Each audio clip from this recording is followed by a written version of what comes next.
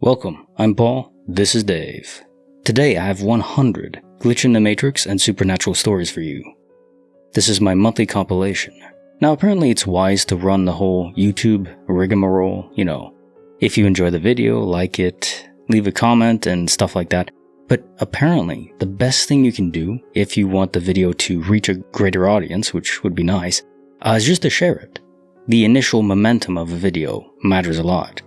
So if you have friends or family or whoever that want Glitch in the Matrix stories, supernatural stories, or sleep stories, then this is perfect for them. Let's get into the stories now. Relax and tuck in. Case file number 2502, written by Ambitious70. Sunshine, salt air, and a peek behind the curtain. So I live on the central coast of California, with Highway 1 running through parts of the country. We often drive up Highway 1 just to get away for the day, as it's a beautiful drive. On the day this happened, my husband was driving as usual, and we were heading south, so the coastline was just outside my window. It was a sunny, clear day, and I was watching the ocean as we cruised down the highway.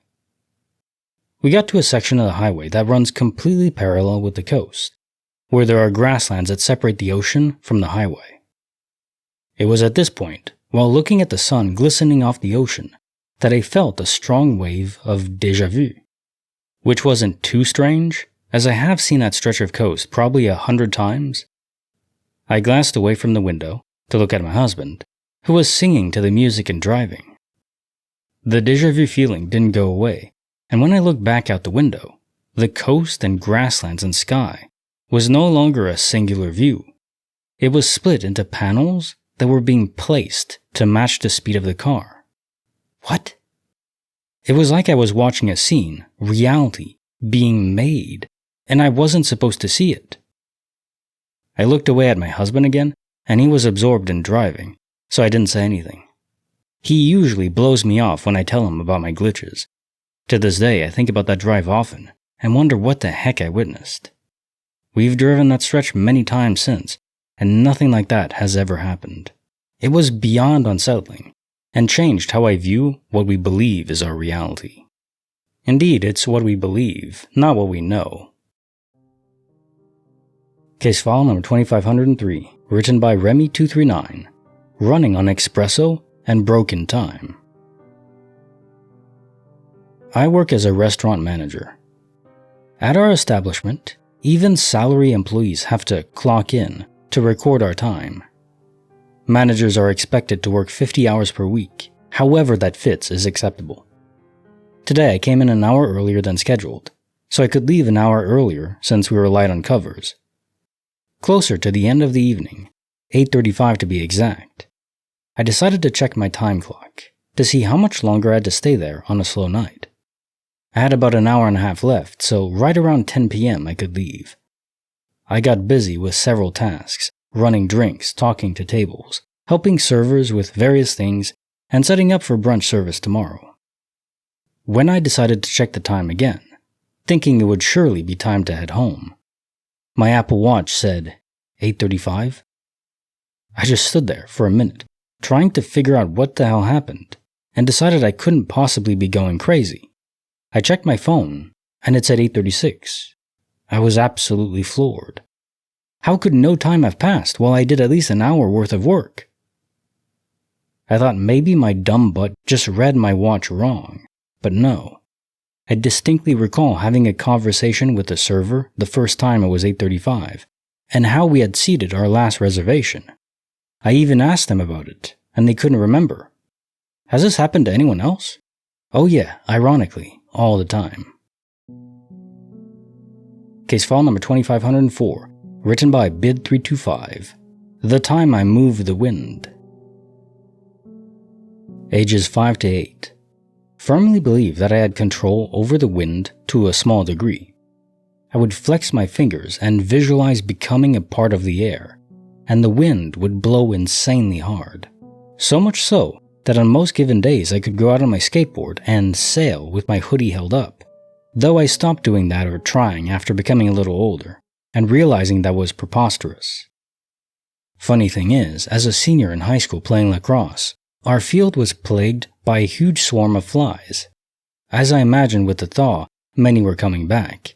And as a joke, I told my friends about my wind powers, and did a fancy twirl of my lacrosse stick and slammed it into the ground. And I kid you not, a big as hell gust of wind on a clear day swept all of the flies away a little further off. Everyone kind of stopped and laughed nervously, and I was like, well, fluck. Age 12. I go to a friend's legit treehouse, like the kind that was legit. She'd built into a 20-foot tree. That I, as careless and clumsy and didn't notice, I was about to step onto the trap door, and next thing I know, I'm falling and hitting my head on branches and ladder rungs, and then clunk headfirst into the ground. I laid there for a couple of seconds and rolled over into dog poop. Great day, right? And I got up like nothing happened besides a little knot on the back of my head. Went to the doctor to be examined and x-rayed, and there was literally nothing wrong, even the bump went down. And if my friend's parents hadn't come to make sure I was alright, and scared my mom would sue them, the doctor most likely would have thought the story was fabricated, looking back. To this day, I have never broken a bone, needed stitches, or been seriously ill. Age 17. Just got my license and a shiny new car, so I'm feeling like any rash teenager would, and speeding a bit. I have my best friend in the car with me. So we're driving around 65 in a 55, and a car slams on brakes ahead of us. I try and brake, but no, I won't make it, as I'm still going about 50. And I try and turn into a McDonald's, and the car goes completely horizontal and keeps sliding over the ramp into the drive-thru and towards a big ditch that separated the McDonald's from the driveway. As we get closer and closer, this is all happening really fast by the way, but I was watching in slow motion in horror.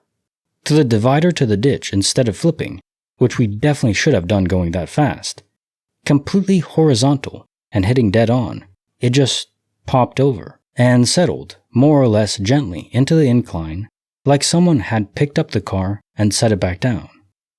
We both looked at each other while my tires popped and my car settled, and were like, Jesus? Yep, Jesus. Since then, nothing really strange has happened, unless I'm not remembering something. I know a lot of that sounds kind of wild, but I promise you, it's all true. Well, I for one believe you. You're like a mixture of Avatar the Airbender and Unbreakable. I forgot the character's name, but Bruce Willis, who just can't be hurt. Pretty cool. Case file number 2505, written by the Pfaffinator, the kiss that came before coffee. I walk my daughter from our house to our school, 4 blocks away, almost every morning, while my wife is getting ready to leave for work. I work from home, and often cross paths with my wife as I'm walking back home, and she is driving to work. We always do a little wave and blow kisses if we see each other. Last Tuesday started completely normally. While I was walking back home after dropping off my daughter at school, I saw my wife, including her purple hair and black work scrubs, driving to work in her car, a gold 2012 Toyota Corolla with a license plate frame of our favorite sports team. So I waved goodbye to her, and she waved back and blew me a kiss goodbye.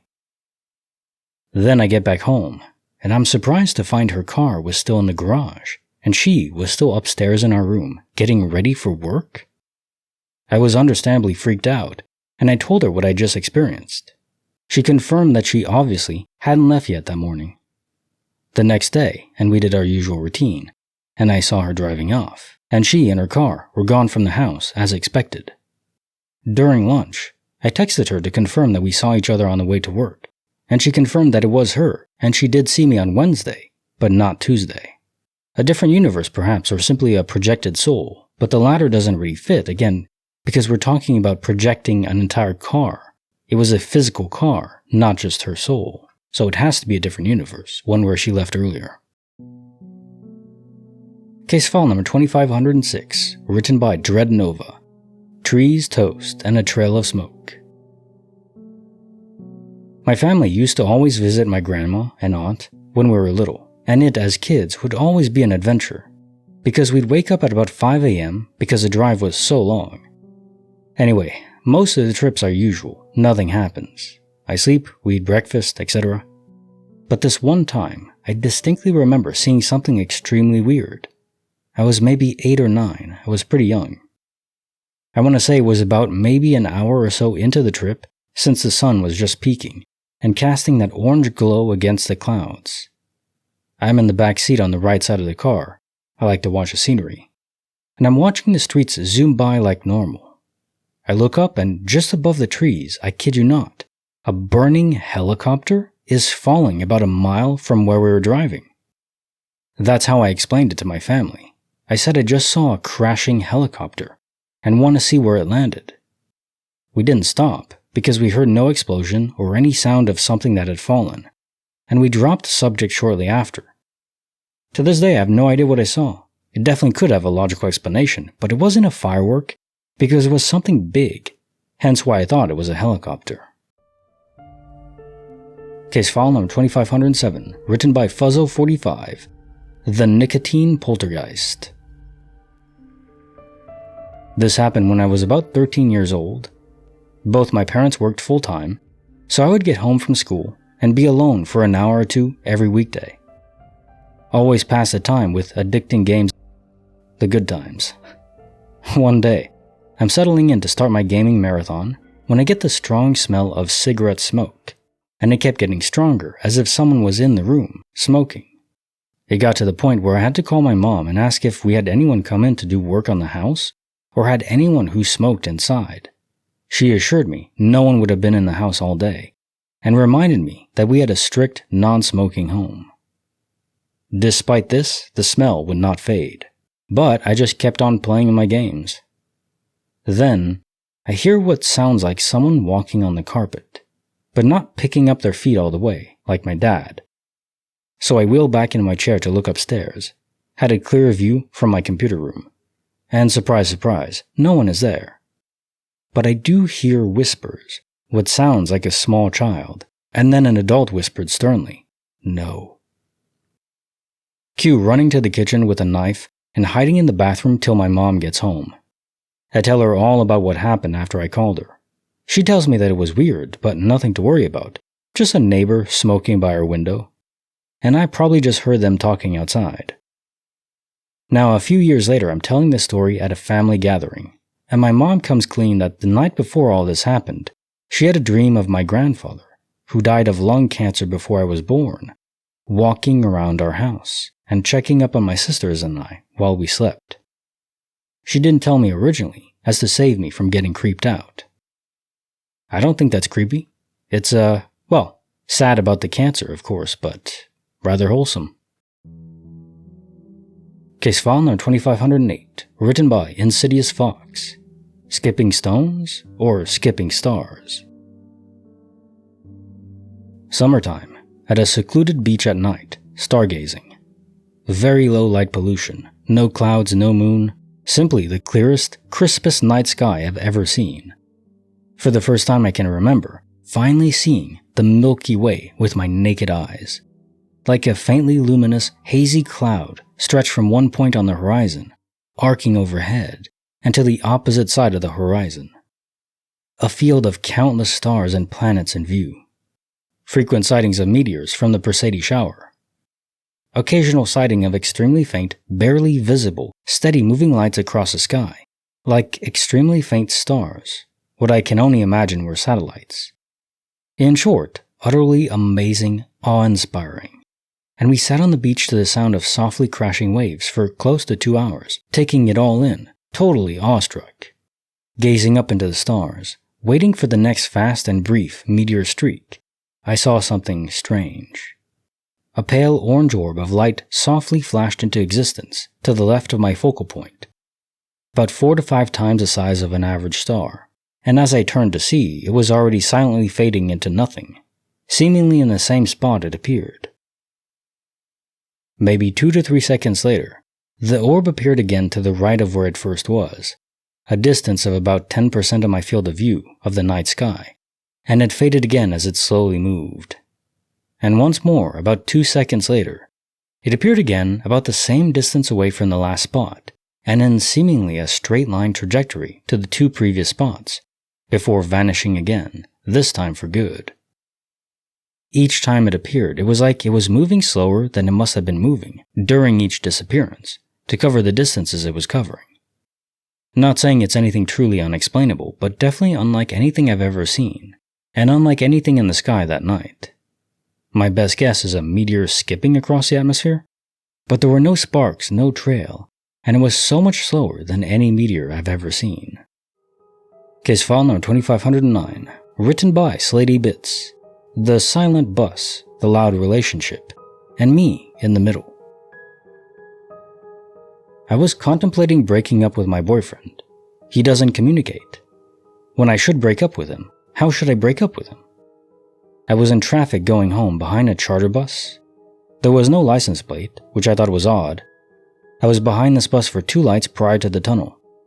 I remember thinking that I would just stay behind the bus the entire way through the tunnel and not speed in the left-hand lane like all the other cars. It was a white, unmarked bus with what looked like 5 bike racks vertically across the back. I decided to stay in my lane.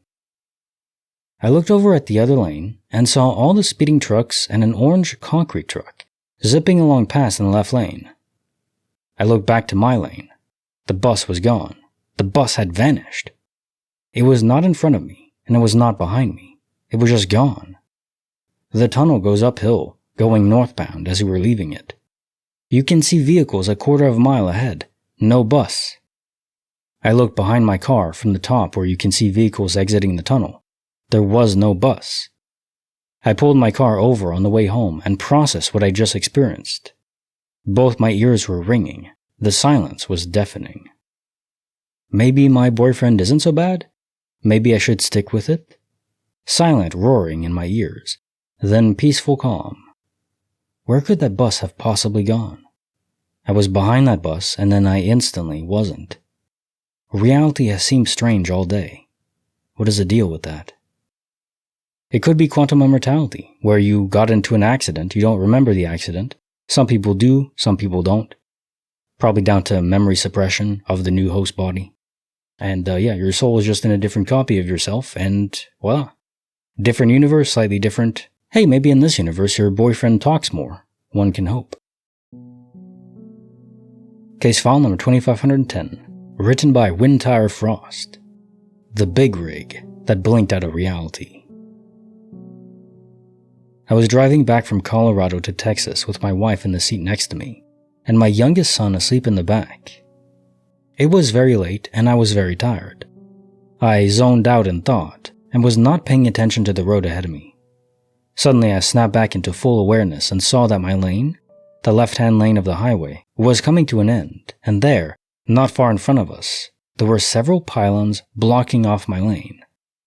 I only had a few seconds to move to the right, and I shot a glance to the right to see if it was clear. It wasn't. There was an 18-wheeler semi to the right of me. Its cab about parallel with the rear seat and trunk of my car. I think it was the sound of it that snapped me out of my daze. I was doing about 65 miles per hour, and my options were to slam the brakes and plow directly into the pylons and whatever was beyond them, couldn't see, or pray there was room to move to the right, and maybe the truck driver would see my predicament and hit his brakes or move over as quickly as he could. I let my foot off the gas and edged quickly to the right so I could miss the pylons ahead and hopefully not lose control of the car. It still swerved a bit, but we made it. I turned my head to the right, and there was no semi to be found anywhere. Nobody was near us. I looked over at my wife and she was white as a sheet. I asked her if she saw the semi and she nodded and said it had been right there beside us when I turned into that lane. She turned around and looked everywhere behind us. No semi anywhere, no wreck. Some people farther back were continuing down the highway like normal. People on the other side were just continuing as normal. It's like it just winked out of existence. Yeah, so back to back, quantum immortality. I think the last few lines really point to that, where everyone was reacting like nothing happened, because in their universe nothing did. One question I always ask myself though about quantum immortality, where the soul jumps to a different universe, if you die with your loved ones at the same time with them, do they jump over to the same new universe as you did? Or are you dealing with the copies, so-called copies of them, that were already in that universe, and the originating ones that you know your wife and child are in a different version in a different universe. There's really no way to tell. Well, if you all remember the same event, I guess actually, yeah, you can tell. It seems like if death occurs at the same time, there's a priority to transition you all to the same new universe, which makes sense. Case file number 2511, written by Anonymous. When the Grim Reaper sends a textbook reminder. Quick explanatory note. My bedroom in this house was in the basement, and the stairs leading to the main floor had a landing halfway up. There was a railing around the top of the stairs, so you could see over the railing to the bottom of the stairs. Last year I had a dream I walked out of my bedroom and looked over to the stairs and saw what I can only best describe as death incarnate standing on the bottom step. I don't remember specifically what it looked like, but what I remember is the dread I felt, and I immediately woke up completely freaked out.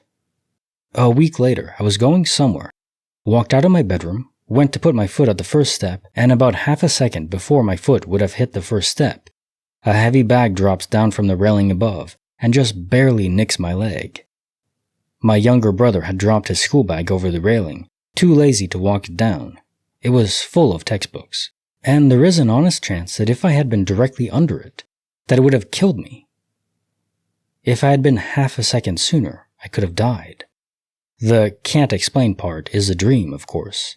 My initial reaction was to rip into my brother, and then about a split second later I remembered the dream. My brother was a little freaked out by how close a call it was, and I was freaked out more by the connection to the dream than the actual incident itself. The nice thing is, I'd happened to tell some friends about the dream, so when I explained the bag dropping, they didn't think I was making up the dream. Case file number 2512, written by a White 407, Snow Tracks and Sky Fire. When I was about 16, I would wake up in the middle of the night for no reason. I would usually go downstairs and watch TV until I fell back asleep. Well, one night, I woke up at about 3 a.m., went downstairs and into the kitchen for a glass of milk. I go into the living room and I saw two extremely odd things. My parents live in an old farmhouse with the nearest neighbor being about 3 miles away. Anyway, I sit on the couch and just so happen to look out the window, and, being the middle of winter, you can kind of see deer and coyote figures walking in the snow. I see this human-like figure walking straight up a hill until out of sight. I shrug it off thinking my mind is playing tricks on me, as I'm extremely tired. Well, fast forward about 30 minutes and a super bright orange and yellow light lights up the sky, and I see 4 massive fireball-like orbs shoot across the sky, headed right for the top of the hill the figure was walking up. All the orbs were exactly the same size and traveling exactly at the same speed, with the same distance between them, one after the other. I'm freaked out, so I go and grab my weapon, as if it would do much against aliens, and set it right next to the couch. I stared out the window for about an hour until I drifted back to sleep. The next morning, I go outside to look for footprints in the snow, and saw some faint print almost like a bird's foot, but human-sized. It was snowing pretty hard that morning, so they didn't stay around for too long. Weirdest experience ever. Case file number 2513, written by Green for Life. Interior design by Ghost Committee. When I was about 12 years old, my mother and I were doing house chores. She was doing the laundry, and we were walking back and forth through the house. It was an older house with a sort of division between 2 sides, hot dog style, through the elongated house. The separation was caused by a staircase going up to the attic. While going back and forth between spaces, my mom decided she wanted to rearrange the den and living area. It's an oddly arranged home. I helped her move our large sectional sofa, heavy glass and wood dining room table, and coffee table into a different configuration. We proceeded on our own with our chores on the other side of the house for 30 seconds. Came back in, everything was back the way it was before. We moved everything again where we wanted it. We aren't easily spooked. And then went about our chores again. Again, about 30 seconds or less later, the furniture was back the way it was. One last time we moved it into the configuration we wanted, and went to the other side of the house and came back, still not much time in between, The sectional sofa was spread throughout the space like someone pushed it to the perimeter of the wall, in all directions, and the heavy dining room chairs were stacked on top of the table. We moved everything back how it originally was, and nothing moved after that. Weird. No one else was in the house with us. We heard no sounds, and the house had no insulation. So generally speaking, we tended to hear what was going on the other end of the house. Not this time. My mother and I both reminisce about this and how strange it was. This was about 20 years ago. Honestly, the most spectacular thing about this story is just how nonchalant you and your mother both were. I would be getting out of Dodge after the first instance of that happening. Furniture rearranging, and you didn't even hear it. That's even more incredible. Case file number 2514, written by Anna S. Green. Salt, static, and signs from the other side. My younger sister passed away 3.5 years ago, very suddenly. Shortly after she passed, I ended up getting a new job where me and 3 other women answered the same phones. The voicemails for the phones were generic, and we switched phones daily and never left our names, just the office name. So any one of us could answer and speak to the person on the other end. It was a brand new job, and I didn't even have the phone numbers memorized. There was a store near my new place of employment that sold Himalayan salt rock lamps, the new age sort of stuff. A few weeks after starting the job, I walked into the store and was looking at the lamps. My sister was obsessed with pink Himalayan salt before her accident, and was using a lot in cooking and baking. Looking at the lamps pulled at my heart and made me think of her, and I debated getting one. I decided I would get one another day because I had to catch the bus home, and didn't want to carry it. The next morning at work, one of my coworkers picks up a voicemail on one of the phones we all use. She turns to me and asks if I gave the phone number out at the furniture liquidation store, because they left a message for me. I was confused because A, I had not been in a furniture liquidation store, would not give out a work number I share out for such a purpose. I listened to the voicemail, and it is some woman saying, "Hi, this is Jill from Furniture Liquidation Store. This message is for Anna S. Green. Your salt rock lamp is in. Please call me back to arrange a time for a pickup." Let's just say my coworkers and I were completely stunned when I explained the significance, and went back to the New Age store that afternoon to buy the lamp. There have been so many bizarre occurrences like this since my sister's passing, but that one sticks out. The lamp sits in my living room, and I think of her every time I turn it on. Case file number 2515, written by Otaku Doodles. Mondays are weird, but this was next level. I was a sophomore in college. Nothing special about me. I was running late for my 9 a.m. history class because I overslept. I sprinted across campus, barely making it to the right building before class started. I was already flustered and rushing, so I wasn't exactly taking in every detail around me. I get to the usual classroom, room 204, second floor. I've been there every Monday all semester. I open the door expecting to see my professor mid-sentence, and a bunch of annoyed classmates turning to look at me. But that's not what I saw. The room was wrong. It wasn't a classroom. It was a dim, dusty storage room, like really old stuff. Outdated film projectors, ancient monitors, stacks of old VHS tapes, even a busted television. The air was stale and smelled like something that hasn't been touched in decades. I stood there for a second, thinking maybe I had the wrong room or the wrong floor, but I knew I was in the right place. Feeling really confused, I stepped back out into the hallway and saw another student walking by.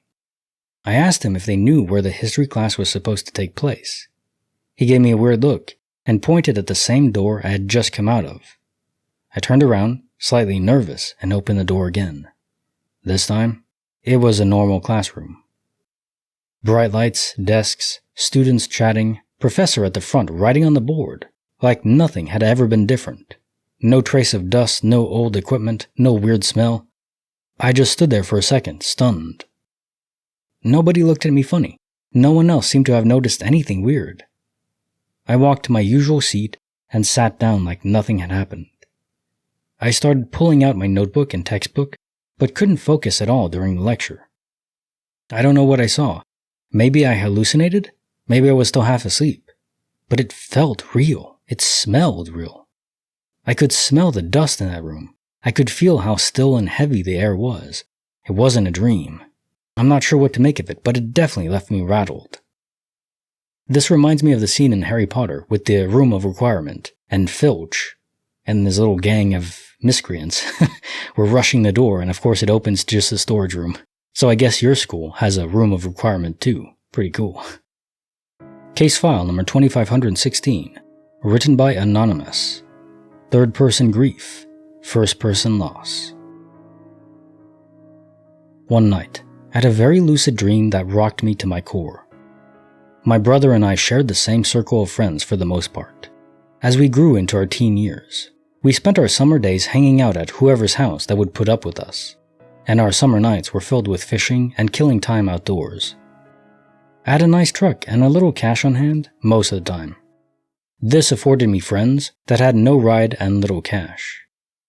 If there were ever good old days, they were it for my brother and I.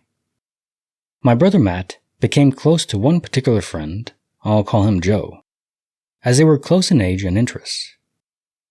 Joe spent more time around the house than the other friends, and soon enough, he began to stay the night as my brother's guest. Joe was close to our family, and by default, he became close to me, as he stayed the night often. Despite Joe's odd ways, he was a likable guy and was fun to have around. Years blew by as I graduated high school, worked my jobs, and began to date my now wife. Joe's appearances around the house faded as he worked jobs and began to date. Interests change, friendships fade, and we lose touch, I guess. My wife and I married on a clear, crisp day in the month of September in 1997. It seemed like everything was new back then.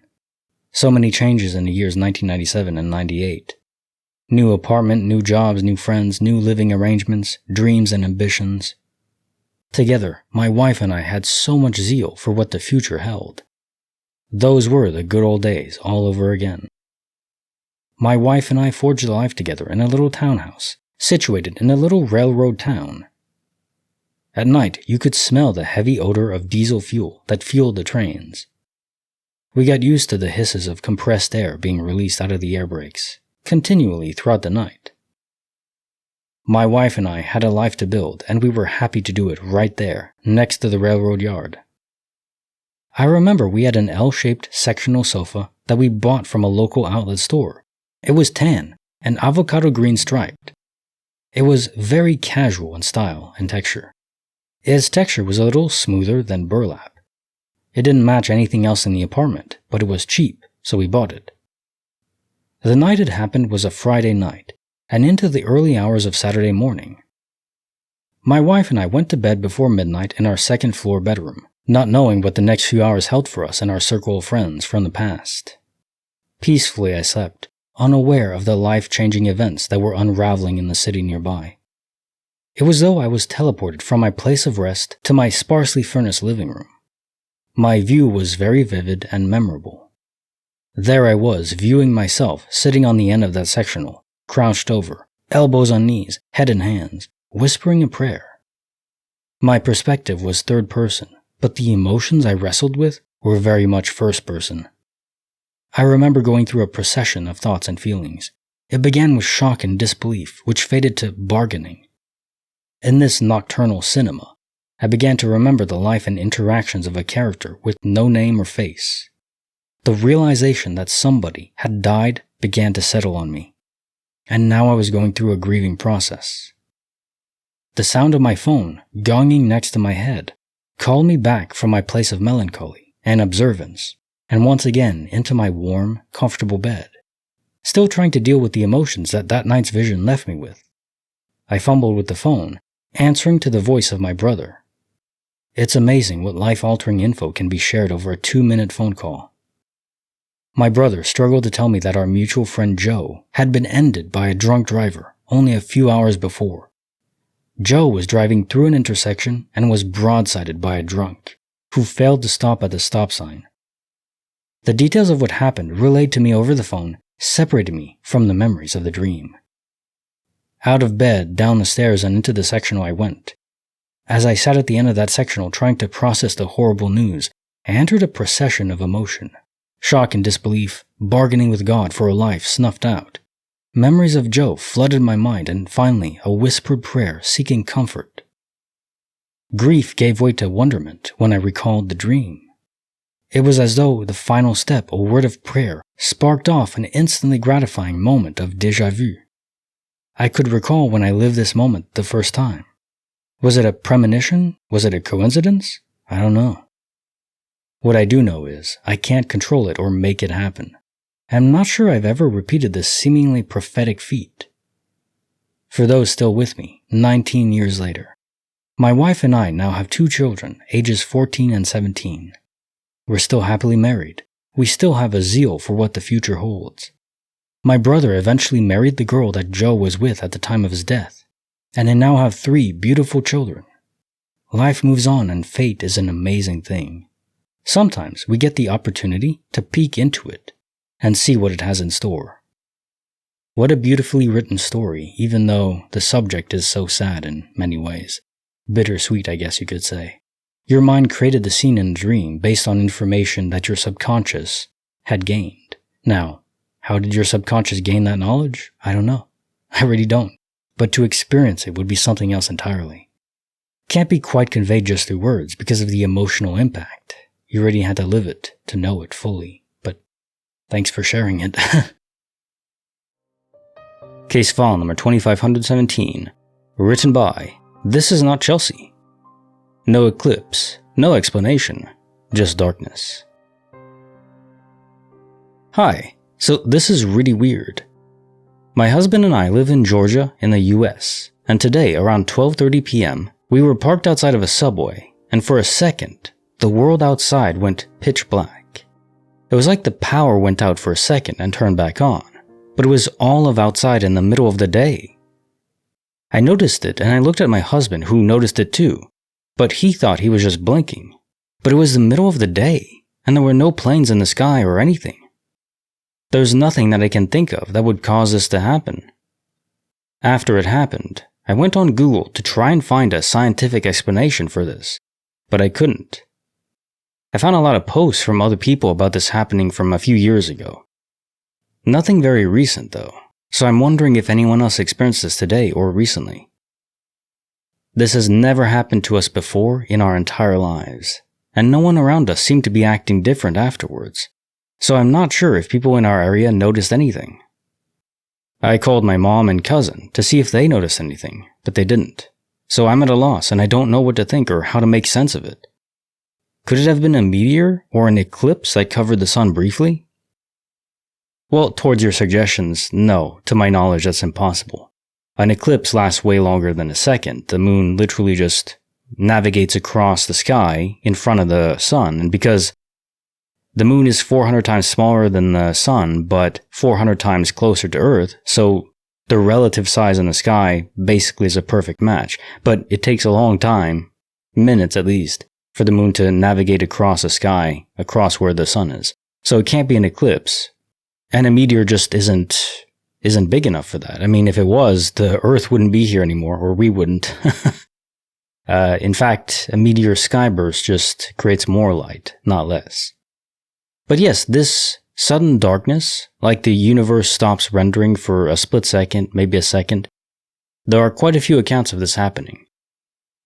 But it's usually in a very localized area, so calling your family members further away probably wouldn't do anything. Now the people near you, in the same area that you were in, like maybe, I venture a guess, an acre around you, something like that, maybe larger, they probably experienced it too, but you didn't say anything to them, and they probably were thinking, oh, did anyone else experience this too?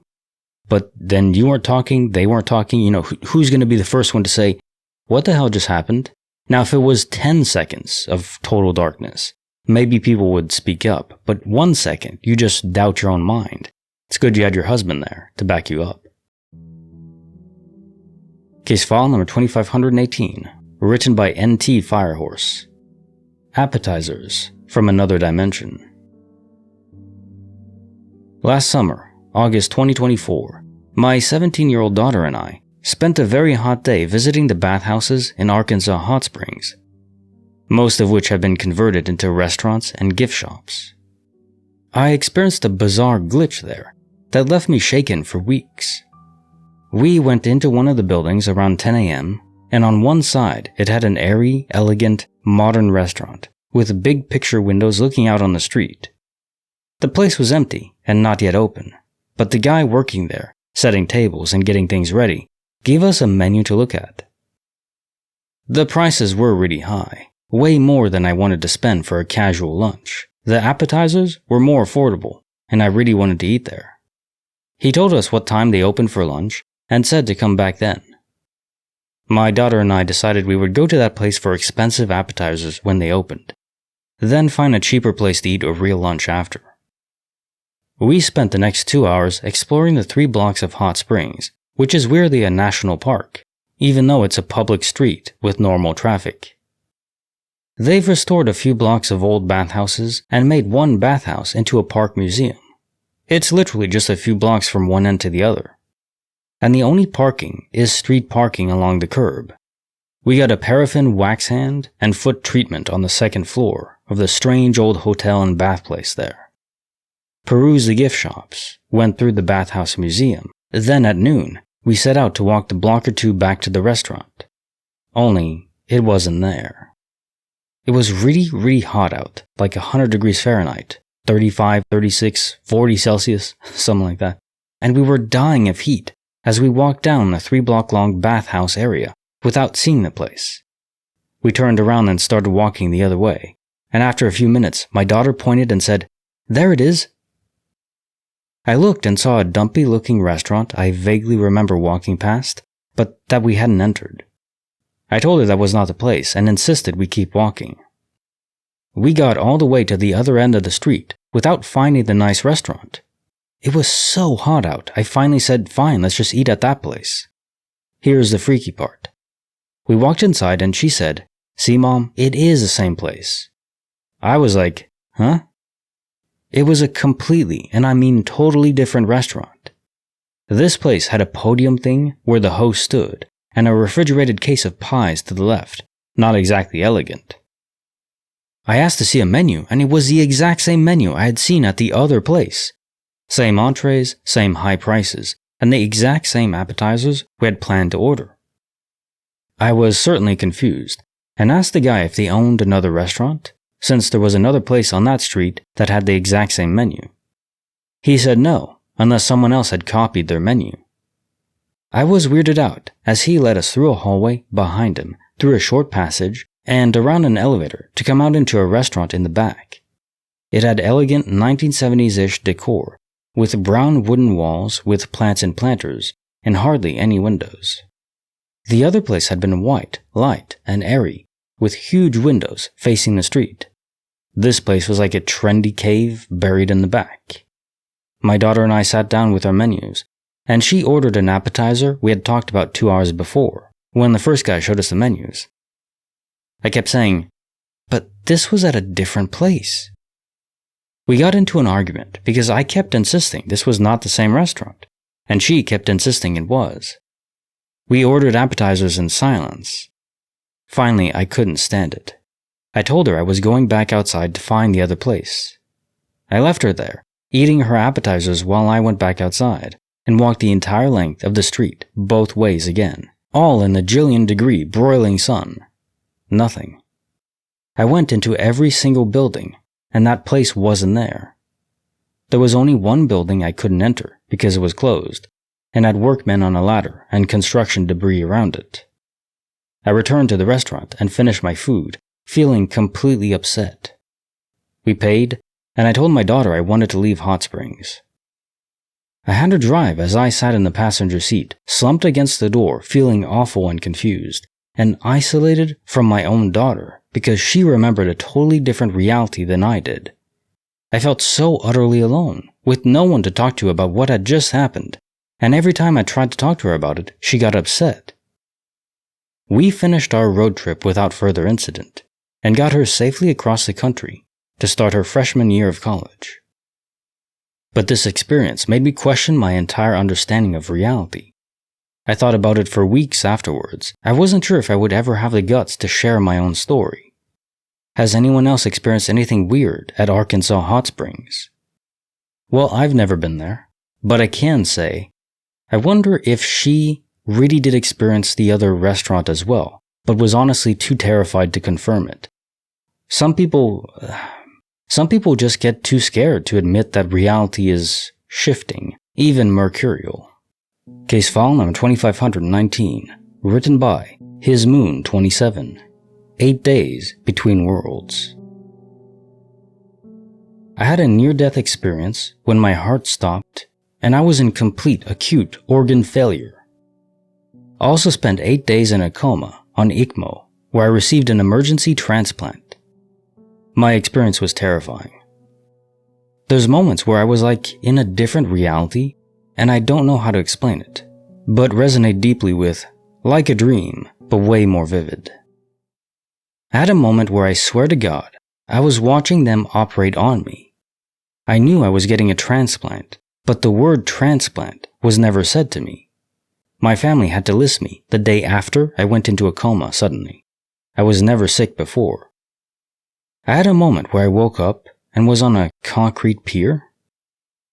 I don't know how else to explain it, like a weird round concrete pillar in the middle of nowhere, surrounded by the cold of the pitch black sea and scared crapless. But also relieved because I thought I was safe or escaped something. But then I was suddenly surrounded by what almost felt like a military or special agents in speedboats, and a helicopter flashing its lights on me. The last thing they said to me was, "We're not letting you get away that easy." After that, I was aware that I was back in a hospital room, but still hallucinating. The other stuff was nothing like hallucinations. It was the most insane thing I have ever experienced, and I can remember all of it so vividly, I could probably write a book about it. I'm nearing 1 year in May, and I'll be honest, I have really bad PTSD from it. Beyond being scared of what was happening and confused, I felt absolutely no pain at all, ever. It was like I just drifted to sleep and my heart stopped. Case file number 2520, written by Max Mindsets, Chest Compressions and Cosmic Directions. This happened last year, but it still messes with my head. I was in the hospital after routine surgery, nothing crazy, just getting my gallbladder removed. Everything was supposed to be smooth. I woke up in recovery feeling okay, but about an hour later, I suddenly felt really cold, dizzy, and like my heart was beating out of my chest. I told the nurse something felt wrong, and that's the last thing I remember from inside my body. What I remember next was watching the whole thing happen like I was standing in the corner of the room. I could see myself lying on the bed, pale as hell, a bunch of nurses rushing in, alarms going off. One of them was doing chest compressions. Another was calling for a crash cart. I remember thinking, holy crap, I'm dying. But I didn't feel panic. I felt weirdly calm, detached. Like it wasn't really me down there, just a shell. I could hear them shouting numbers, shouting my name, and even yelling something like, "We're losing him!" But I just watched. I even looked down at my arms and realized I didn't have arms, not physical ones. I was just this floating awareness, kind of like being in a dream, except more vivid than anything I've ever experienced. And it got even weirder. I felt this pull, not like someone was grabbing me, but more like gravity started working in a different direction. Like I was about to be sucked upwards somewhere, I don't know where. And right before it happened, I heard this voice in my head, totally calm, just say, "Not yet."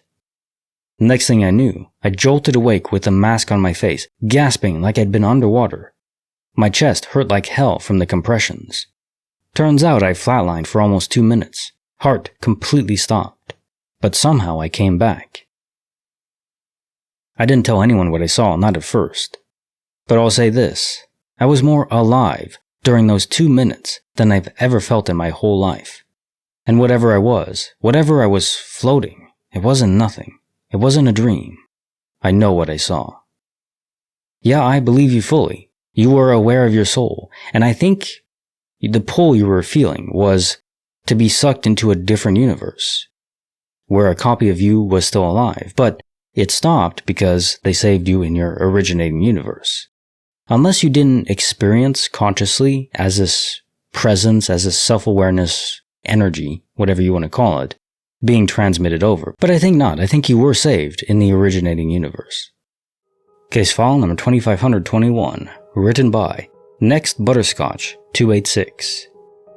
Rerouted by what exactly? Wednesday. My mom and I were driving from a different city after running errands, and I was taking her home. Once we got to her street, I pointed out one of my childhood best friend's homes that grew up on our street. Mind you, her street is a solid 5 miles long at least, with one intersection between. It's pretty rural on the section where we were, and there's no forks in the road or anything, so I'm not sure how we ended up in the town over when we got to a stop sign. I quite literally had no idea how we ended up there, so I looked at her and go, "Where the hell are we?" She was also dumbfounded, asking how we ended up on this street, considering we were already on her road, only a few minutes from her house, but somehow ended up 16 minutes away in the town over? Granted, we were chatting a little bit, so it's possible we somehow got distracted, but 16 minutes away in the town over? Nowhere near where we were?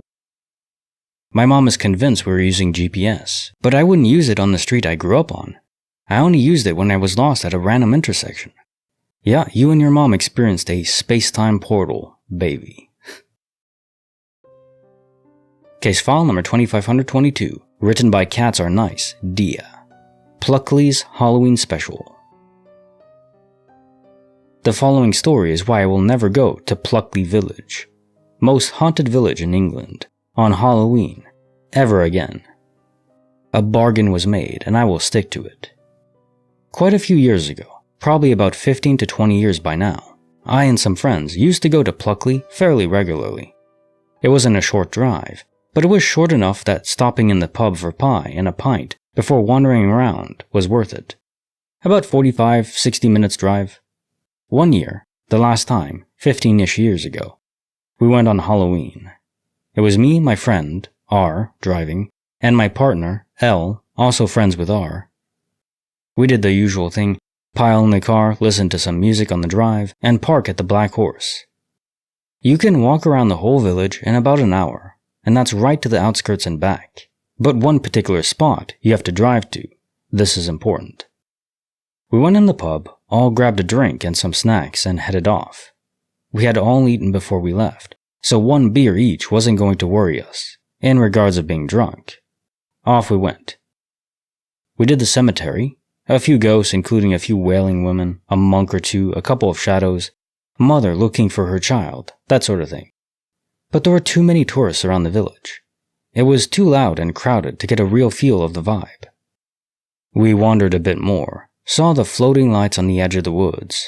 Could have been the farmer who died trying to find his livestock, could have been kids.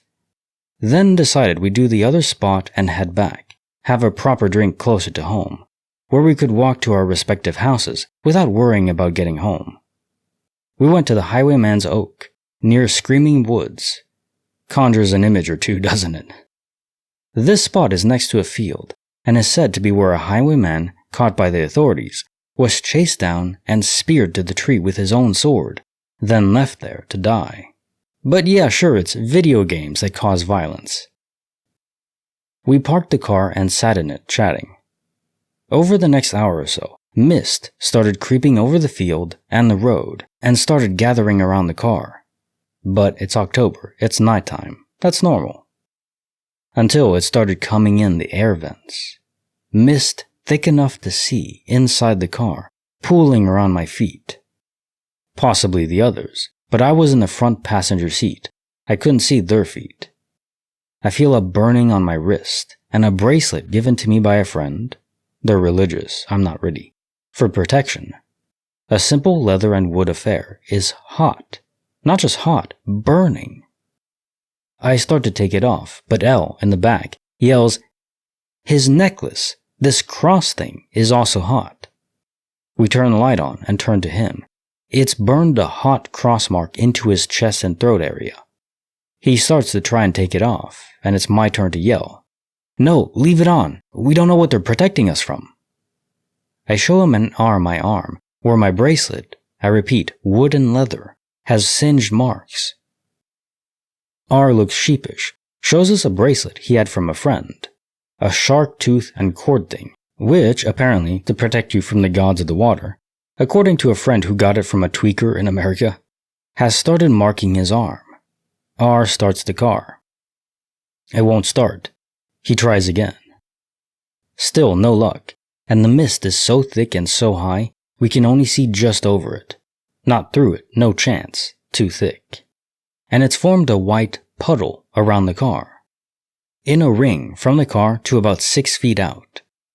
R starts to open the door. Both Elle and I shout at him, "No!"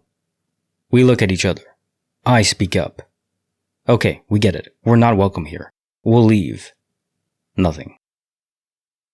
"How about you let us leave, and we never come back here on Halloween again?" The mist starts to fade. Car still won't start. "On my honor, we will never come back here on Halloween ever again."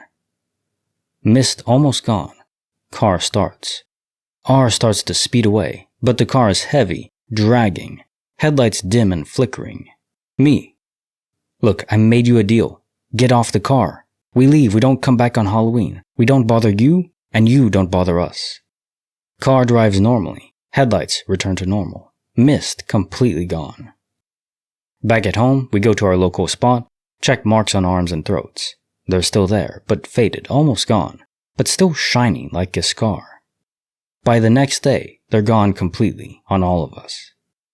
I have not been back to Pluckley at all, let alone on Halloween, and I'm fairly certain I'm happy to keep it that way. Well, what a story. What was this mist entity?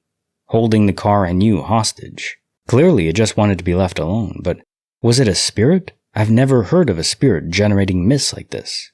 Even being able to hold a car there. That's creepy. Case file number 2523, written by Affectionate Deal 635. The night I met a shadow, and it had a voice. This was quite a few years ago. We lived in a house that's only about 10 minutes away from where we live now. I'm 15 now, but it would have been maybe 5 or 6 or possibly a bit younger than that at the time. Now, every time before my dad came home from work, my grandma would always tell me to go up to his room so that I'd be asleep before he came back. What I always did instead was run upstairs the instant I heard him come home so that I would simultaneously stay up as much as possible and at least pretend to be asleep once he himself had come up. So that's what I did every time. However, there was one time where she told me to go upstairs before my dad came home, and I actually did it. I got in my dad's bed and I went to sleep. I was woken up at some point later and saw a completely dark figure at the foot of the bed. No distinguishable features whatsoever, just a solid black figure, as if it was a shadow or something. And I remember that it spoke to me in a high voice, but I can't remember what it said. I believe I spoke to it, but I can't remember that either. Anyway, I ended up going to sleep. When I woke up, I went downstairs and asked my grandma why she had been in my dad's room the night before. I had assumed it was her because of the high voice, though my grandma's voice isn't really that high. Her response was that she hadn't been. I then told my dad and grandma what happened, and my dad said that it might have been just him, and my tiredness messed with my perception. I believed it at the time, but I have no idea how my perception could have been messed with that badly. I have since told the story to quite a few people, including my dad and my grandma years later. The things I've heard as responses are that it could have been a dream or sleep paralysis. The thing is, though, that I had a lot of nightmares around this time. Despite being as young as I was always able to tell the difference between a dream and reality. My dreams have also never been realistic, to the point I thought they were real.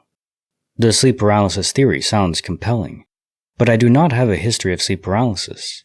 If it was sleep paralysis, I had never experienced it before, and have not experienced it since. It can't be that anyways, because I could move.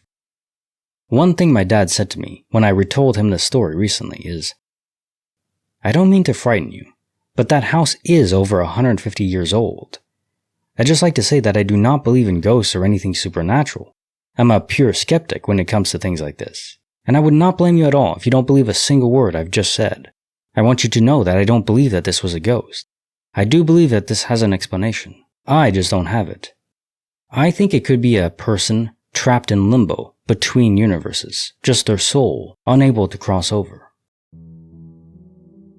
Case file number 2524, written by MaskedMan428. Employee of the month, more like target of the month. I used to work at AMC Theaters. It was the one by Grapevine Mall, if you're from Dallas. I worked there from winter of 2013 till spring of 2015, before bailing for another job. I used to be a dishwasher, so it was always a crap show from the moment you walked in until 2 a.m. when we closed. From Thursday through Sunday, it was hectic, especially if it was a big blockbuster film, like a Marvel movie or a Pixar movie, etc. Anyways, this particular evening, I came into work and it was a slow Thursday night, no big movie premiere, so I decided to take my break earlier than usual. I got the food I ordered, told my coworker I'm about to head out to my break, and left. So I took it upstairs to our break room. The break room was in the second floor on the other side of the building. Second floor is only meant for employees only, no one else. The room wasn't huge. It's almost the size of a master bedroom. And it had a small storage room where it mainly had old movie posters that were in theaters months ago. Anyways, I take my seat and I started eating my food. 15-20 minutes later, after being done with my food, I noticed I had 10 minutes left to spare on my break. So I decided to bullcrap around with my phone and just relax. I pulled out my phone and noticed some news updates surrounding CM Punk. This had to be around January of 2014, maybe early February, because it was around that time when he left WWE. I pressed a link regarding the news, and before I was able to read a single word off the article, someone whispered in front of my face, "Death." My eyes widened as I looked up. I was completely alone, and it felt like whatever whispered at me got right in front of my face. I didn't have an immediate reaction. If I had a reaction, it was mostly just processing if what I heard was real, or did I just imagine that crap? Before I was able to get up to explore the room, an employee walks in. He looked like he was in a hurry and got his stuff from the lockers that we had in the room. I remember just staring at him until he left the room because I thought someone was messing with me. And maybe at some point I thought he would look at me and say, "Yeah man, my bad, I was just trying to pull a prank." But the guy barely acknowledged my existence. As soon as he left, I got up and started walking around saying, "Hello, is someone else there?" Knowing damn well ain't nobody else up here but me. After no response, I told myself, yeah, that's my cue to go. I picked up my plate and headed back to the kitchen. I started asking other people if the place was haunted, while simultaneously telling them what had just happened to me. They told me yes, the place is haunted, and there's actually customers who have seen black figures by the doors of the theater rooms. I was like, y'all motherfrickers barely telling me now? I'd gone up there more than a dozen times at that point, and I never experienced no paranormal crap until that night. It stuck with me through the whole shift, to the point I was driving back home very cautiously, because a thought started to creep into my head that maybe it was a warning that I was gonna die during the drive. Obviously I made it home safe, but to this day I'm amazed how I was able to make out what the thing said. It was as clear as day. Case file number 2525, written by K but for real. A lady in white, a man in boots. When I was a kid, we lived in a house my dad built out in the country. This is important because I was there when we poured the foundation, built the structure, and finished the inside. No one had lived there before us. There was no previous house on the property. It was literally a field in the middle of nowhere that my dad thought would be fun to live on. There was a lot of spooky stuff that happened in that house. I saw shadows all the time. One night, I heard all of the dishes in one of our cabinets fall and shatter, and when I woke up the next morning, there was nothing wrong and all of the cabinets were fine. Then, when I was about 8 or 9, I was playing in my room, and I went to get some toys out of the closet. I opened the closet door, and just inside the closet was a woman standing there in maybe a Victorian-style white, high necklace lace dress with her brown hair pulled into a bun. She is tall and thin, and had the most severe, cold look I had ever seen. And I stumbled back and ran out of my bedroom crying.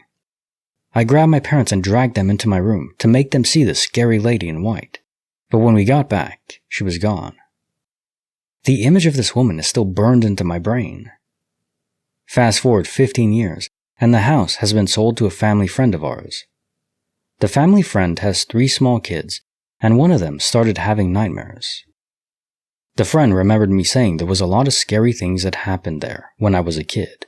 And growing up in the 90s, all I could think of was maybe it was an Indian burial ground? The family friend called me one day and asked if I remembered anything about a woman in my bedroom while I was growing up. I told her about the woman in the closet, her high-neck dress, the dark hair in a bun. She told me she got chills because I was perfectly describing the woman who kept showing up in her daughter's nightmares. As an adult, I finally asked my dad if there was any weird history about the property from before we lived there. He told me that the land we bought was the site of a Comanche raid on a family that was trying to settle there in the 1800s. The whole family had been chased down by Native Americans on horseback and ended. The actual name of our street was named after the incident, which I never realized because I thought I was describing an animal acting naturally, but it was actually the last name of the family trying to escape. When I was 18, I decided that I was a full-grown adult and needed to live on my own. I found a dump of an apartment that had the cheapest rent I could find in one of the worst areas of town and moved in. I'd been living there for about 6 months, and this 6 months had been full of gunshots and police raids of the neighbors' apartments, as well as several endings. It was a terrible place to live. So around 6 months into my lease, I'm in bed one night, sound asleep, and I woke up about 1 a.m. to the sound of my door unlocking. My blood ran cold and I froze. The only thing I could think to do was to completely cover myself with my blanket, lay as flat as I could, not move, and hope that my duvet was fluffy enough to not give me away. With my head under the covers, I heard footsteps walk in a circle around my living room, into the kitchen, out into the living room again, then into my bedroom. I heard the footsteps walk around my bed, from one side to the other, then back around. Then they just stood beside my bed. I remember holding my breath and trying not to move. Eventually, the footsteps walked out of the bedroom, around the living room again, then out of the door. I couldn't sleep the rest of the night, and I was too afraid to move. When I got up the next morning at 5 a.m., the door was still unlocked. Nothing had been touched, nothing had been moved. It was the creepiest experience in my life. But since it happened in the middle of the night and nothing was taken, I convinced myself that it was a ghost. Not sure why that was the most logical answer, but that's where my brain went. I stayed in the apartment another 6 months until I moved back home and finished college. When I was in high school, my dad was in a very serious motorcycle accident. He was on his way into work, showing up a little late, when a couple of weirdos in a stolen van ran a red light and mowed him over. We didn't find out about it until the end of the school day, when the person who was supposed to pick me up was about an hour late, and I was pissed. When my cousin came to get me instead, I was very confused, but we went straight to the hospital, and they explained what happened on the way. My dad was in surgery for a while. My whole family was sitting in the waiting room, hoping for good news, but not knowing what to expect.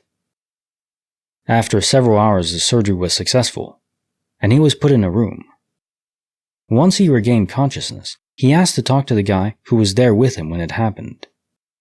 We thought it might be the police officer who was the first person on the scene, but my dad was sure it wasn't him. There was a different guy, he said. He said that as soon as he hit the ground, he knew he was in bad shape, and he tried to get up to assess the damage. But this guy in cowboy boots walked up to him and told him to lay down and be still, and that help would be there soon. My dad said he was really scared. He was awake and aware of what was going on around him. He said that he could feel his nose bleeding and dripping onto the street. He could feel the pebbles and asphalt on the side of his face, and he could see the pair of cowboy boots of the guy who never left his side. Once the police showed up, there was immediately ambulances and nurses and chaos, and he was transported to the hospital. We finally got to speak to the police officer who was the first responder on the scene, and he assured us that there was absolutely no one there. My dad was conscious and laying on the ground under his wreck of a motorcycle, but there was no one there with him, and no one in the area. Family members tried to tell him that it was a Jesus in boots there to help him, but he said the boots were too real to be from heaven. My guess is it was a guardian angel, and my dad's just stubborn. We're all there sometimes, stubborn as an ox. But yeah, probably a guardian angel. Very cool last story. The lady in white, though, just sounds sad, not scary. Case file number 2526, written by Sonia. When you accidentally bend space-time just for fun. This is already my second glitch that happened on my own initiative, and exactly the way I wanted it to happen. So I was cleaning a building that day, and I would look at the house numbers of those buildings, of those entrances many times, because I've been obsessed with numbers and numerology since I was a child. The house numbers of those buildings, as I remembered them, were 9 and 7. I wasn't sure about the number 9, and it's not that important, and I definitely remembered the number 7 from the second entrance because I thought several times how cool would it be if it were 17 instead of 7, because that's my date of birth. I didn't look at those numbers once, I looked at them many times, and I would always think how it would be if one day I came and saw 17 instead of 7. That was at a time when glitches were already happening to me for a while, and then I thought, I want 7 to turn into 17, and that's it. It wasn't something I just wanted to happen, it was something I decided would happen, because I know how the universe, reality, or whatever you want to call it, works. This is not something that is unknown to me, or some science fiction, because throughout my life, I simply manifest what I want, because I always have simply felt that it works that way. In order for something to manifest, there must be no doubt but a pure decision, and that was it. I simply sat down that day, decided that it will happen, that 7 will turn into 17 one day when I arrive. I simply enjoy such things because they always work for me, and it's like a kind of game, and one of the reasons why I've never been bored in my life. So I came to clean that building once a week, after having thrown my magic. I would look at the number on the building almost every week, and the number was the same, 7. I didn't bother about it or think about it, whether it would happen or not. I just waited for it to happen. Let's be clear, what happened this time has never happened to me in my life, and I've never tried to influence something like that, but as glitches started to happen to me, and after I realized that they happen to many people after they become interested in them, I decided that now I will make it a glitch, that I will do something different now, just because I like to try such things and see if they will happen. But despite the fact that I decided that it would happen, it's not that I really expected it to happen. This is pretty big. I didn't even think about whether or not it would happen. I just looked at the numbers when I was there. One day, after about 3 months, I come, look at the number on the building, and it's 17. What is fascinating to me now is that I was not surprised at all. But this time, not in the sense that I expected it, but in the sense, okay, it happened because it happens. At that time, I was totally occupied with some other things and thoughts, and what surprised me more was my lethargic reaction when I saw that this actually happened. I was neither shocked nor surprised. I looked at the number, saw 17, said to myself, wow, it happened, and went on cleaning the building as if nothing had happened. On the one hand, I couldn't believe that exactly what I wanted to happen happened, and on the other hand, I was preoccupied with other thoughts and didn't think about it at all for 3 days after. After 3 days, one afternoon when I was getting ready to go out, I sat down and said to myself, wait, that really happened? Is it really now? There's 17 instead of 7. After 3 days it hit me, and I couldn't believe it really happened. I couldn't wait to get there again to see for myself, because when something like that happens, even if you believe in such things, in glitches, or they happen directly to you, you are still surprised no matter what. And of course, the next time I came there, 17. And even when you believe in something like that, and something like that happens to you, you ask yourself again, is it possible? Because it's so amazing. Now, after seeing 17 there, I naturally assumed that the number on the second entrance must have changed as well. And of course, number 19 was there now. I wasn't sure what the number on the second entrance was, whether it was 5 or 9, but I remembered 5. It was more and more fascinating to me what I was able to do, but at the same time I wondered, did I really do it? And of course, I started to be more and more fascinated because it is so mind-blowing. And I decided to ask my mom if she remembers the numbers of the entrance there, and I told her everything because she knows a lot about my paranormal stories. I was really curious if she remembered what the number was, and Mom says it was always 17. But those who know what I'm talking about know that this does not mean that I remembered wrongly, and that the number has always been 17, but that it's about shifting reality.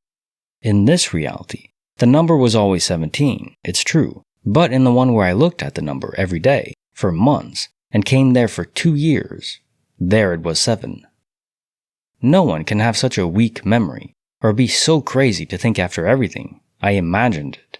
Because it's not about one glance at the numbers, it's about months of looking at that specific number. And that's why people should believe more in themselves, because only you know what really happened. There are people who will believe you, and people who think you're crazy, but that doesn't matter. If you know and feel that something strange happened, then it happened. Accept it, and try to explain it to yourself, because only the truth is important and liberating.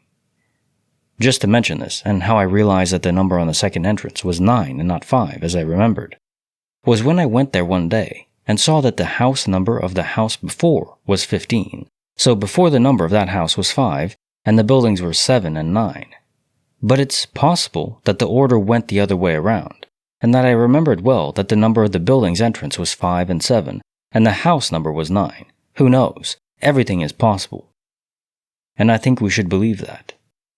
A very cool little story, and it kind of reminded me of that TNG episode where no one has gone before, where their own thoughts were creating and manifesting reality. Now, I don't think we're all Wesley Crusher, where we realize space and time and thought are all one thing. I mean, maybe something close to that, but I think it's a bit deeper. Maybe if we're in a simulation, our own thoughts are directly interfacing with the server, and maybe that can have an impact if it's focused enough, to a certain extent. In this case, it's more like you willed yourself to cross into a different universe where the numbers were as you specified. So you didn't alter the physical properties of the building, you just willed yourself into a different copy of a universe, which pretty cool, and you don't hear that very often. Of course, there's quantum immortality, but that's more specific and just something that happens to us. It's a mechanic, not a willed event. Case file number 2527, written by prestigious cover 494. No golfers, no balls, just the weirdest day of our lives. I grew up in a low-income area in London, early 90s. It was tough, but we had fun. Me and my friends used to get up to mischief a lot. One of our preferred ways to pass the time was to go to the golfy, albeit that just meant a climbing wall that separated our neighborhood from a golf course, and collect lost golf balls. I don't know why we did it, but hey, we were very young. And the fluorescent yellow balls were kind of cool to us. Anyhow, during one summer break from school, I went out and met up with my best friend. Nobody else was around that day, which was weird because usually the neighborhood was teeming with our friend group. I know that seems trivial, but the whole neighborhood was unusually quiet. Strange vibe, because I remember it was a perfect day. We wandered around talking for a while, and inevitably got bored. And he suggested a trip to the golfy to see if we could find any balls. So off we went on the short walk. We got there after a short walk, it wasn't far, but I remember that we just couldn't find anyone around. I don't know, it was bizarre to say the least. Like we could hear normal neighborhood noises as you would expect, but we just never encountered anyone. I remember we commented on it being strange, and actually surmised that maybe all of our friends had the same idea as us, and would be at the golfy waiting for us.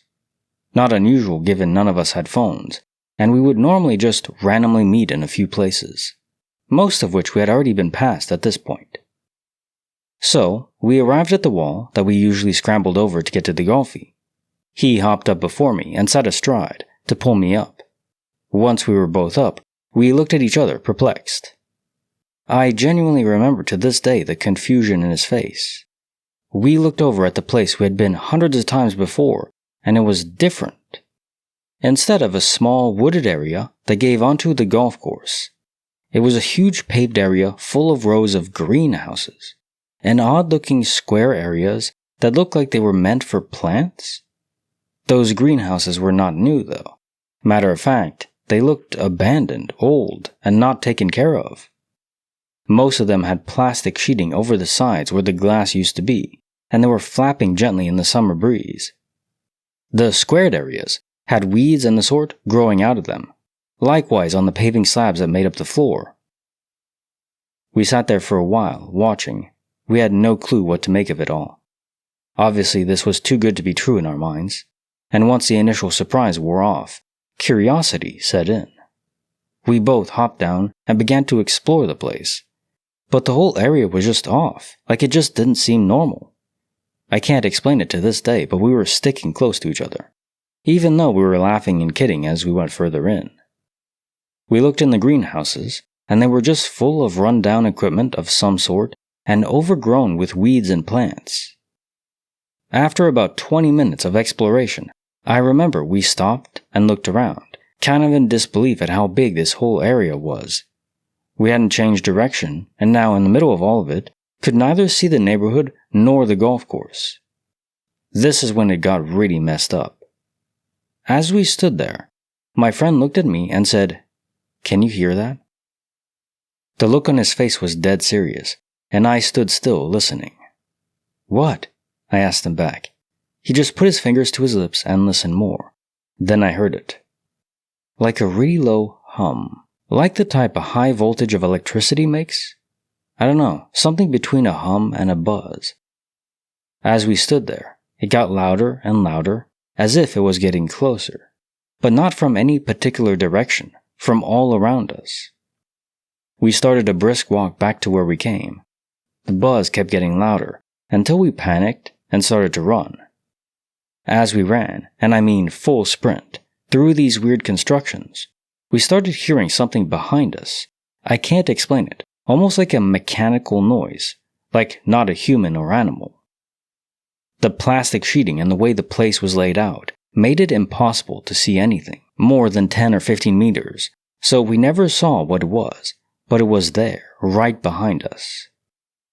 We must have ran hard for maybe 3 or 4 minutes in pure adrenaline, and I remember getting to that wall completely empty, and using the last bit of energy I had left to clamber over it. Once over it, both of us threw up, probably from the fact we just sprinted so hard for so long.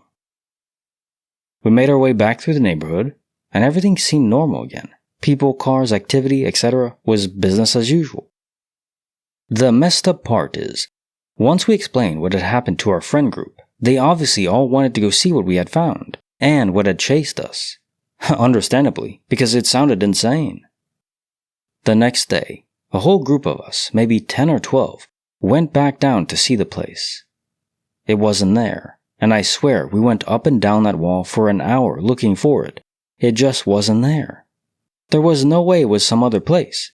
We only used that wall to get there, and given the sheer size of that area, even if we were off by 100, 200 meters, we would still see it. Nothing, literally nothing was there. Me and my friend occasionally spoke about it like, "Hey, remember that day?" But never really more than that. Then I guess life happened, and we went our different ways. Hell, maybe he'll hear this and recognize the story. Either way, only 2 of us knew about it until now. Freaking weird place. It almost sounds like a dark city. I won't spoil anything for that, but, watch the movie. It's a good movie. Case file number 2528, written by Golden Opossum. 4 hours, no memories, perfect cabbage. My partner, our 10-year-old daughter, and I decided to make our go-to weeknight dinner. Roasted cabbage wedges, potatoes, and smoked sausage. You know the drill. Chop, season, toss in the oven. Total hands-off time, right? Usually 45 minutes max. We've done this a dozen times. We started at 6 p.m. sharp, preheated the oven to 450 Fahrenheit, chopped the veggies, talked crap, everyone at their station doing their thing. Everything felt normal. We even set a timer. But when the timer went off, the potatoes were done and we left the cabbage in for another 10 minutes. Here's where it gets uncanny. We sat down at the counter to check our phones while waiting, and collectively froze. 10:03 p.m. All of our devices, phones, oven clock, microwave, agreed. 4 hours had passed. 4 hours! No, we didn't lose track of time. We didn't nap, binge a show, or leave the house. We were right there, chatting, stirring the sausage, turning the cabbage.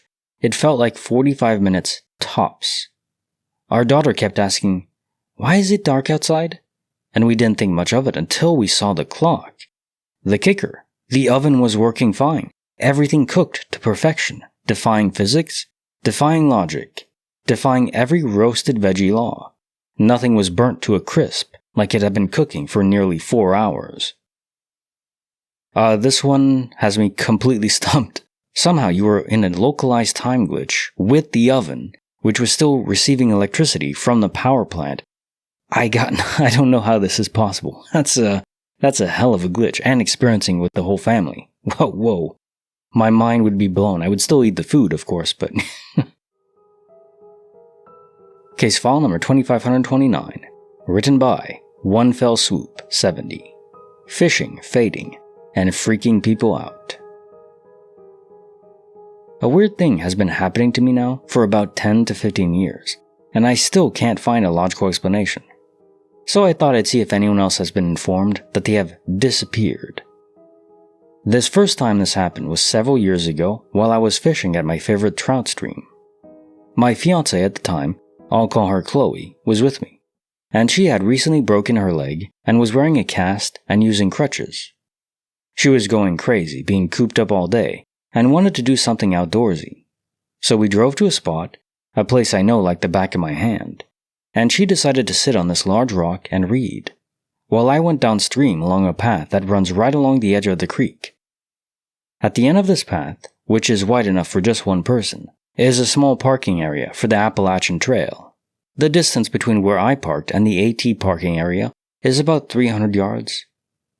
After about an hour, I head back to the rock to check on Chloe and find that she is not there. I check the car, call out her name, but there's no sign of her. Thinking she may have gone into the bushes to use the bathroom or to stretch her legs, I return back the way I'd come and continue fishing my way down to the AT parking lot, where I find her crying hysterically. According to Chloe, she got called into work later that afternoon and was trying to find me to let me know that we had to go home.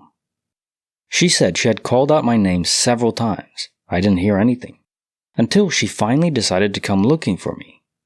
Now, the weird thing is that I was fishing from the bank, standing on the path. I never waded into the water or crossed the stream.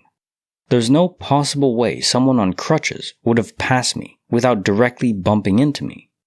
Yet she insisted that I was nowhere to be found. There have been other times when people are genuinely startled to see me, claiming that they had walked into a room seconds earlier and I wasn't there. Most recently, about a year ago, this happened while I was sitting in my office at work. I was in my chair, but not facing my desk. A coworker, who often uses my work computer to print things out, walked in and literally sat on me. She let out a blood-curdling cry and swore that the chair was empty. She was shaking and her face was white as a sheet, and she's one of the most reliable and trustworthy people I know. The chair was black and I was wearing a powder blue shirt and jeans, so it's not like I blended into the scenery. I've tried chalking it up to practical jokes, but 15 years is a long time to pull a prank involving multiple people in different locations who don't know each other. I've read about time slips, astral projection, and dimensional shifts, but none of these seemed quite right, as I did not experience any loss of time or consciousness, and at no time did I ever feel like anything was off or out of the ordinary. In fact, I'm just as terrified to hear that I disappeared as much as the people who claim to have witnessed it. So if anyone could tell me what the heck is going on, it would be quite helpful. For the record, I'm in perfect physical and mental health. I've never seen a ghost or UFO or Bigfoot. have no special supernatural talents or psychic abilities, and I don't drink or use any drugs, prescription or otherwise. While I'm sorry that I can't directly help you, I could suggest the best fitting thing is a dimensional shift, because you're out of phase with other people. In video game terms, there's servers, hard-coded servers that are separate, and then there's layers on that server, which you could think more of as dimensions, where the server is the same for everyone, but the layer of that server is different. So it's like a partition of the server. It sounds like you're shifting between partitions of the same server and coming back. Now, why you would be doing this, I have no clue at all. And you would think that you would feel something, but maybe not. That's the best theory I have, but it doesn't quite fit perfectly. And mostly because why is that happening? Specifically to you and no one else. Case file number 2530, written by Cambo. Red hair, glasses, nightmare fuel.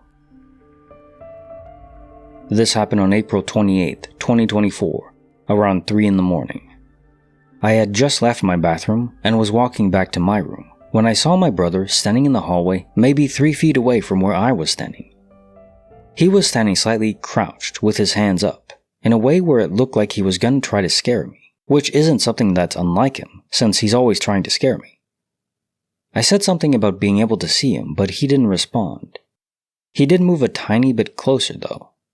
I couldn't fully see him because it was late at night, and all of the lights in my house were off.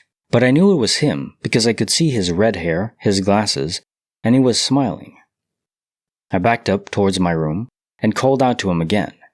But once again, he didn't respond. He just moved slightly closer. I could see his legs moving. So I quickly opened my door and turned on my light. Without breaking eye contact, only for him to completely disappear, I walked to the living room where I found my brother passed out on the couch.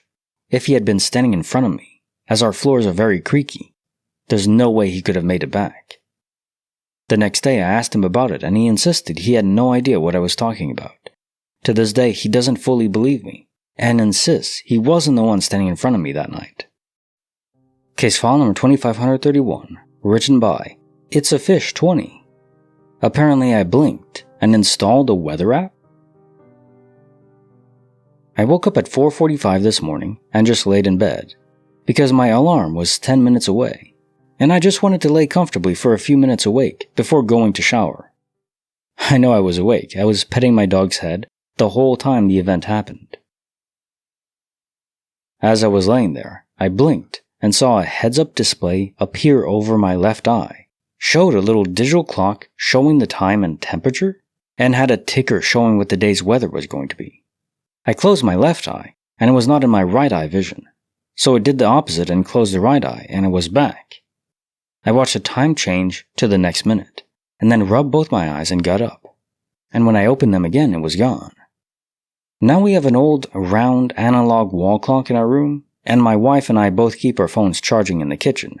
So it's not like I was getting a reflection from something, and our TV was off too. This is such a unique glitch. You had some kind of error in your brain that caused it to manifest a heads-up display, like an Iron Man within his suit, only just for one eye though. I don't know what could cause that, just besides some malfunction in your brain, but it doesn't really sound like anything normal could cause that. Maybe a slight glimpse into the real world. Case file number 2532, written by Leading Struggle 5451. Pain, pills, and a mysterious chauffeur. In 2010, I suddenly got a migraine that lasted 2.5 months. To preface, I was 37 at the time, married, homeschooled my 2 kids, didn't drink, didn't do drugs of any kind. I took a group of kids to a concert, and the next night I felt like a headache was coming on, so I took some Tylenol. I never get headaches. In fact, up until that point, the last headache I remember having was when I was a teenager. I also haven't had one since this incident. The intensity was increasing, so I took even more Tylenol. A couple hours later, I took a leave, then aspirin. I figured this was triggered by the spring cleaning, aka stirring up dust, I'd been doing, or possibly even from the concert, although I had always been a frequent concert goer, still. Maybe a little both? I went to bed early, thinking a good night's sleep will fix it. It did not. The next morning, my headache had intensified, to say the least. I can only describe it as it felt like someone squeezing my brain, wringing it out like a kitchen sponge, and this was constant, it never stopped. Less than 24 hours from the onset, and I couldn't eat, sleep, or stand up for longer than a few seconds. Oddly enough, bright lights and loud noises didn't bother me, but that's probably because my pain was consistently above a 10, so anything above that probably wouldn't have been noticeable. I went to multiple doctors and specialists, who performed many tests, including a spinal tap, 0-10 do not recommend. But every test and scan was normal. I made 3 trips to the ER, but apparently hospitals won't admit just for pain management. So I was always sent home with a cocktail of various pills that did absolutely nothing except fluck me up to the point I would pass out, which may have been the ER's intent. For the first couple of weeks, I thought I was dying. After the 3rd week, I prayed I was. I had never experienced anything even remotely close to this level of pain in my life, not before or after. And it should be noted that I gave birth 100% naturally. I had also passed a kidney stone I didn't know I had that was about half the size of a pencil eraser, at home, without any type of pain reliever. Just to give you all an idea of my tolerance level. I was diagnosed as having a migraine of unknown origin. As much as I wanted an accurate diagnosis, I wanted relief even more. I had lost 30 pounds from not eating, and when I was able to eat, I wasn't able to hold it down. The doctors in my area pretty much said they couldn't help me anymore. They were frustrated that their tried and true methods didn't even touch my pain, and I'm sure some of them thought I was faking, although no one ever said that to me. I hurt so bad I just wished for death. I swear I'm getting to the glitch. I just wanted to give some backstory and the surrounding circumstances, so y'all have a complete understanding of the entire event. 2 months in, and my mom had found a doctor who specializes in migraine treatment and management. I called for an appointment, and they wanted to see me that afternoon. Their office was about 40 miles away. My husband couldn't leave work, my kids weren't driving yet, and my mom lived in the same town as a doctor, so there wasn't enough time for her to come pick me up. I had to drive myself. Note, I hadn't taken any meds since around 9 p.m. the night before, which was about 15 hours prior. I drove a Saturn Vue, which is an SUV. I went by myself and never thought twice about it. Here's the thing though. About 15 miles into the trip, I felt like I blacked out because the pain was just so intense. I don't think I ever actually lost consciousness though, because I was driving. Then I was suddenly in the very back of the vehicle, laying down. I don't recall crawling back there, and I certainly never pulled over and stopped. These were country roads though, and I remember sort of coming to and looking out the windows. I could see the trees as I passed by. At some point, I sat up and saw my mom's friend's house, and noticed that her car wasn't there and her yard needed to be mowed. I laid back down, and the next thing I remember is parking at the doctor's office. I was driving again. I didn't tell the doctor because I was afraid he'd think I was crazy, especially since no one could pinpoint the cause of my migraine. I told my mom, and it worried her because I guess she thought I was crawling around inside my vehicle, when I should be paying attention to the road. My husband was always an inconsiderate dick, so he didn't believe me. Ex-husband now. So I just stopped sharing my story with him. I knew how fantastic it sounded, and I knew people would think I was hallucinating due to the pills or the pain. And maybe I was, I don't know. But what I do know is my memory of riding in the back of that SUV so I could rest, while someone or something else did the driving. That memory is so incredibly vivid, and likely saved my life. While I have heard of disassociation, creating a different character that isn't real, it's just you, but you're imagining yourself in different areas, it's the Fight Club effect. I don't know if it goes to that extreme extent, and maybe extreme pain could cause this, but it does seem rather fantastical, beyond the realm of what normally happens. Certainly your body behaved in a way that is unusual and beyond the pale. And also just to say, as someone who does suffer from migraines, it's more the eye grain thing, where you get a visual aura and then the pain sets in after for a few hours, sometimes a day. For me, it never lasted more than like a day. And during that time, it's just excruciating pain. So I know exactly what you're talking about. But to have it last for months, I don't even want to imagine that. I'd rather go play around in Hellraiser's Pinhead's playground than experience that. Even he couldn't devise pain that extreme for that long. God. Case file number 2533, written by Acrobatic Repeat 657. When you realize you're the player, not the hamster. I was sober, awake, quiet. I sat down, did nothing. Just observed. And suddenly there was this moment where I no longer knew whether I was observing thoughts or whether something else was observing me thinking. It was quiet, not quietly quiet, but fundamentally quiet, as if someone had paused the background music of existence.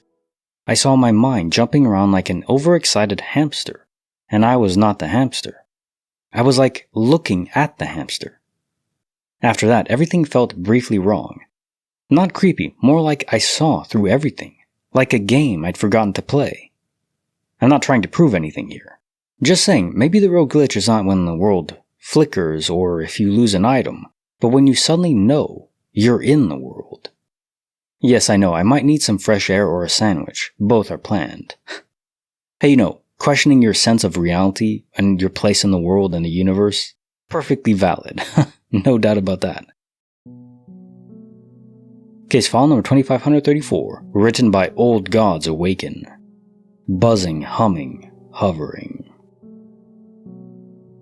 It was about 5 years ago now. I was at work as a caregiver for the disabled. For context, I should say that I live in a pretty rural area of western Ohio. Think small towns and cornfields. I normally got there at about 7:30 p.m., which was a half hour before my shift, so I could get the day's rundown from the previous caregiver. We were sitting on the porch swing, talking and smoking a cigarette, when we noticed a couple lights moving through the sky, above the field directly in front of us, across the street. We stepped off the porch and looked up to see what it was, since there were no airports or helicopter landing sites nearby. As we walked across the street to the field, we could see that there were 3 lights, just white lights, no colors or anything, and they looked to be on the bottom of something shaped like a pyramid. The pyramid was moving towards us pretty slowly, and then sped up until it was directly above us, and then dropped straight down, maybe 100 feet or so, and hovered there for a full minute. My coworker and I were at the point of freaking out and taking video on our phones, which of course was lost at some point after I accidentally washed my phone, and trying to zoom in to see what the hell it was. The thing I remember the most about it was the sound it was making. Just thinking about it while typing this has made the hair on my arms stiff. I don't know how to describe it except that it was high and low-pitched at the same time. A mix between humming, buzzing, and vibrating. I've never heard anything like it before or since. After a minute or so, it rotated slightly, rose straight up in the air, and took off toward the right of us so fast we couldn't even see it within about 5 seconds. I have no idea what I saw, but I saw it, and I will always pay extra attention to the sky at night now. Understandable. Case file number 2535, written by Dev Network Specialist. When the lights went out, and so did reality. I'm a regular gym person and was at the gym yesterday. Most times I see the same people, as if we have the same schedule. I go in the gym and see the same people, small gym, 3 other people I know that go regularly. But this time there was a family dad, mom, son, aged like 20, with their child, maybe 6 years of age. They were taking it easy, talking and experimenting with the weights and techniques, while the child kept interrupting their mom about this or that. Just a normal, loud, energetic kid, trying to touch everything. Here's where it gets very odd. I was on the cable machine working on shoulders. Just an easy day to stretch, facing the window. And when I rotate after 10 reps, 20 seconds, I face the gym, then rotate again, facing the window, etc. I had 10 minutes but 20 minutes left. I had earplugs with low music playing, so I can hear what the family was talking about and doing, since I was interested about their goals since I'd never seen them. I face the window and start my reps. 1, 2, 3. I can hear the child scrambling, annoying his mom, and the dad talking to the mom about how to lift the dumbbells. I'm on rep 7, 8. Then poof, power out, lights out, fans off, very noticeable. But at the exact same time, the family and child noise went out, as if it was a TV show playing on the background. And as soon as the power goes out, the TV also is turned off, and the TV show. That was odd, but I finished my last 2 reps, 9, 10, like in 3 seconds, and turn around immediately to see why the family all of a sudden just went silent, right as the power went out. When I turn around to see, there was no family whatsoever. The weights they had on the ground were not on the ground, but put back on the racks. I looked around, even walked to the hallway where the exit is, walked outside and nothing, no one. It will take time to put the weights back, walk to the hallway, to the exit door, and walk out. No way in hell, in 3 seconds, can anyone do that. Even to get to the exit from where they were, sprinting, it will take at least 10 seconds. If someone were to sprint fast and exit and close the door, there was no family anywhere. I came back in the gym and looked at the other gym members if they were confused or in shock. But not at all. They kept doing their normal routine as if nothing had happened. The lights were still off, and I had a very bad, strange feeling when I looked at their faces, and how they were exercising was like they became robots, or like if I wasn't supposed to be there, or they couldn't see me. I got the frick out of there and walked home fast. Crap got me feeling off and I couldn't sleep. This might have been a transition stage, where you're moving to a different universe, but you're in limbo, kinda limbo. I like to call them dead servers, although usually there aren't more people there. Maybe everyone else was in limbo stage, transition stage with you as well, besides the family. But what would have taken you out in the originating universe? Did a meteor crash on your specific spot? Case file number 2536, written by FN 5150. Dirty Saint Nick and the Great San Diego Skip. Was pulling out of the driveway of my work parking lot onto El Cajon Boulevard, the main street in front of our complex. I was with my dad, so it wasn't just me. I'm sitting there waiting for traffic so I can take a right, and because the front of your car kind of blocks the sidewalk, this homeless-looking guy walks in front of the car and stares right at me. Can still see him in my mind, clear as day. Looked kind of like Santa Claus. Long white beard, long white hair, disheveled looking with dirty clothes, and had a backpack on, and a rolled-up sleeping bag was under his arm. He literally locked eyes with me. At the time, I just thought that he was pissed, that he had to walk around the front of my car, as that happens occasionally. So he keeps walking, my dad and I take a right, drive a quarter of a mile, take a right onto the main road that takes us down past San Diego State University, in order to get to the freeway. This is maybe 3-4 miles away, and only took us a few minutes. We get down to just before the freeway entrance, where there is a 4-way intersection. We are stopped at the stoplight. I look over to my right, and guess who is walking down the sidewalk? Same guy, same beard, same backpack, same rolled-up sleeping bag under his arm. There was no conceivable way he could have made it that far that fast. Even if he had jumped in a car and jumped out, there was just no way. My dad and I went through every possibility we could, and nothing made sense or was physically possible. My only regret is that we didn't try to stop and talk to him, and ask him, "Hey, didn't I just see you up on El Cajon Boulevard?" or something similar. When we first saw the guy, my dad was staring right at him. He was hard to miss, because the guy walked right in front of the car, and kinda gave me one of those looks. When we saw him the second time, I saw him first, and asked my dad, "Hey, isn't that the same guy we saw back up at the office?" And my dad said, "It can't be. There's no way he could have made it down here that fast. Nothing more than a coincidence." And I was like, "No, look, it's him. That's the guy, it's him. Look. Everything's the same. His backpack, his sleeping bag, everything." And so on, until my dad started to say, "I think you're right. Holy crap, how did it get here so fast? He had to have jumped on a motorcycle or something." To which I replied, Dad, I think we would have noticed a motorcycle passing us, much less with a homeless Santa on the back. We then proceeded to try and figure out exactly how the guy got there. There was no question at all, no doubt whatsoever, that it was the same guy. My dad is not religious, doesn't believe in ghosts or UFOs or any of that kind of stuff. I'm much more open-minded.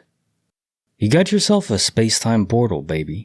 Of course, the question then is, why did the guy not seem to react much? Didn't describe him as looking scared or confused? To him, was it a copy of himself, or did he really pour it over and just not notice?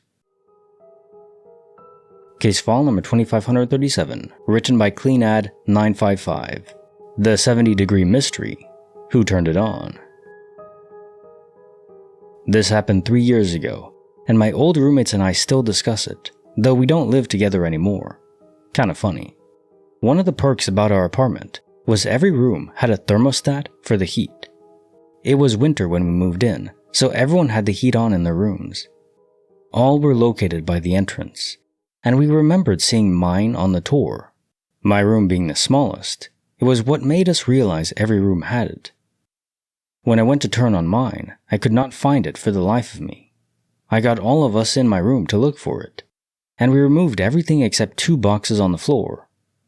We closed the door and all 3 of us scanned every wall. We spent 30 minutes doing this. The next day, we put in a request to maintenance, and our landlord chuckles at us for it, but regardless, sent someone just in case it was the heater itself that was broken down. Mind you, this whole week all 3 of us look for this thermostat, thinking the first day we were just scatterbrained from moving, or they have removed it in the time from our tour and painted over.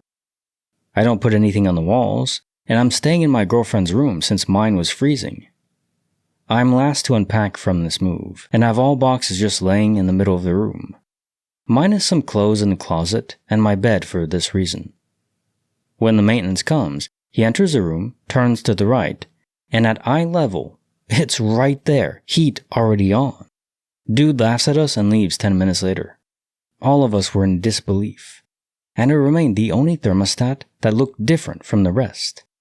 No idea how the heat was already on, turned to 70. It had been off all week. Gave us all goosebumps, but we too just laughed it off. That's a good attitude to have. Just laugh off glitches, because you'll probably experience more. Case file number 2538, written by Super Saddy XOXO. Hat, shirt, stride.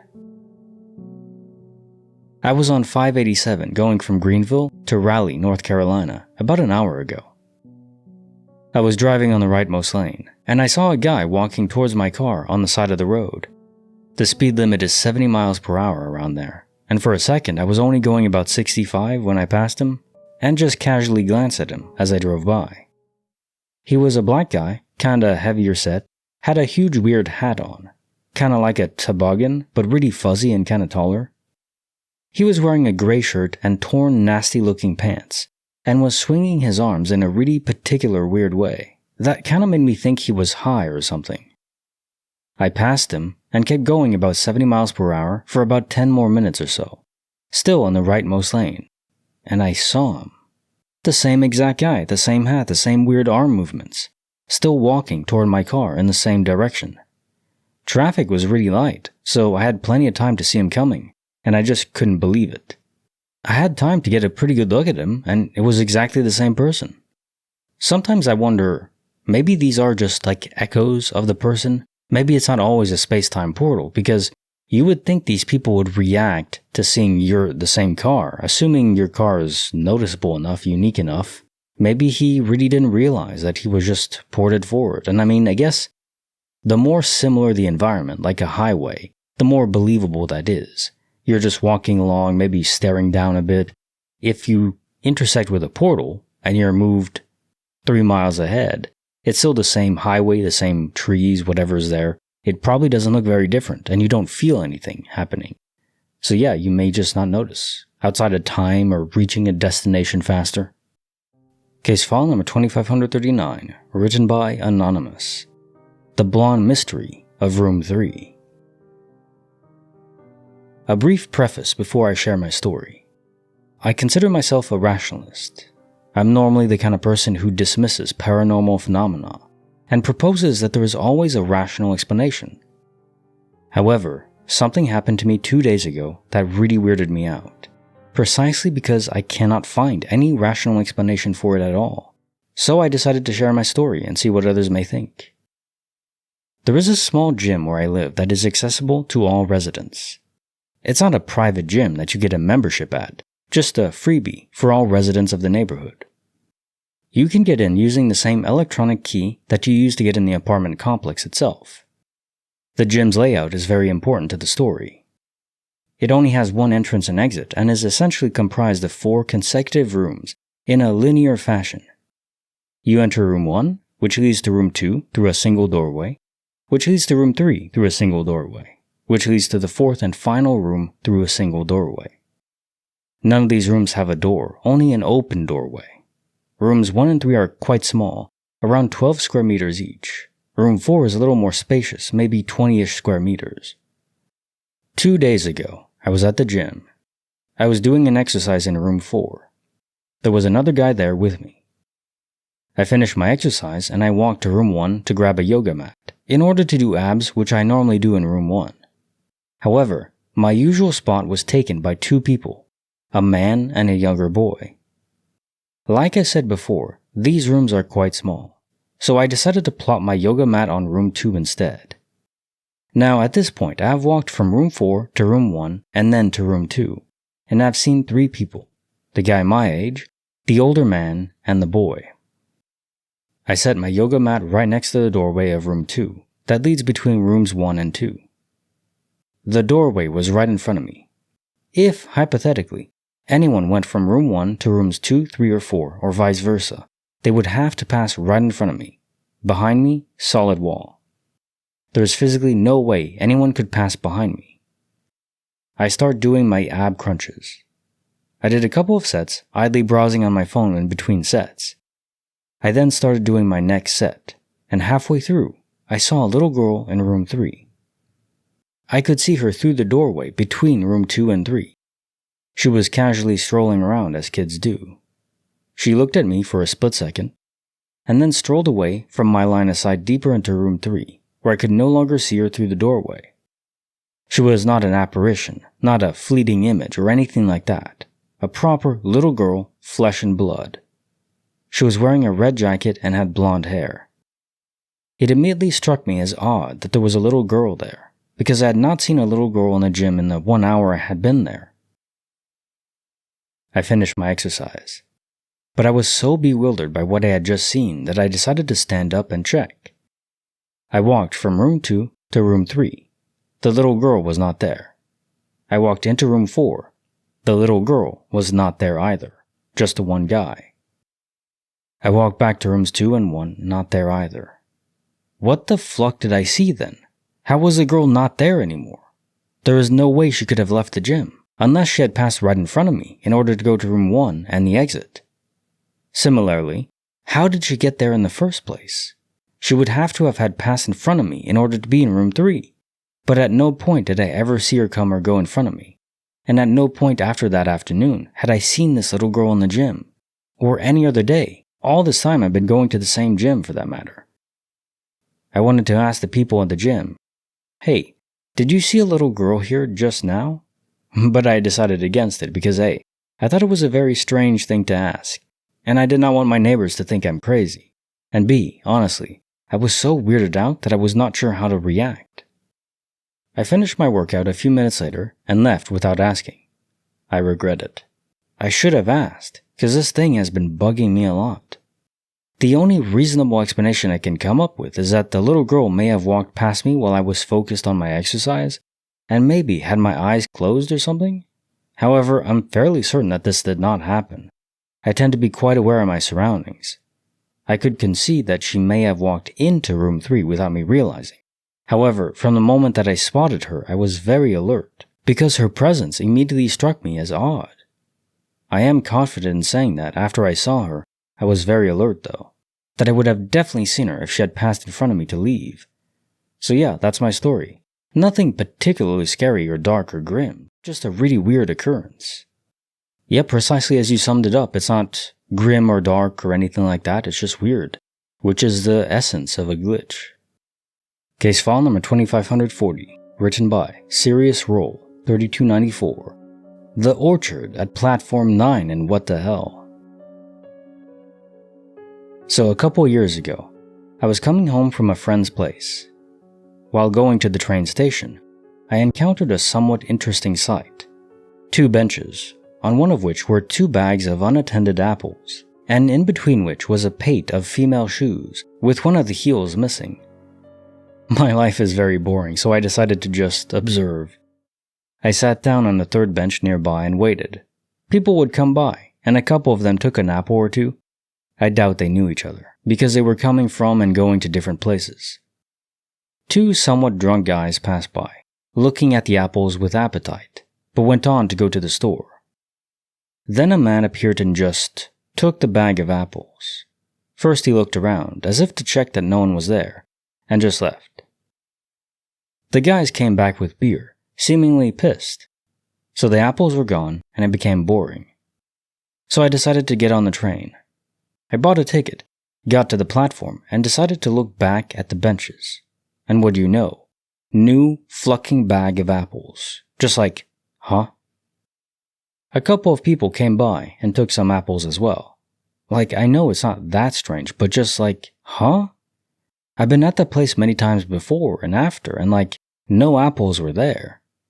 The day before there were no apples. Why the apples? Who put them there? And why would they leave them? And why was it exactly during the 2 minutes I was gone? I still think about that sometimes because what? That part of town also was not even residential. It's just a road, forest, and a train station. I don't know. It still confuses me to this day. Well, I would say, universal apples flowing from a different universe. But maybe it's a prank of some sort? It's not really a prank, though. It's like a random act of weird kindness, just leaving apples unattended for people to take. I don't know. Case file number 2541, written by Luna Astrostar. Shared locations, unshared reality. This happened when I was about 16 years old. I was sober. I invited my friend over to my house. She decided to take the city bus, which took about an hour. When she was 20 minutes away, I figured I'd take a quick shower before she got to my house. I typically only take 5 to 10 minutes in the shower, so I wasn't worried. I got in the shower, and after what I'd guess would have been about 10 minutes, I hear my front door open, I hear my friend say my name. My real name is long and uncommon. My friends usually just call me by the last half of it. Nobody in my house calls me my nickname, just my friends, and anyone else I meet outside of my family. OP, are you here? It was very distinctively my friend's voice. I figured I lost track of time in the shower, and I quickly finished up my shower and got out. I assumed she just let herself in my house, and would have been sitting on my bed waiting for me. So I walk inside my room, already halfway through saying hi to her, but she's not there. I walk back to both bathrooms to see if she's there. She's not. I look in another room and the front room. She's not there. I yelled her name. Nothing. So I grabbed my phone, because we had our locations being shared with each other. She was still 2 to 3 miles away from my house. I texted her immediately what happened, and told her how scared and confused I was feeling. She didn't know what to say. The only people in my house when it happened were my brother, dad, grandma, and grandpa. None of them walked in the front door and said my name. My grandma and friend have very different voices, and my grandma is the only other girl that would have been home that could have vaguely sounded like my friend. My grandma said she didn't say anything though. She was sitting in her bedroom and heard my friend come in too, or whatever the fluck that was.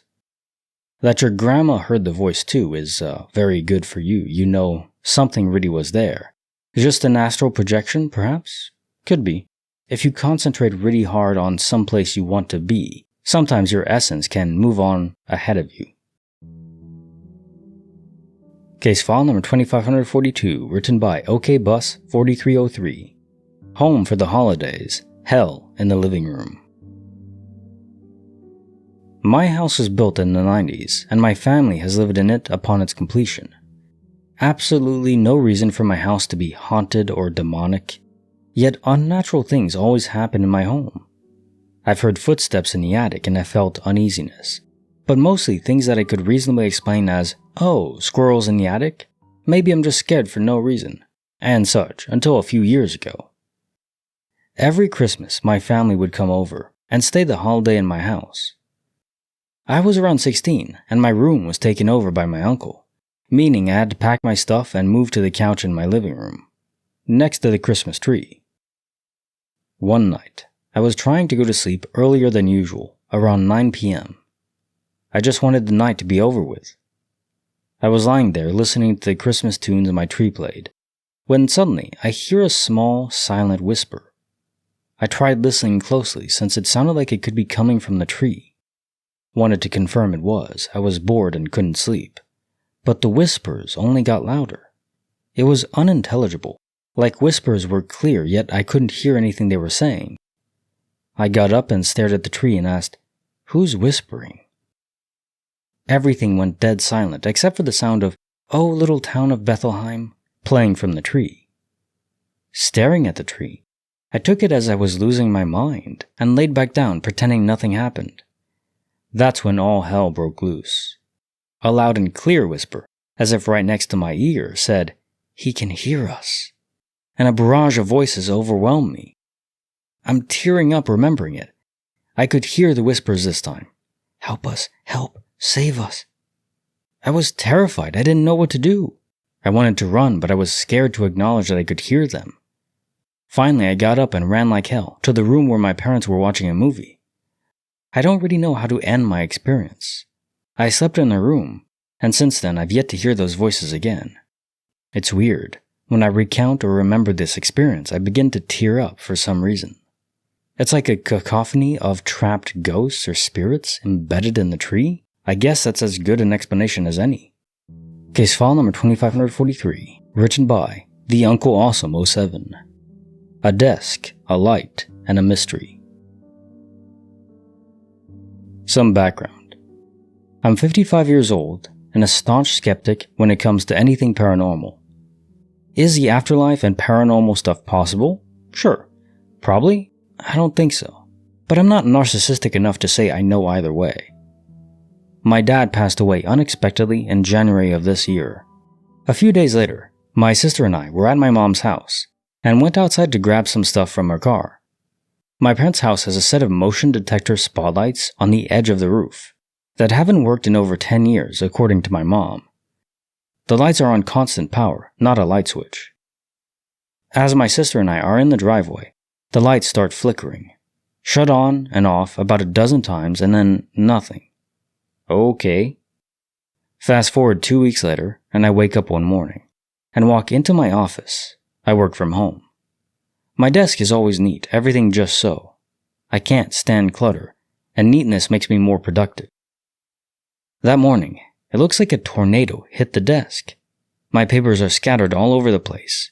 The coffee cup that holds my pen and pencils is tipped over. Everything is everywhere. I don't have pets, the office door was closed, and I was the only one in the house that night. No windows open, no breeze to make a mess. The weirdest and most disconcerting thing I found, though, was when I walked around to the front of the desk. I found an earbud on the floor, but I haven't used these earbuds in years. The case was shut closed and still in the back of my desk drawer, where I left it. The other earbud was still in the case. How in the hell did the earbud get out of the case and end up on the floor? These buds are older and I haven't used them in years, let alone touched them.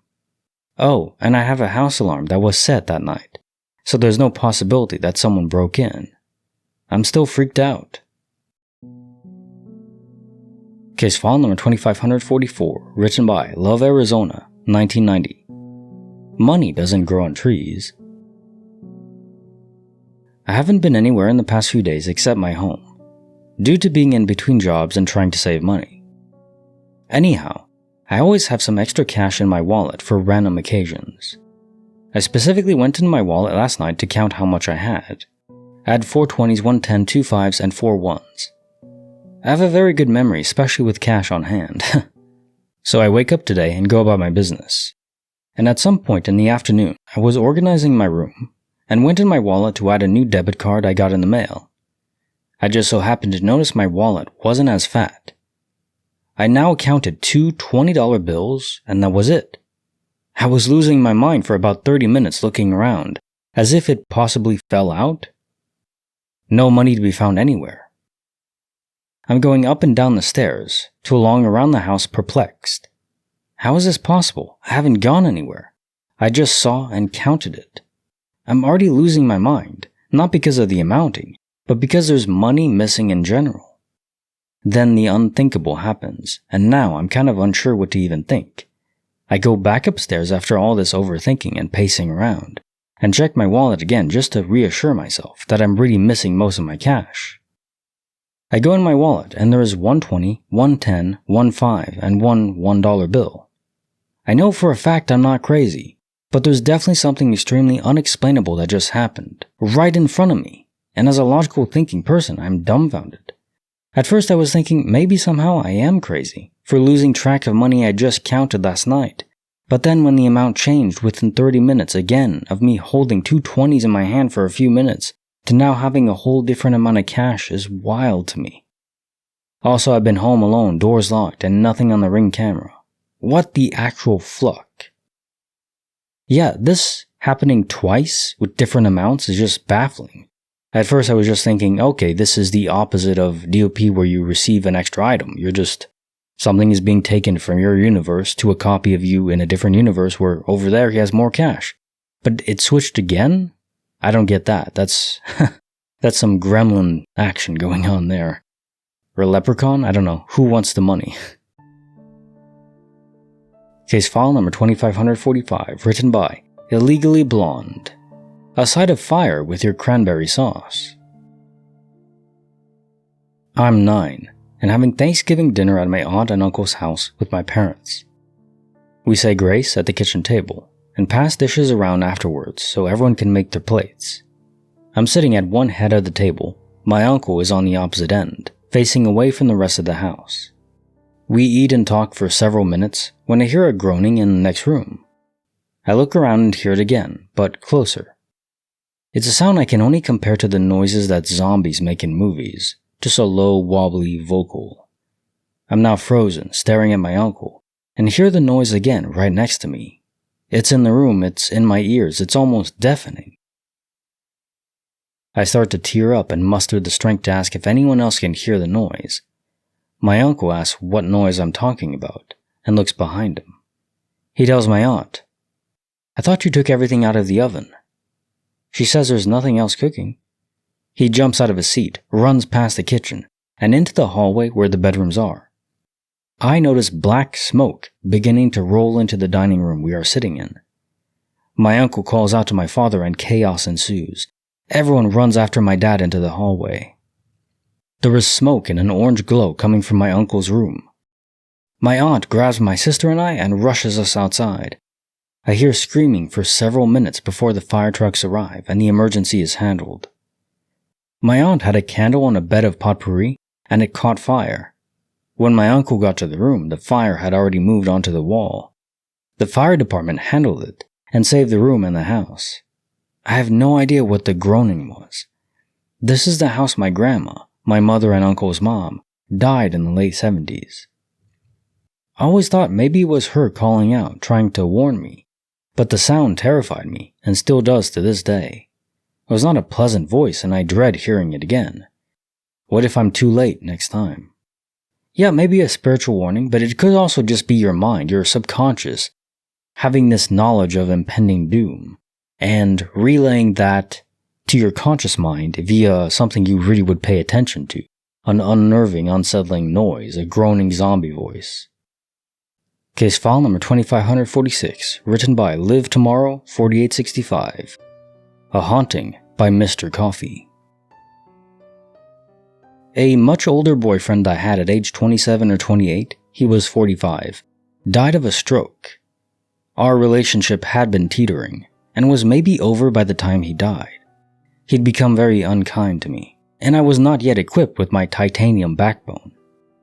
So, anyway, I come in from work about a year after his death, and upstairs in my bedroom, a plant he'd given me looked as though it had been lifted, then slammed down on the floor, still right side up, but with enough force to scatter the dirt from the earthen pot all around, where I found the pot on the floor. It was so freaking weird. Nobody else was home. Flash forward about 12 or 15 years, happily remarried. The previous year or so, having moved into the first home I purchased, a 2-bedroom, 1-story little gem. Beautiful hardwood floors, gorgeous property. On a quiet corner of 2 side streets, full of other kids, in an historically integrated, crime-free, safe neighborhood, where a child was living a 60s childhood, as they refer to it. Free roaming. We go to bed. It's my husband, our son, who'd have been anywhere from 6 to about 8, my grandmother, who stayed at my home part of the time, myself, our 3 cats, and our dog. Husband and I are falling asleep in my bedroom, with all the pets. Kiddo is on the sofa, soundly asleep in the living room. Grandma is sleeping in my kid's bed in his room, down the small hallway. I hear somebody walking around what sounded to be the kitchen or dining room, and thought maybe Grandma or kid had gotten up for a drink, or to use the bathroom or whatever. Although I knew they'd been soundly asleep last I checked, with neither given to awakening before morning much. I figured they'd go back to bed, but the footsteps became more insistent, like attention must be paid. Dog and kitties were all asleep in our bed, so it wasn't them. A loud footfall woke the dog, and she began to bark, something she would not normally do if a member of the household were just up. My husband had been half asleep as I'd been, but same as the dog and me, disturbed by the footfalls. He sat up and called out, "Okay, who's walking around here? Get back to bed." No response. A tad bit creeped out by now, I went out of the room. Grandma asleep in kid's bedroom, kid soundly asleep on sofa. I reported back to my husband, and that was the end of sleep that night. We both got up. I brought kiddo into our bedroom, and we turned on every light in the dining room, kitchen, and living room. In the kitchen, the coffee pot I'd set up for the morning was now a mess. The filter of fresh coffee was all over the counter, and it was on the other side of the sink. It was a mess that looked purposeful. My husband and I sat up, drank beer till dawn, and that night was born of the lore of the ghost of old man who built the house, and his imaginary cat, the cat whom we named Cornpone. Never heard another weird sound, and house did not give creepy. Nothing else weird till a few years later, when a trio of weird lights were playing little flying games over the house, making my dog go nuts. Tiny UFO encounter at the end too, with the haunting. Interesting life. Case file number 2547, written by Third Eye Stride. Laundry, footsteps, and a long road to safety. Just this last week, I had an incident as I was getting the laundry out of the dryer. We keep it at my mom's. So, for a long story, this house was built in 1942, and I always knew something was there. No one died there, but the house had a troubled past. I used to bunk in the attic, and long before I started vaping, I saw my first spiritual mist encounter. As I unpacked my stuff alone that day, as we were freshly moving in, there was a billow of white mist. It had no smell, and it just hung there at the top of the steps before going away. This was broad daylight, and I of course said hello, and promised I wouldn't bother them if they didn't bother me. I never saw it again, but I tell you what, I never slept without some sort of light on, and always left the blinds open for constant light. The stairs would pop and creak sometimes in the summer, okay? I always felt like I was being watched up there, and like something was following me almost all over, just that pressure. I have since moved out, but do the laundry there still. So I'm getting our stuff out of the dryer, ever alert since I'm paranoid anyway. Oddly enough, the basement isn't that creepy, not compared to the brightly lit attic. I'm folding things for about 5 minutes when I hear the distinct sounds of footsteps coming from down the stairs. I froze in my spot, shirt in hand, waiting for it to maybe go away? Prove itself to not be a problem and just my imagination. It stops for a second like it was thinking about it. I counted the steps. There are 13. It already stepped down the first two, but I don't hear it anymore. I swore I heard something, and I know something's there. But try to laugh it off. It isn't there for me if I don't hear it. But then it goes down one more step, then another. I know there's only one exit for me, and damn it, I want this laundry folded. While the steps still come now at a normal sounding pace, as if I've disturbed someone and they're coming to see who's there, I throw everything in the basket, and ninjally run up the 10 stairs that will lead me to safety, to my car. I count every step to every second I get closer to the door. I get to the door, close it respectfully, but fast refusing to look up until I'm safe. My car, ever patient, waiting on me like always, is unlocked. I throw the laundry basket into the seat next to me around the shifter, shutting the door like Cujo is out there. I made it out heart-burning fast, and I started my car. I'm staring hard at the window on the side door, hoping to not see the curtain move or see a face. I back out of the steep driveway swiftly but slowly, so my mom's neighbors don't think I'm crazy, and get back to my house. My sweet own haunted house where I don't feel the spirits watching me. My house that always welcomes me back. I thank my house and my spirits for never scaring the crap out of me like what just happened. My house is also from the same era, and it sat empty for years before I moved in. It had a troubled past too, but I think my spirits like me a little. I keep it clean and decorated. And I've built a life here with my fiancée and our many animals and plants. Maybe I'm humanizing things too much. Or maybe Mom's house is jealous and misses me? Case file number 2548, written by I See Yesterday, 9326. Celestial Peekaboo. I'm a mom, and I was taking a walk with my 2-year-old daughter around the neighborhood, as we do most nights. We're going down a sidewalk, and first thing we always do is look for the moon. We look up, and far to the left in the sky, we see it.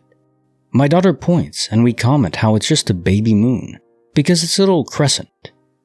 We keep walking and get to the end of the street, maybe 100 feet away, still facing the same direction, when my daughter looks up to the far right and says, "Another moon!"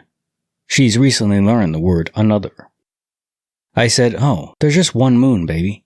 But I look up, and the moon was there, on the complete opposite side of the sky from where we just saw it. I looked back at the first spot, and no moon. I started thinking, wow, am I really just sleep deprived or what? But my daughter looked back at the first place we saw it too, and looked confused as well. Then she went back and forth, pointing to the first spot saying, "Bye moon," then to the new spot, "Hi moon." We both just stood there, looking back and forth at the two places, like what in the world? There was definitely a moon right there, just a second ago. Now it's way over there. I don't know, it was so incredibly weird, and it freaked me out. I know we weren't turned around or anything like that. I'm sitting here just still trying to think what could have happened. I remember clearly seeing it over my neighbor's house, as their kid was playing basketball in their driveway, and the second time over the creek, towards the entrance of our neighborhood. Complete opposite places. Maybe 2 to 3 minute difference at most. There's always glitches that deal with the moon, but this is the first time it's traveled in the sky. Case file number 2549, written by Hannah Hertel, 182. No clouds, no moon, no sense. We were hanging out and having a few drinks with my sister, her boyfriend at the time, and some other friends at their place, very late at night. I don't drink often if at all, especially if everyone else around me is drunk. So I was one of only 1 or 2 other people who was sober at the time. My husband had maybe 2 or 3 drinks by that point. It was maybe midnight to 2 in the morning when this happened. I remember looking out the window and seeing a really bright supermoon.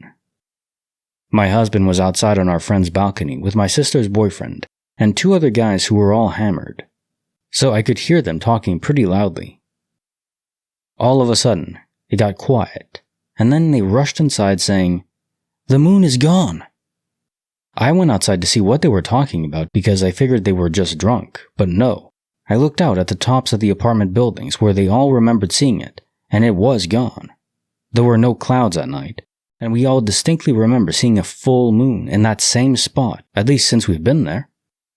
I decided there was nothing to lose, looked up the moon phase for that night in that instant, and it was a new moon, meaning no moon should have been visible at all that night. I never found anything about any lunar events that night, so we still have no idea what the hell we saw. This occurred in Albuquerque, New Mexico.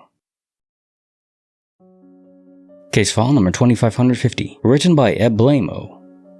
Nap, abduction, blackout, Gainesville. I was living in Tampa, Florida by myself. I was in my apartment one weekend. All I remember was watching TV, and then maybe I dozed off. I don't remember falling asleep, but I also don't remember feeling sleepy or tired. Now, I'm a 225-pound man. The next thing I know, I wake up in my car. As I'm driving down I-75, zero idea of how I got there, where I was, why I was there, where I was heading, etc. It was jarring enough to make me pull over and walk around my car, inspecting it and myself. Apparently, I was just north of Gainesville, Florida, which is about a 2-ish or more depending on traffic, drive north of Tampa. The incredible part was I remember watching TV and checking the time. It was 8:03 p.m. How do I remember? Because I had a fight with my now ex, because I was supposed to call her at 8 p.m. I called her at 8:03 p.m. and she was pissed. Anyway, the time is important because when I woke up driving, it was just before 9 p.m. Even if I fell asleep and slept drove or whatever, getting north of Gainesville, Florida in under an hour is just not possible. Plus, it was a while after my fight that I remember watching Deadliest Catch on my DVR, so if I left, it would have been maybe at least 8:20, 8:30 or so. I ended up turning around and driving back home the whole way, and didn't get back until midnight-ish. Yes, I stopped for food and a bathroom a couple times. When I told my doctor about it, he either didn't believe me, or thought that it had been something to do with falling asleep and not remembering things. He never ran any tests or suggested I should track my sleep habits or anything like that. I've never had anything like that happen to me, and I'm not on any sleep medication, nor did I take any other over-the-counter medication. To this day, I cannot explain it. Nothing like it has happened since or before. I've considered all sorts of crazy theories like alien abduction to being possibly drugged somehow without my knowledge, but none of that even makes sense or adds up. It's like 2-ish hours of time were just gone. Not to mention the fact that I remember my tank was near full when I woke up. I remember driving home that Friday, thinking I needed to get gas, but I would do it later. I just wanted to get home. So somewhere in the midst of that, I also had to stop and get gas. I've read a few things about time slippage, but it's not like I was in space or even changed elevation. Florida is flat. Yeah, it sounds like a space-time portal, but from your couch? And how did you get to your car? There's not enough time, even if it was sleep driving, which apparently is a thing. You couldn't have physically moved that distance, even driving like a bat out of hell. So, portal has to be involved, but it's not the only part of it. Complicated glitch, this one. Case file number 2551, written by Dumpster Fire, a star that hit the brakes. The first story was when I was about 9. I was sitting on the front stoop of my grandparents' house. We lived in a super rural area. In front of the house was about 1 square mile of recently harvested cornfield that gently rose toward a road on the far end. About a quarter of the way to the road was a small creek that went left to right, with a small brush patch just left on the center line of the field.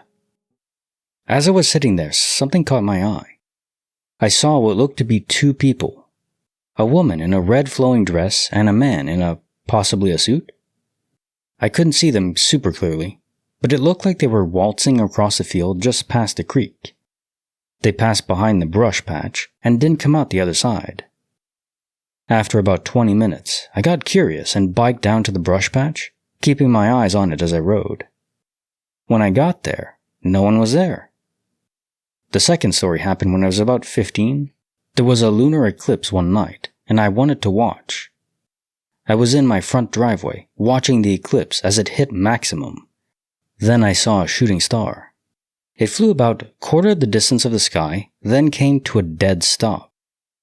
For about 5 seconds, it didn't move at all. Then it took off at double the speed it was at in the same direction.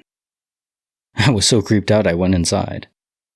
Well, dare I say it, UFOs! Not the first story, I don't think those were aliens, just a strange couple.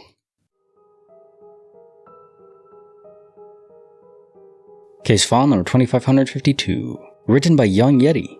Dogo.exe has returned.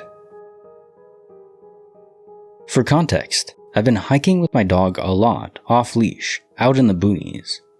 We have a really good system, and there have been moments where he dashes off for a little while and comes back within a few minutes. Every time he has run away, I either see what he's taken off to, or I hear his collar, which seems to have 1,000 tags on it. I can always hear him traipsing off through the brush, and like I said, he always comes back. Well, on this particular day, we're going on a hike in the Olympics in Washington. It was outside of cell range, and there weren't that many people on the trail or in the parking lot. Dogo and I start the hike, and I swear we're only 10 minutes into the hike when I just stop hearing him. He was right beside and slightly behind me, collar tags jingling, when I just stopped hearing the jingle jangle altogether. We are surrounded by dense forest, and there's no sound of brush being crashed through. He's nowhere, just gone. Now I'm not panicked, although weirded out I can't tell where he is. I call his name, and just pause on the trail and wait. Time starts to pass. He's not anywhere. I can't sense a thing. 10 minutes go by, then 20, then 30. An hour goes by. Now I have a knot in my stomach. What should I do? I've been calling for him. I go a little up the trail, call some more. Eventually, I decided that maybe he went down to the car, so I begin my walk to the parking lot. My hopes are getting higher as I near the lot, but my heart drops when all I see is a mostly empty lot, no dog. I look under the cars, no dog.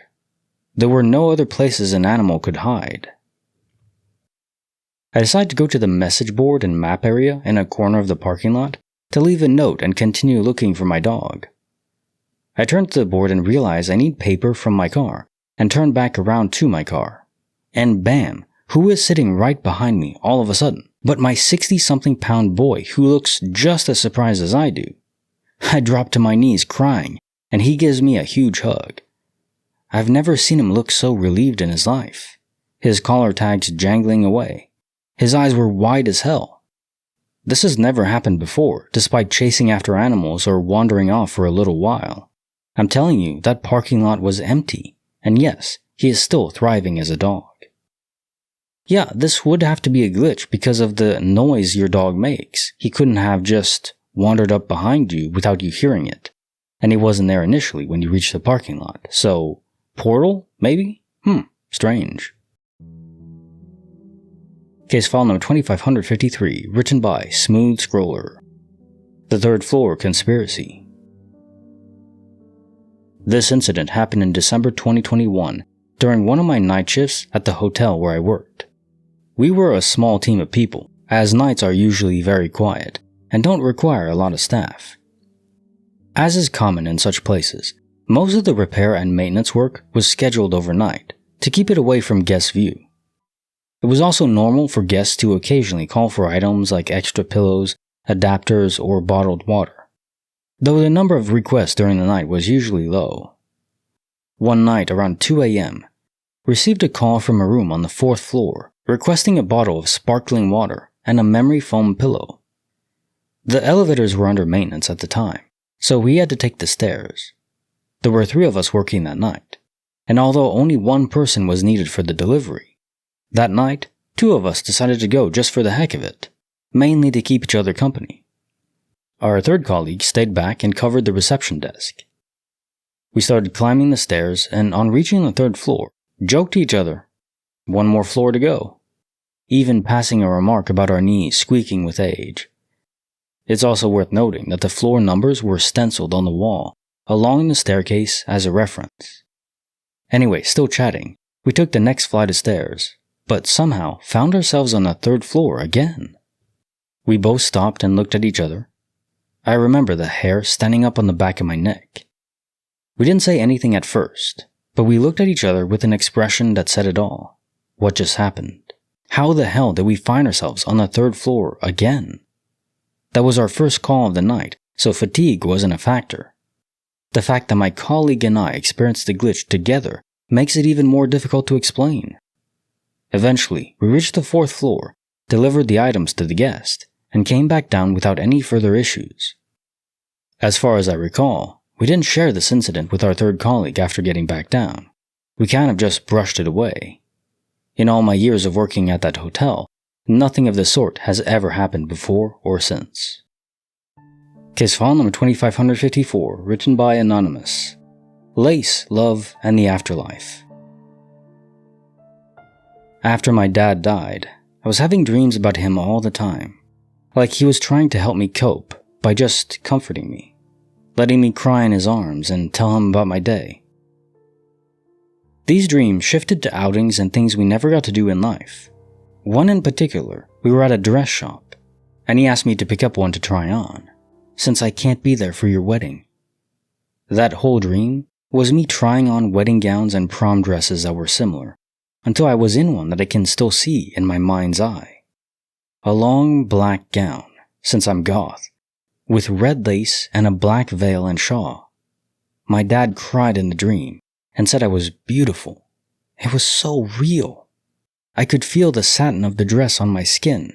I could feel the weight of the skirt's layers, and I could even hear the click of the high heels I had tried on. He hugged me so tightly. The only time I ever saw him cry again in a dream was when I was confronting inner demons of my own, and I called out to him to just appear to me in my dreams to help me figure out if what I did was right.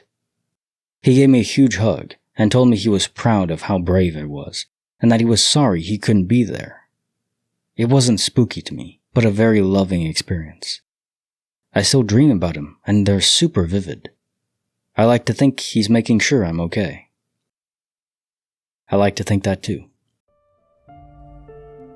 Case file number 2555, written by Phantom Fizz. The Boy in the Mist. So this actually happened October 1st, which adds to the spook factor here. I was having a very rough week, as was my best friend. So we opted to do one of our favorite activities, driving through the city, windows down, listening to loud music. It was just what the doctor ordered. We were fawning over all the Halloween decorations that were up, and then we get to a sketchier block. To explain, this stretch has no streetlights. On our left is about a quarter-mile-long fence which circles a cemetery, and ahead of that is an old but large Catholic cathedral. On our right a field with 2 neighborhood entrances that are very spaced out. The houses start a good distance from each turn-in. There are no other cars on the road. We see, coming seemingly out of thin air, a child of maybe 7 years old, running at a moderate pace along the fence line, away from the church. He has no shirt or shoes, long hair, light jeans, pale skin. So even in the dark, easy to spot. It was 67 degrees out, wet from raining earlier that evening, so he was very underdressed. My friend pops a U-turn, as there are no other cars on the road, and in the 1.5 seconds it takes us to turn, the child has vanished. The fence is made of spiked metal poles, too close together for a child to squeeze through, way too tall for him to have scaled it. Plus, they were wet.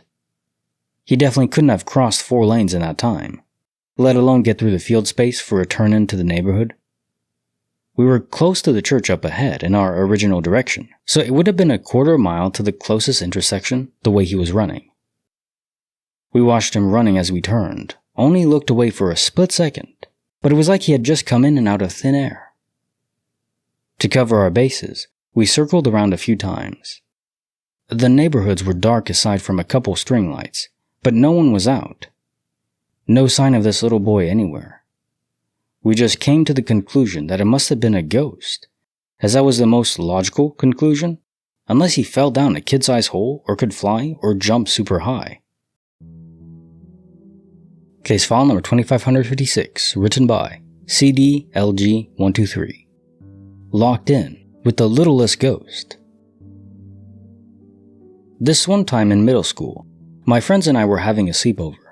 And as boys, we didn't sleep, we just stayed up all night playing video games. Facts. Around 2 a.m., we heard knocking on my bedroom door. There was a 1-inch gap under the door, and one of my buddies looked under and said, "Hey, bro, are there any little kids here in your house?" I said, "No, why?" As I looked under the door, I saw small feet similar to those of a toddler. I opened the door, and no one was there, just an empty hallway. I opened my parents' bedroom and peeked in, and there they were, heavily asleep. I went back to the room and told my friends, "There's no child in the house." And a few moments later, we hear the knocking again. Once again, we looked under the door and see the same feet. I opened the door. Still nothing in the hallway. Tired of the disruptions, we wanted to find out who or what was knocking on the door. So we all left the room and we all waited in the hallway. Maybe someone was pulling a prank on us or something, but we had to be sure. A few moments later, as we were in the hallway outside my bedroom door, we heard the knocking again. Nervously, we looked under my bedroom door, and there it was, inside the room, the same small feet. I opened the door slowly, and there was nothing in my room. One of my friends started crying because he was genuinely scared. Another panicked with such loud reactions that he woke up my parents. As my parents scolded us for being so loud so late at night, we explained our situation.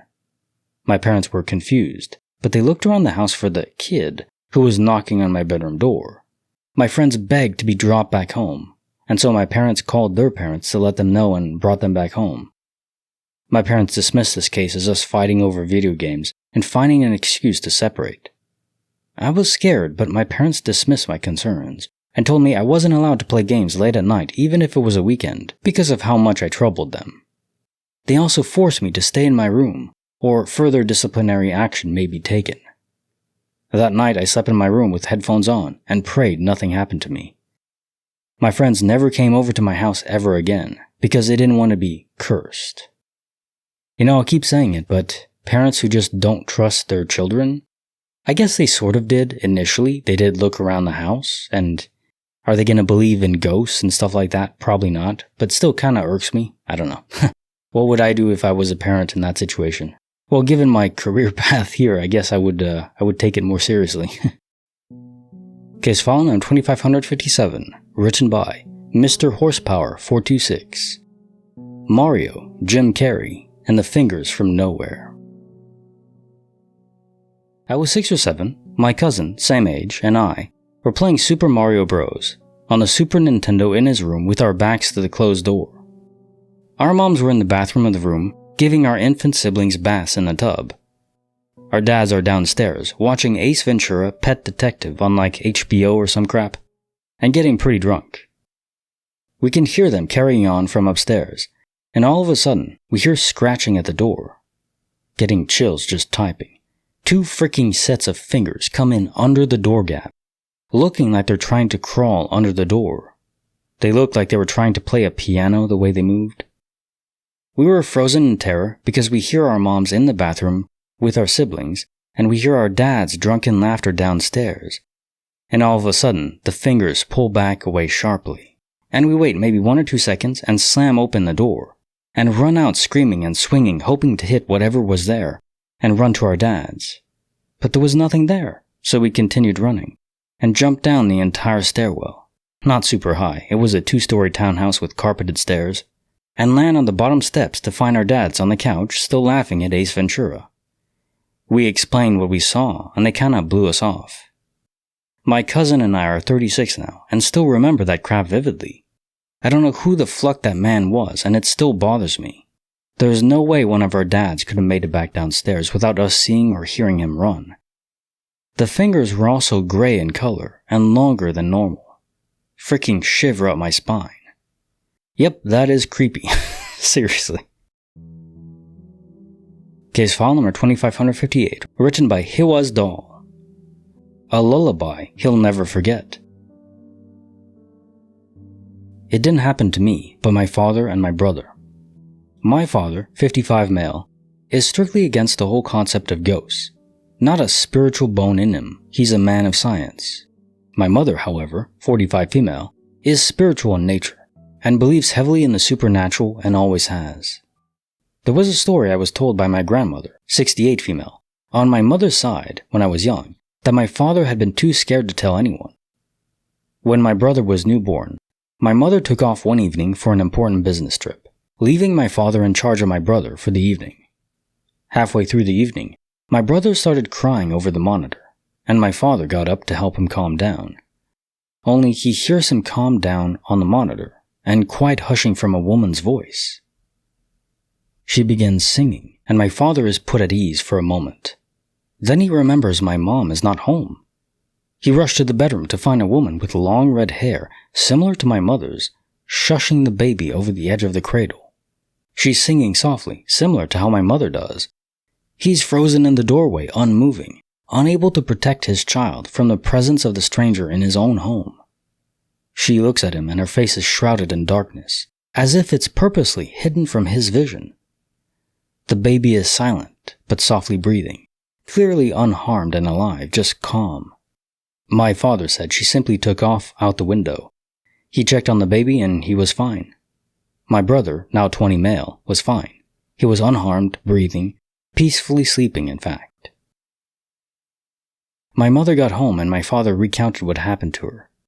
Of course, my mother assumed our ancestor or something had come to visit her child in her absence, but it was never explained. I asked my father about it when I got older, just to make sure it wasn't one of those old tales your grandma tells you when you're younger. Sure enough, he tensed up, started telling me that we don't have to talk about that night. Eventually, he confirmed my suspicions. It did happen. He still was just not exactly sure what happened. Well, the fact that this woman took off out of the window, didn't just vanish or fade away, makes me think maybe it's not a spirit, but what kind of person would break into a house to comfort a child, a baby, and then just run off the window? Case file number 2559, written by Paralyzed78. Airbags, accidents, and a lady in white. 2002. Driving with my wife in my Camaro, we're doing about 45 miles per hour, and just left the place we were eating lunch at. Opposite direction of traffic, a 76-year-old grandma turns around to yell at her two grandkids, who were fighting in the backseat of her car. In the process, she turns left while the light is red, pulling out in front of me. I T-boned the right side of her car in the middle of the intersection. Wife was still putting on makeup. Her seatbelt was not on yet. Airbag kept her in the car. Last thing I remember before the accident is telling my wife, "It's okay, she sees us, she's not going to turn." Don't remember the actual collision. Next thing I know, I'm halfway out of my driver's door being held in by the seatbelt. Car behind me is an off-duty police officer. He calls 911. Meanwhile, a witness traveling the opposite direction on the road pulls over, gets out of her car.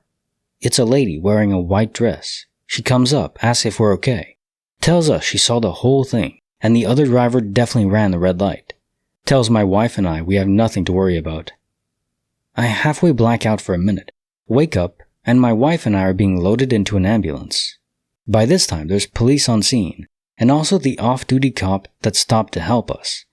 I tell him, "Hey, make sure you get the information from that lady in the white dress. She saw the whole thing. I need her as a witness in case the other driver wants to fight the insurance claim."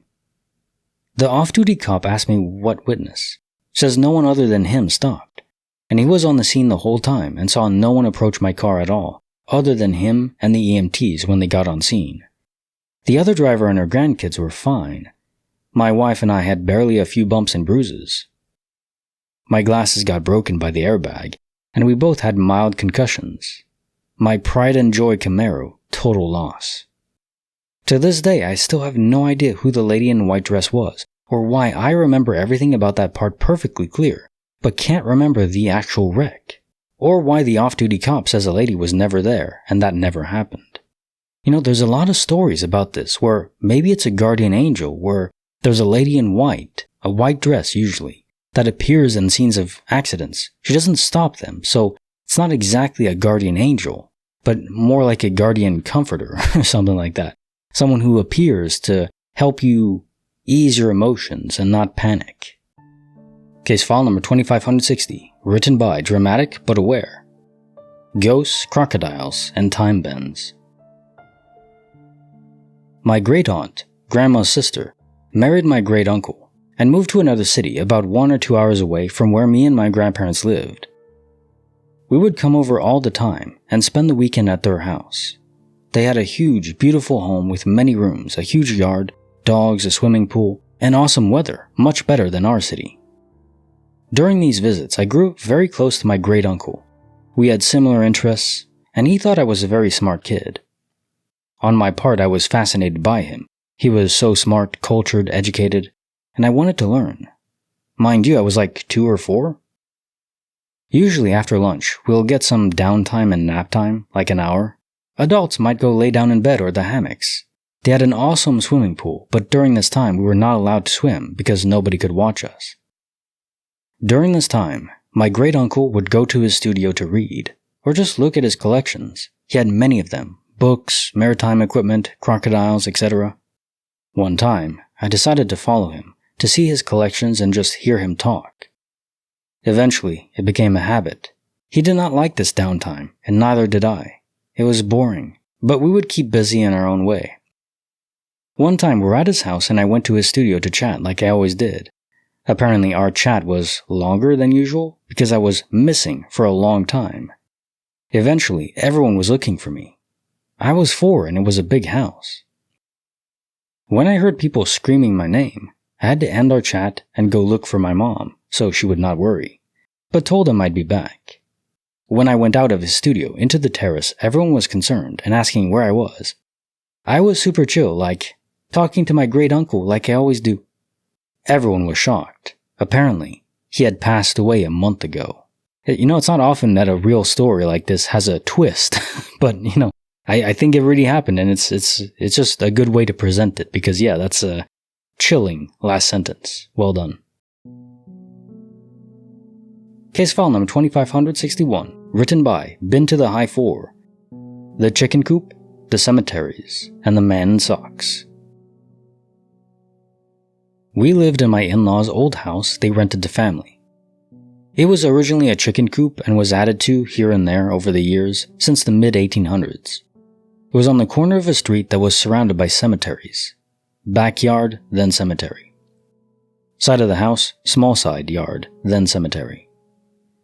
One day I was home alone getting ready for a party we were going to. It was just me and the kids home. At the time they were toddlers and napping. Dogs were outside in the yard. I was in the bathroom and saw my husband, or at least the back of him. Mainly his black slacks and white socks out of the corner of my eye going into our room. I start talking to him from the bathroom, asking him to please check the appetizers I made for the party and see if they're yummy. He didn't answer, so I go into the bedroom to ask him if he'd try one. He wasn't there. I think, where the hell did he go? I walk to the living room. He's not there or the kitchen. My hair stands up, and I look out the window to see if the car was there, and it wasn't. He wasn't home yet, but I know my door swung open to the bedroom, and I saw him walk in there. I immediately freak out, thinking he died in a car accident on the way home, and isn't aware he's even dead. I frantically am calling him, and he shows up home 10 minutes later. I'm telling him what happened, and he thinks I've gone crazy. To this day, he and everyone laugh it off, and the catchphrase is, "Ghosts don't wear socks in our family." Another incident. Our current house. It is almost 100 years old. I'm aware things creak and rumble, etc. But when we first moved in, I was in the bathroom getting ready for bed and washing my face. The door was shut because I went to pee beforehand. Our German Shepherd was in the bathroom with me. As I'm washing my face, the door, which is closed, moves and makes a sound, as if someone just did a running kick to it, and bulges, but doesn't open. I get mad thinking someone is being a jerk about needing the bathroom. I whip the door open, but no one is there. I walk out and look left, and my husband is already asleep in bed with our other dog, literally laying on his feet asleep. My kids' room down the hall are all asleep. I checked on them. No one was awake but me and the German Shepherd. I immediately finished my routine and jumped into bed, and laid in bed nervous and paranoid about what the hell could have done that to the door. I remember the moment that door got slammed into, my German Shepherd Marlowe shot up and stared at it along with me. Both of us are like, what the hell was that? Literally just today I was trying to take a cat nap on the couch, and no one is home but me and the dogs. I'm starting to fall asleep and suddenly hear what sounds like my kids messing around upstairs. I instinctively go to tell them to stop it, but then remember all the kids are in school, and I have to leave in 20 minutes to go get them. The dog got off the couch and walked over to the staircase, and just sat there for a second after she heard the noise upstairs too. I once again text my husband about it. I'm not crazy, and I'm not making crap up. He again explains away crap, but I'm telling you, I'm not freaking crazy. My father-in-law always had stories about the first house, as they bought it in the 70s and lived there until 2004, but it just then got used by their sons when they moved out on their own. The second house we bought in 2015, my father-in-law had a friend who was sensitive to that stuff, and he told us a story once of how this friend was over, and they were taking the trash out one night, and the cans were on the other side of the house near the cemetery, and the friend just went, "Man, they sure are active tonight." My father-in-law was like, "Who?" Friend goes, "Them," and just points to the cemetery. My father-in-law said he never took the trash out at night after that. Understandable. Doesn't make you wonder how many echoes or spirits are left over in cemeteries after the fact. How many are still bound to that location? And do they have like ghost parties together? I mean, they would chit-chat, right? They'd have to, pass the time. And the door slam story is the most peculiar one to me because it happened to me too when I was a teenager, maybe 12 or 13. I was home alone, my mom was working, parents were divorced, and just the front door was slammed into. And I immediately went to check the window and nothing was there at all. Then I went outside, probably shouldn't have, but I did, and there was nothing there. No cars, no people, no animals, nothing. Nothing that could have slammed into it with that much force. And I mean, I was shocked the door didn't break open. I guess it was a strong door, but something hit it with force. Never found out what it was. A spirit? Maybe? But nothing else haunted ever happened there. Nothing at all. Case file number 2562, written by Nainta. A crash without a trace. My husband and I went for a drive up to one of the lakes around here. We weren't speeding or anything, but a deer jumped out in front of us. My husband slammed on the brakes, and we barely missed it as it jumped over the hood of the pickup. All of a sudden, my husband started freaking out. "Oh my God, are you okay? I didn't have time to stop. I couldn't stop." I couldn't figure out what he was going on about. He jumped out of the pickup and started taking pictures of the truck. I got out too, but couldn't figure out what he was taking pictures of. He jumped back in the truck, and we started backtracking. He kept telling me to look in the ditches along the road. I asked what we were looking for. He said we were looking for the deer, and he needed to put it out of its misery. I asked him why, because we didn't hit it. He said we did, and pulled out his phone to show me a picture. It was a picture of our truck, with the license plate clearly visible. The front end was smashed in, and there was hair and blood in the grill. I asked him what kind of sick joke he was playing, and told him again we didn't hit it. I made him get out of the truck and look. When we got out, there was no damage. I asked him where he got the picture, and he said he just took it a few minutes ago. I asked him to show me his phone, so I could check the date and time of the photo. I couldn't find the photo. I connected his phone to the computer when we got home, and ran data recovery on it, but there weren't any deleted photos. My husband doesn't have the technical skills to fake the photo, and the truck was our only vehicle, so I would have known if it had been in the shop for a previous accident. My husband just kept pacing and saying he knows we did hit the deer. He refused to drive for several months after that, so I know something affected him, truly. So in cases of crashes, I would often just attribute it to quantum immortality. But in this case, it's almost like you both occupied different universes at the same time, but were still aware of each other. It's like there was a lag in the transfer of your soul, but it's hard to place because if you still were in the originating universe, where you saw the picture, you were still in the mindset that you didn't hit anything. So even if you did die, why did you feel nothing? You didn't feel like you were injured. You literally felt like nothing was wrong. Now, if you were already in the transferred copy, how were you aware of him, the him that did have the picture? It's a jumble. Things are not layered properly in this glitch. The universes just didn't meld correctly. And there's nothing else to say besides that. It was just a jumble. Case file number 2563, written by No One Shock, 3D Cat. When the Warrior Met the Whisper. A while ago, 1 month and a half-ish, I used to be alone in my room at night, and I would sometimes feel discomfort while trying to sleep or anything. I am religious, and not at the same time. I'm really invested in religion, and I don't break its rules and I have it as a red line, but at the same time I stopped praying. I was learning to pray, and then a series of events happened for a while, and I wouldn't stay at home and I still didn't memorize everything. So I stopped because I simply wouldn't be at home and I didn't have the sheet on me. I'm Muslim. Anyways, I would feel the major discomfort and sometimes hear stuff. Now, I'm not the type that is a scaredy cat. I usually just get my knife and roam the house searching for the source. My friends call me the warrior. I legit don't care about pain or fear. So, I would roam the house with no luck. Sometimes I'd be facing the wall while laying on the bed. Then I suddenly fear something and turn immediately. Or I would be on the phone and see something off my peripheral vision. This wasn't the first time I experienced stuff like this. I have a lot of stories revolving around paranormal stuff in my house. Apparently only I experience it, but there is a surprise later. I wouldn't be thinking about it for it to just be me imagining it. So that isn't a choice.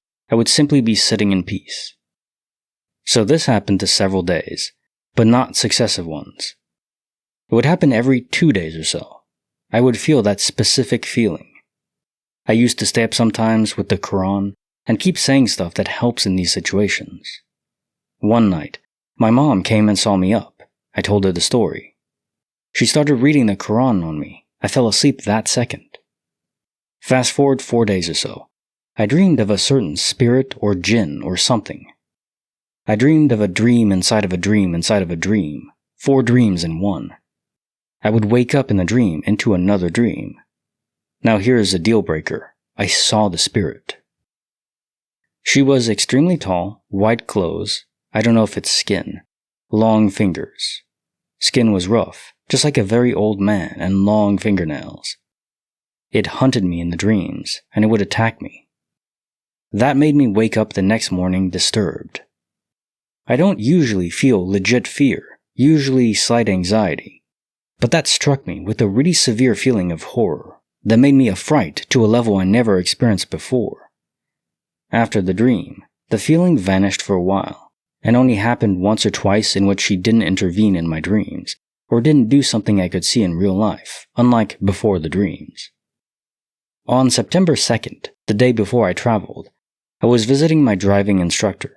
She is a very good family friend, and she even taught my mom back in the day. And my mom and sister were there. While we were chatting and stuff, my sister said by accident that she had a nightmare. She was talking about not having proper sleep schedule. Out of curiosity, I like this stuff, so I asked her what she did dream. She told me she saw a jinn called Alexa. I looked at my mom and told her to describe her to me. Oh, and here it goes. She described the same thing that I saw, literally with the same details and same stuff, accurately. I was shocked in disbelief. I looked at my mom. I told her, "What did I tell you a few days ago?" She was shocked. My mom doesn't believe in this stuff. She usually disregards him as a human mind making visions. I traveled the next day. I haven't experienced anything until yesterday. I currently work at a gas station, so yesterday at 11:45 p.m., I had closed 10 to 20 minutes prior, 11:30. I was in a good mood. Had music blasting for the past 2 hours or so, while doing the usual schedule. I was counting the money, then I felt something behind me. I looked very fast to the direction I thought I saw something. Literally same awareness feeling I had before I traveled. I looked at the cameras and couldn't see anything. I got my keys, at least I can stab, and went around the aisles to check if there are anything. Nope, nothing again. I finished counting the money, I made the tasks, and left. I still haven't felt anything at home yet. Well, the keyword might be yet. Keep a vigilant lookout. This jinn sounds, well, maybe not threatening, but disturbing. Case file number 2564, written by Quador, Spiderweb Logic. I was on vacation with my family, and our vacation home was at the border of a forest. We all enjoy nature and walking, so it was great. After we were already there a few days, I got bored in the afternoon, and decided to take a short stroll by myself.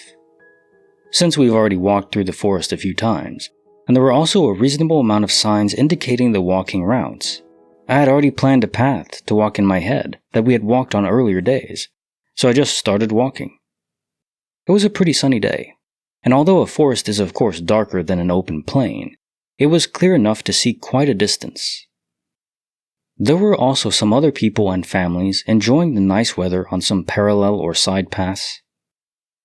When I started from our vacation home, a woman was walking in front of me. She was slightly taller than me, which isn't too surprising since I'm a pretty short guy, 5'6", 168 meters. So I was walking for about 10 minutes already, and she was still in front of me, apparently taking the same route I had planned to take thus far, at the point we were at, a narrower path. Then I walked straight into a spiderweb with my head. Don't you hate it when that happens? So I tried to remove it from my hair, mouth, and cheeks. While doing so, after no more than a few seconds, I froze and felt a shiver go down my spine, realizing that the obviously taller woman in front of me, walking the same path, should have broken the spiderweb. So I look in front of me, where I last saw her just a moment ago, after she had walked in front of me for the past 10 minutes, and no one was there. She was gone. And the weirdest part, there wasn't any tree thick enough to hide behind when we were at that point, just some thin trees and some small bushes. I just stood there dumbfounded, searching all around me for her. I even looked up in the trees above me. I finished the walk I had planned, but I must admit, I did walk a bit faster and didn't sleep so well that night. Can you imagine if it was just a prank and she was just hiding in the trees above you? That would have been funny. Probably equally terrifying though. Imagine she jumps down. Oh boy. She has become the spider.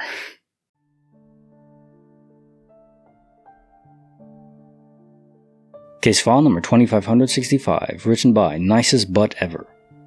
A Side of Wisdom with my shift. I used to be a server at this diner. I was going through a really rough break with someone who I was fully invested in at the time, and was just going through some really tough times. I worked just as normally as I would any other day, as I have a good way of keeping my home life separate from my work. My coworker and I were the last two servers closing on a really slow night a couple hours before closing. A really old man came in the restaurant holding a book, and it just so happens to be my turn to be sat. So I greeted him and escorted him to a booth in my section. I asked him what he would like to drink, and he didn't respond. He just looked at me and smiled. It was a really warm and comforting smile. I told him I was in no rush and to take his time. A couple minutes go by and I noticed he wasn't looking at the menu, but was looking through what appeared to be his photo album.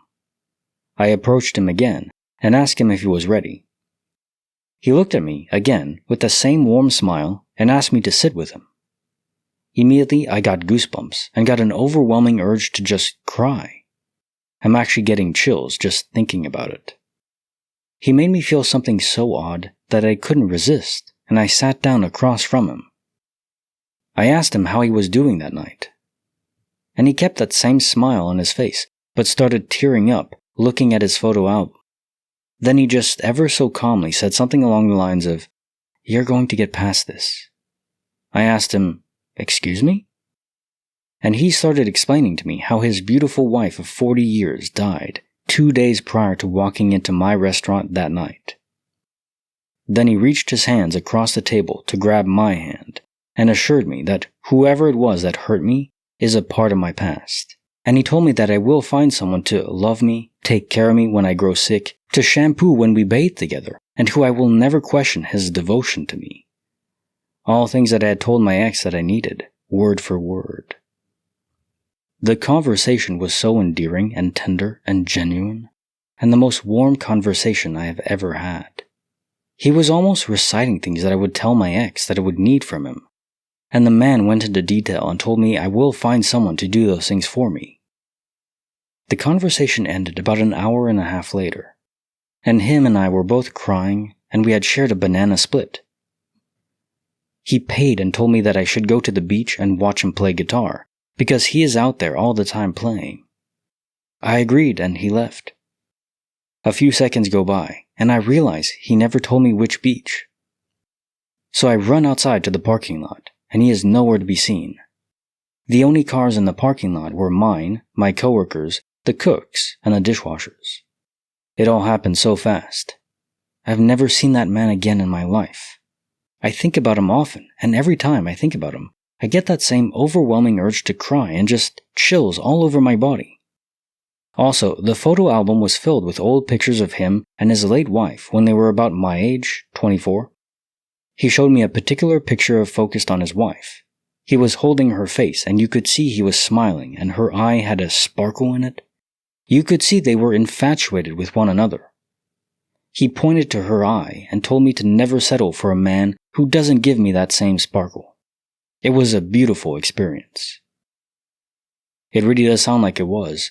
I wonder, was it just instinctual from him, or did he really know more than he let on? How did he know you were going through a rough patch? I mean, maybe it was written on your face, that's possible. Maybe you separate your personal life and work mentally in your actions, but it still could be written on your face, that we can't always control that if we're distraught and just sad. But how he got away so quickly, just vanished in the parking lot? Different universe, or was it a spirit? Was he dead too? I don't know, but he clearly told you what you needed to hear. Case file number 2566, written by Anonymous. Strawgate at 2 a.m. Around 4 years ago, my roommate and I went to Taco Bell at around 2 a.m. And after we ordered, we checked the bag to account for all the food and our straws. We then took our straws out and put them in our drinks. As we parked the car at the apartment, I noticed my straw was no longer in my drink. I searched the car for like 10 minutes, but to no avail, so I gave up and went inside with him. When we walked in, I set the bag on the counter, went to wash my hands, and then lifted the towel, and found a Taco Bell straw underneath it, with a little residue on the inside as if it were used. I know my roommate wasn't pranking me, because he walked in behind me, and there was no way he could have planted it there. We had a lot of friends over during that time, so I asked each of them if they remember getting Taco Bell recently, and they said no. I went back and searched the car some more and never found it, nor was it inside the bag or trash. Retraced my steps and everything. The last sip I took was seconds before we parked, and I was holding the drink the whole time. Would have noticed if he grabbed it and threw it outside. It somehow went from being in my cup to being in the house. He also said that it was crazy and unexplainable. Chalked it up to sometimes things happen that don't make sense. I'm convinced I teleported a Taco Bell straw using psychic powers. Well, I don't know if it was your power, but yeah, sometimes things don't make sense. Not on the surface. Case file number 2567, written by Dole Librarian, 4049. Dad vs. Door, the Invisibility Paradox of 96. Spontaneous human invisibility happened to my dad, only he never knew it. To start, my dad was always obsessed with closing the doors at night to not let the bugs in, Louisiana. This is important to the story. If we went outside, we had to do it very fast or he would yell. One night in 1996, I was going out in New Orleans. It was Halloween night, so I was dressed as the Grim Reaper. Before I went upstairs to do my makeup, I told my dad, "I'll be down in 20 minutes. As I was walking down the stairs 20 minutes later, I noticed the front door was wide open at night. What the hell? Trust me, this was a big deal. I looked outside and called for him. I looked where my dad always sits, the TV was on, and his cigarette burning all the way down to the ashtray next to where he sits. He never leaves his cigarette. I decided to wait. I sat on the couch in full makeup and black robe, waiting 30 minutes for him to show up. I was watching his cigarette burn all the way down. All this time, the front door would have been wide open had I not closed it. Finally, I locked up the house and drove off to meet up with my friends. The next morning, I asked him, "Dad, where did you go last night? You left the front door wide open." He said angrily, "As if I would ever leave the front door open. I was here waiting for you to show me your costume, but you just disappeared. You were temporarily separated by a different partition of the same server." There was another case where someone went invisible, so-called invisible, often in his life, and it's just speculation, but I think it's just different partitions of the same server. You can fully transition servers via quantum immortality most of the time, but if you're still stuck in the same server, you're just in the same server, it's just a partition issue. Case file number 2568, written by Scarp Mady. Decked Out by the Multiverse. Last year, I bought a 23-foot motorboat. If you've ever owned a boat, you know it's a lot of work, especially after winter, to get everything cleaned, inspected, and ready for the putting of the boat back in the water. Earlier this spring, I spent 2 full days at the boatyard doing just that. I took down the winter pressing cover, polished the hull, did some minor engine maintenance, and carefully inspected everything to plan my to-do list for the season. One issue jumped out right away, and it got me seriously concerned. The teak decking needed attention. As is common on boats, my decking is made of teak slats with black Sikaflex rubber between each seam. What I saw wasn't just wear and tear, it was obvious and very visible. Several strings had come loose and were hanging out of their seams.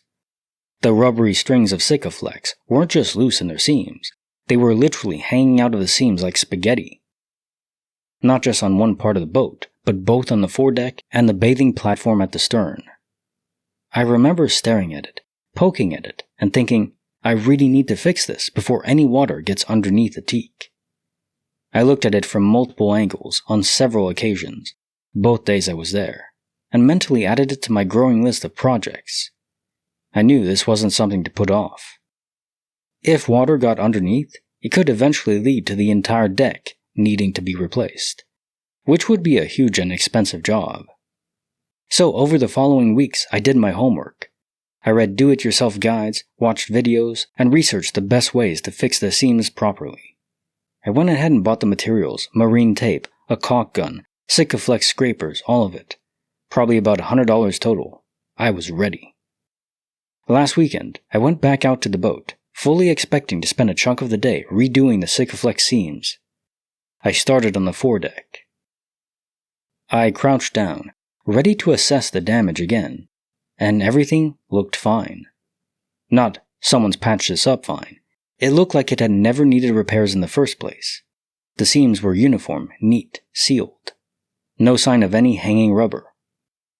I was confused but thought maybe I'd misremembered which part of the boat had the issue, so I walked back to the bathing platform, expecting that to be where the loose seams were. Same thing. Perfectly intact Sikaflex. No visible gaps. No dangling spaghetti-like strings. I crouched down again and examined the seams up close, trying to find cracks or any signs that something had shifted or resealed itself, but there was nothing. No signs of repair, no residue, no unevenness.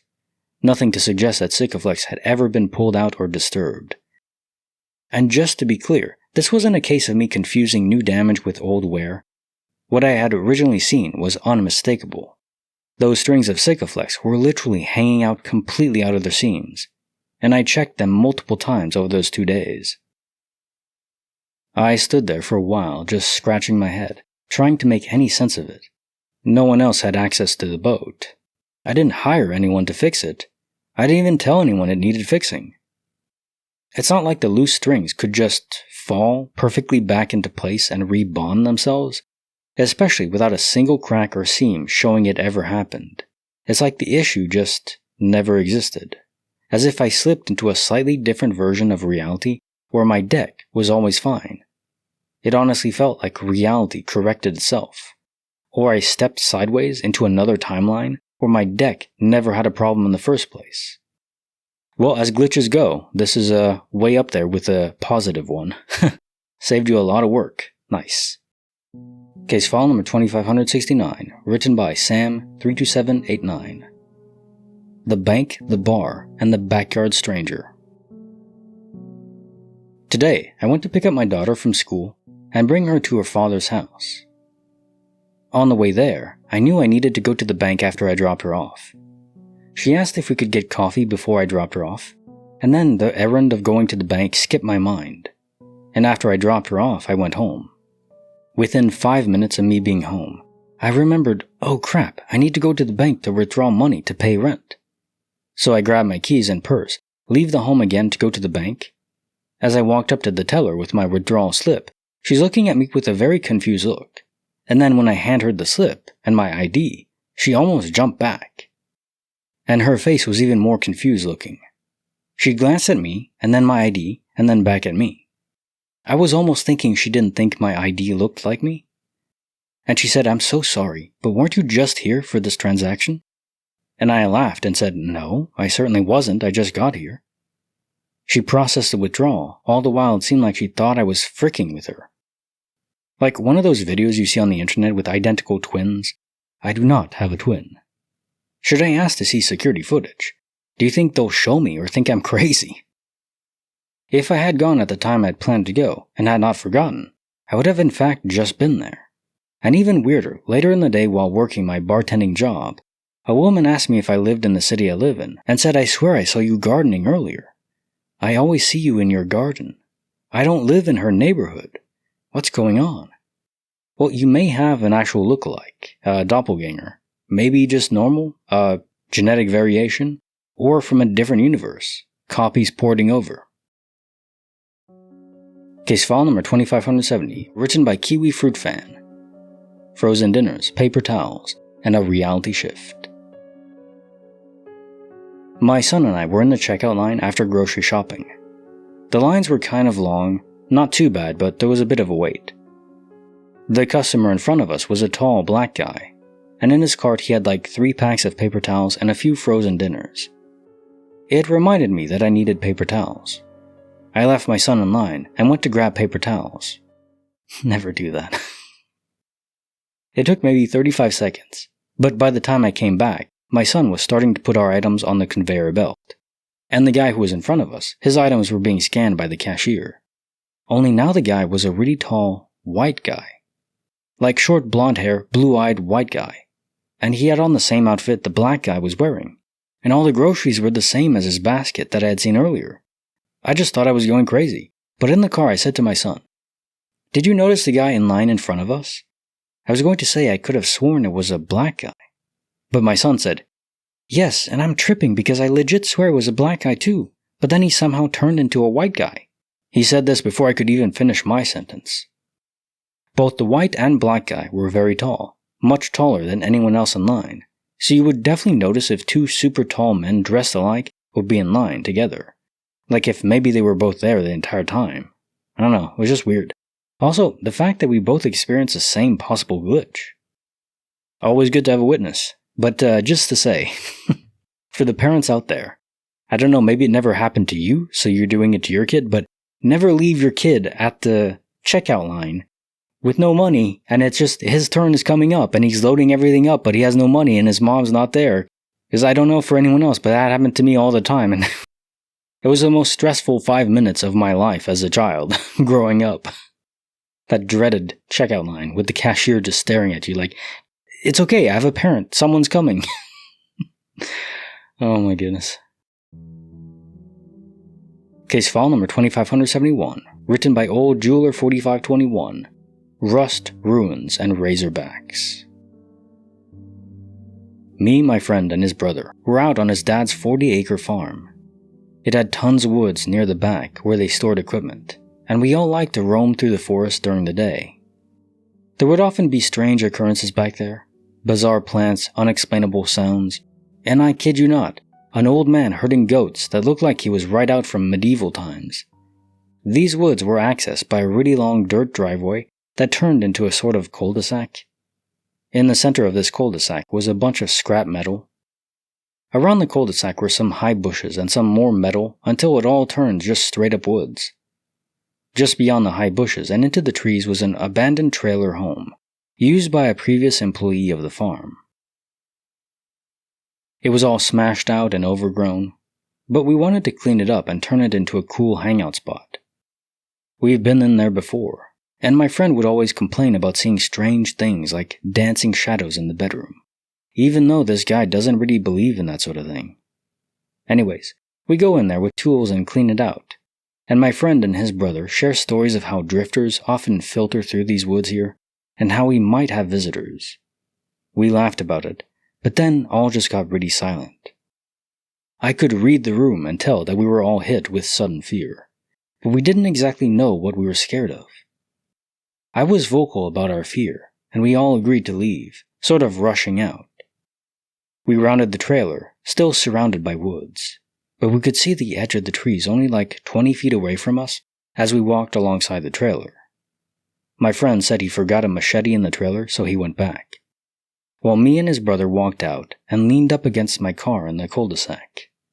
We just stared back into the woods, waiting for my friend while chatting, until we heard a low grunt in the woods, followed by my friend screaming and shouting, saying stuff like, "Are you guys freaking with me? I hope that was you guys." He came out, very pale, out of breath, holding the machete alongside some other tools. We asked him what was wrong. "I heard a fucking pig grunting," he shouted. Shivers went up my spine, and recalling this detail still makes that shiver go up my spine even to this day. We told him it wasn't possible for us to do that. He further explained that as he walked out, he heard rustling from behind in the leaves, and a really loud pig grunt. For clarification, this farm we are on is not a pig farm. It's a fishery farm, where fish and shellfish are kept in large outdoor tanks. We were all scared, but being late teenagers, we were compelled to go back in and find this thing. We gathered our knives and machetes and whatever other weapons we had on us, and went back to the trail. Just as we began to walk in, we heard long whistling from the woods, exactly like the whistling on the song Dogs by Pink Floyd. We turned back and got in the car and went back to the estate. We like to think what we encountered was a pig man, due to the whistling and heavy crunching in the bushes, but we'll never know. Case file number 2572, written by JTrain10, Rain, Kids, and a Glimpse Through Time. 5 years ago, my school took all of 7th grade on an overnight field trip to Charleston, South Carolina. I had previously lived in the Charleston area for 5 years, so I was very familiar with most of the places we were taking the kids. On the first day, we stopped at a park in the old North Charleston Naval Base, so the kids could eat lunch. It was an overcast day with cloudy skies and sporadic rain. As the kids ate their lunch, I was drawn to what appeared to be an abandoned house sitting at the top of a small hill. I decided to take my group up to the hill to check out the house, since I like abandoned places and all the kids were done eating. The house appeared to be at least 100 years old, and was surrounded by trees covered in Spanish moss. The dreary sky and moss-covered trees really gave the house a haunted look. The house was fenced off, and all of the lower floor doors and windows were boarded up. While I was checking out the house, while also making sure the kids didn't kill each other, I noticed the curtain in one of the second-story windows move. I then saw a hand grab the curtain and pull it to the side. Staring down at me was a woman wearing a dress that appeared to be from the 1900s. One of my students also saw the lady before she quickly disappeared back behind the curtain. I spent that night trying to find any information I could about the property. It turns out the house was the Admiral's quarters back when the base was open, and does have some reported paranormal activity. I will go as far as to say I saw a ghost. Not necessarily, but it seems that way. Did I see something that I cannot seem to logically explain after 5 years? Yep. The house was clearly abandoned, and every way to access it from the bottom floor was boarded up. The fence surrounding the house was at least 8 to 10 feet tall, and in a fairly public area. It just seems highly unlikely it was a person squatting in the house. Case file number 2573, written by Acrobatic Pandas. 9 lives and 1 last goodbye. When I was 5 or so, I went to a pet store and sat down in the room with the kittens. One cat would not leave me alone. I took him home, and over the next 13 years or so, this cat loved me, in ways I don't think I ever fully appreciated as a child. He was amazing. He slept in my bed. He loved me and I loved him. When he got sick, I knew it was over. The vet told us he needed to be put down. He was in pain and it showed in the litter box. He was in so much pain. I stayed up the entire night leading up to his vet appointment with him. Laid with him on the couch, knowing I was spending his final moments with him, until it was time to take him in. I was in my teens and couldn't bear it. I couldn't go. My mom ended up being the one to hold him for his last moments, and I hated that I wasn't strong enough to be there for him. It pained me for a while. There was a night I drifted off and entered a dream. In the dream, I was walking home, and as I approached the front door, there he was, chilling at the doorstep like he always was. He just stared at me. I remember looking at him thinking, "You're dead." And suddenly everything became incredibly vivid. He just sat there, slowly blinking at me like cats do when they love you, just blinking. I was overcome with this feeling of peace, and then he slowly faded away, never looking away from me, and the dream went back to normal. I do remember the dream continued a bit. I went to play basketball and lost the ball. Then I woke up and started bawling. I didn't know if it was all a dream, but it felt like he came back to let me know it was okay. Even writing this is getting me emotional, remembering how it felt. I've never in my life had a dream like that again. Now the other story, which oddly enough involves a cat too. I lost my grandma in the mid-90s. She died in the hospital due to surgical complications. My uncle, her son, lived a few hours away and would often come to visit. He would sometimes bring this cat with him. A few years prior, he had brought his cat, and my grandma had accidentally let him outside. My grandparents lived on the very edge of town. Behind them was heavy bush and trees. If you walked south through it all for 20 minutes or so, you'd come out in one of the parks in the town. But to the west, there was just trees and bushes, a river, nothing else. We always assumed he got lost in there. My uncle eventually returned home without his cat, and apparently my grandma always felt horrible. The night we had our open casket, the entire family was there, including his son, along with her others who lived 20+ hours away. Everyone came. Everyone sobbed as we stared at her laying in the coffin, and then went home. My uncle was the first one back to the house. As he approached the doorstep, there was a black and white cat waiting to be let inside. It was his cat. The next day he took it to the vet, who confirmed that the tattoo within the ear was registered to him and his address. It was absolutely his cat. We're sure someone else had took it in and raised it for a few years, but he was back with my uncle who took him home. The cat lived for quite a while after, at least 6 or 7 more years. We always felt like it was my grandma fixing her mistake. The fact that it happened on the same night as her open casket has always freaked me out. My uncle had returned home countless times over the years and had never seen it once until that night. 2 beautiful stories, but the first one really hit me and reminded me when I used to work in Florida for a Humane Society kennel, and sometimes, not too often, we'd have to put down dogs or cats, animals that just were in pain. And, boy, I could never be in the room where they did that. Even though they weren't my pets, I was just working there, but it's still, something about it really touches inside me. It's like, it's a visceral reaction. It's like, yeah, okay, you're helping them because they're in pain. There's no way to help them to fix it, or it's just too expensive. But still, killing a pet, killing someone that just wants to be loved, they say dogs are too good for us. Case file number 2574, written by the Leviathan.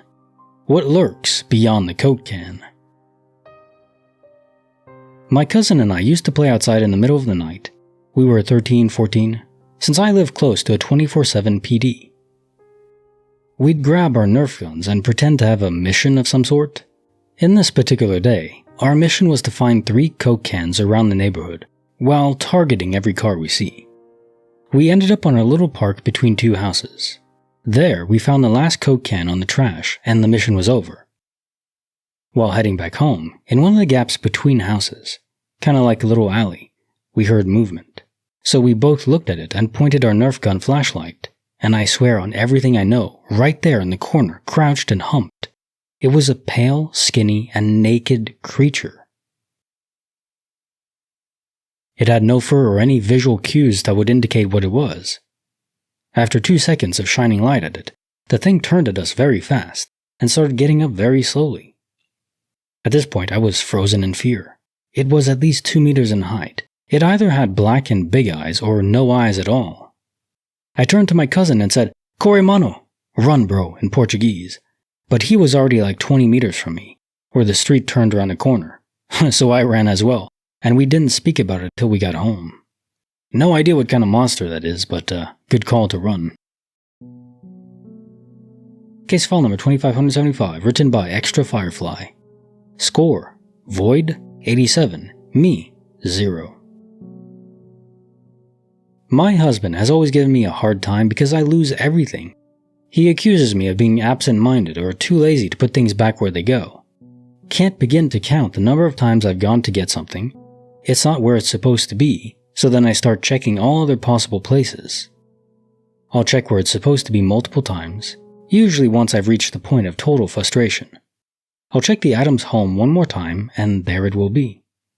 I've always just chalked it up to being forgetful.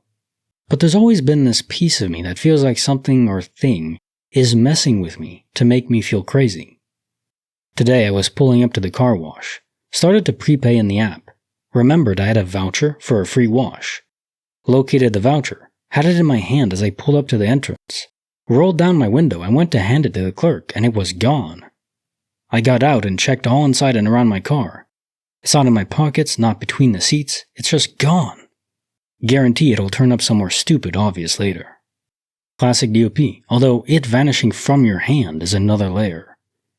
You didn't feel it happen. I guess you're not really thinking about the sensation, and then it's just gone. Case file number 2576, written by Aspism. CCTV says no, but my memory says yes. So here's the deal. I work as a salesperson in a tobacco press, a French shop that sells tobacco, newspapers, magazines, snacks, and some electronics. Most of the time, I'm selling cigarettes, but also snacks, multimedia stuff, and magazines and newspapers. I'm mostly alone in the shop, starting in the early afternoon when my boss finishes, so we overlap for about 30 minutes to an hour, depending on the day. The story happened last Monday. There are these 2 middle schoolers I'm starting to know pretty well who hang around the shop for an hour or less.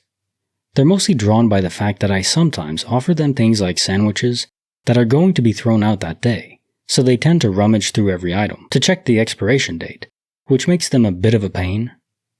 That day, they started touching the headphones, asking me things like, "How much are these 6 headphones?" and other childish stuff like that. While they were loitering, some customers came in. There must have been 3 of them, so a small queue formed. While the customer in front of me was paying, I noticed the customer behind him picking up a box of headphones. It was a tall black man, around 50 years old, dressed almost entirely in black, with a graying goatee and dreadlocks. His facial expression was quite stern. Once he got to the till, he asked me for a pack of cigarettes, no headphones. I suspected him of theft, so I glanced at the headphone display and saw that the headphones were back in place.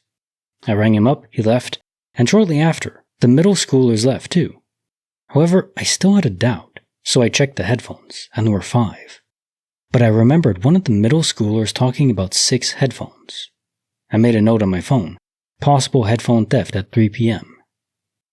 The next day, at the time I started work, I asked my boss if it was possible to check the security camera footage because I suspected theft. She fast-forwarded it, quite quickly, so you couldn't really see precise movements, but we could still make out the different customers entering and leaving.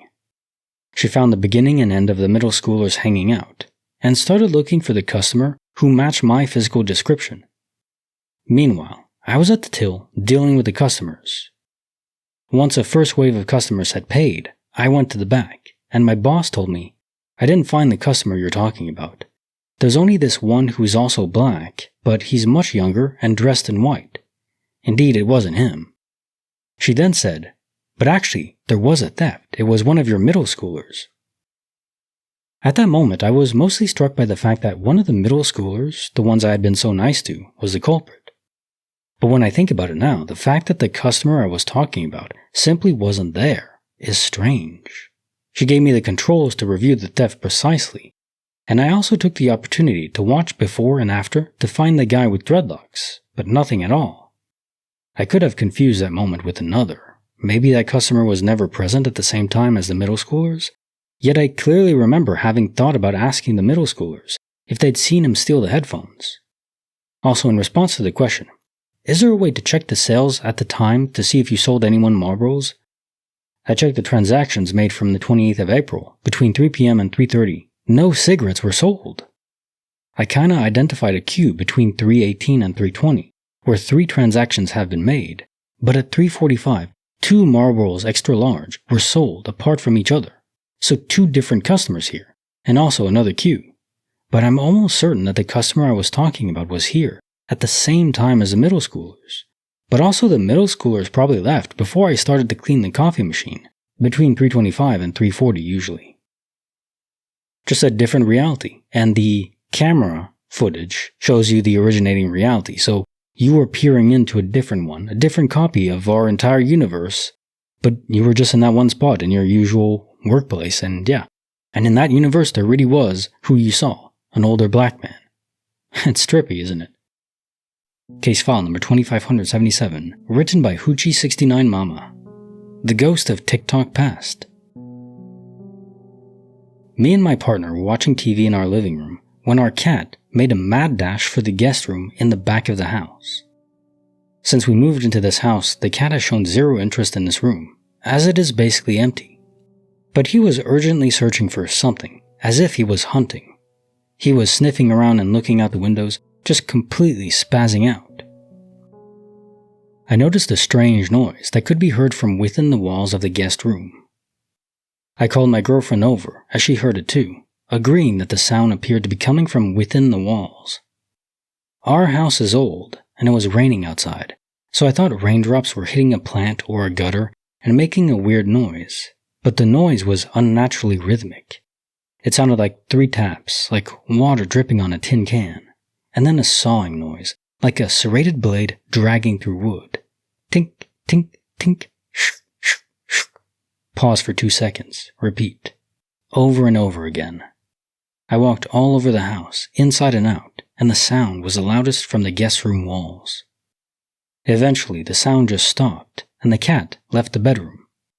I returned to the living room, sat down on the couch, and pulled my phone out from my pocket. I opened the TikTok app, and the first video that popped up was a man cutting through limes all the way through the cutting board. He then began tapping a stainless steel cocktail shaker. Then I realized the sound from this TikTok video was the exact same sound that was emanating from within the walls of my guest bedroom.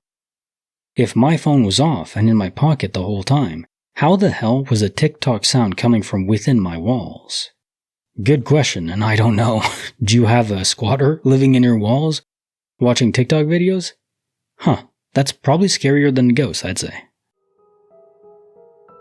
Case file number 2578, written by That Was Back in College. 1 brother, 2 bodies, infinite chaos. I have 2 kittens, a brother and a sister, about a year old. Close to full grown, but still super rambunctious. I work from home at the dining room table.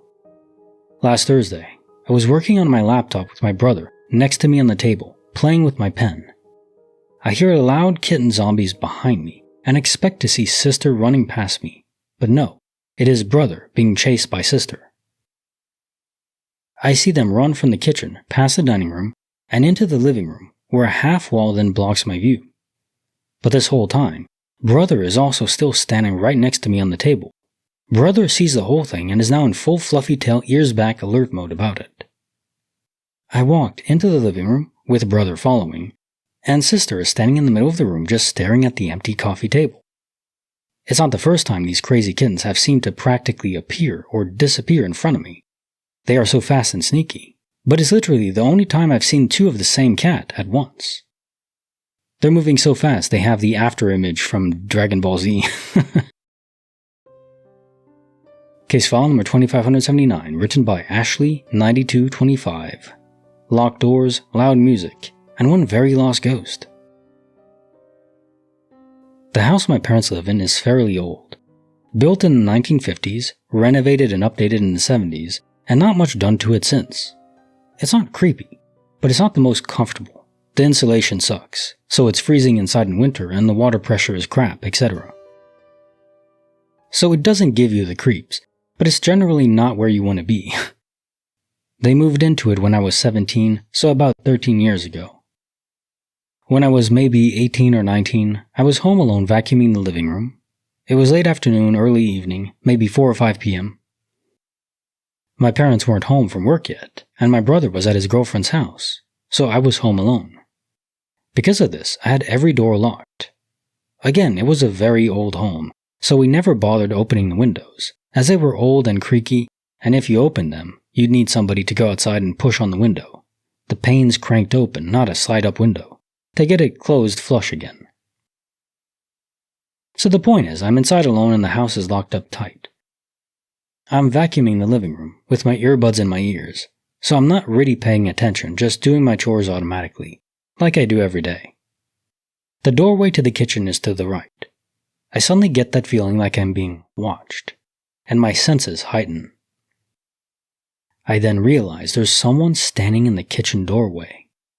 I jump, practically throw the vacuum, shriek, and yank out my earbuds. "Who are you? What do you want?" It's an older man. Thinning hair on top, tall, dressed in clothing that looks circa 1970s. He doesn't react at all to my antics. Doesn't even blink when I jumped or screamed. He's looking at me, not angry but almost confused and sad. He looks puzzled and sad. Without a word, he turns around in the doorway and walks off to the right, towards the back door in the kitchen. I'm shaking and scared, but I grab something heavy. I think it was one of my stepdad's sports decor pieces, and tiptoe towards the kitchen. I hadn't heard a single sound when I asked who he was. Not a footstep, which wasn't possible. The kitchen floor is creaky as hell. Not a door opening, nothing. I get to the kitchen doorway and peer around, then look towards the back door. The kitchen is empty. The back door is still bolted and locked. I open the one other door in the kitchen, the one leading to a bathroom that's connected to the den. He's in neither room. And the far door of the den is locked from the inside like it always is, and it can't be locked while the door is open and then closed again. You have to lock it from inside and turn around and go out through the bathroom and come out through the kitchen. I check the whole house. I unlock the back door and go check the backyard, the side of the house, the gate. All is empty and all is still locked. Here's the thing. The man? He was a dead ringer for the description we were given about the man who first bought the house back in the 1950s and who died there in the 1970s. The echo of someone who was really alive back then and then perished. For some reason, he's still bound to the house, and it's not a haunting, it's just a spirit. He doesn't mean you any harm, and you got that sense of it. Case file number 2580, written by Buggy77, Smiling Silence. I was in the kitchen with my kids, and my husband was outside working on his truck. I heard a knock on the garage door, leading into the house, and I looked over and saw the door was locked. I naturally assumed it was my husband who was trying to get in.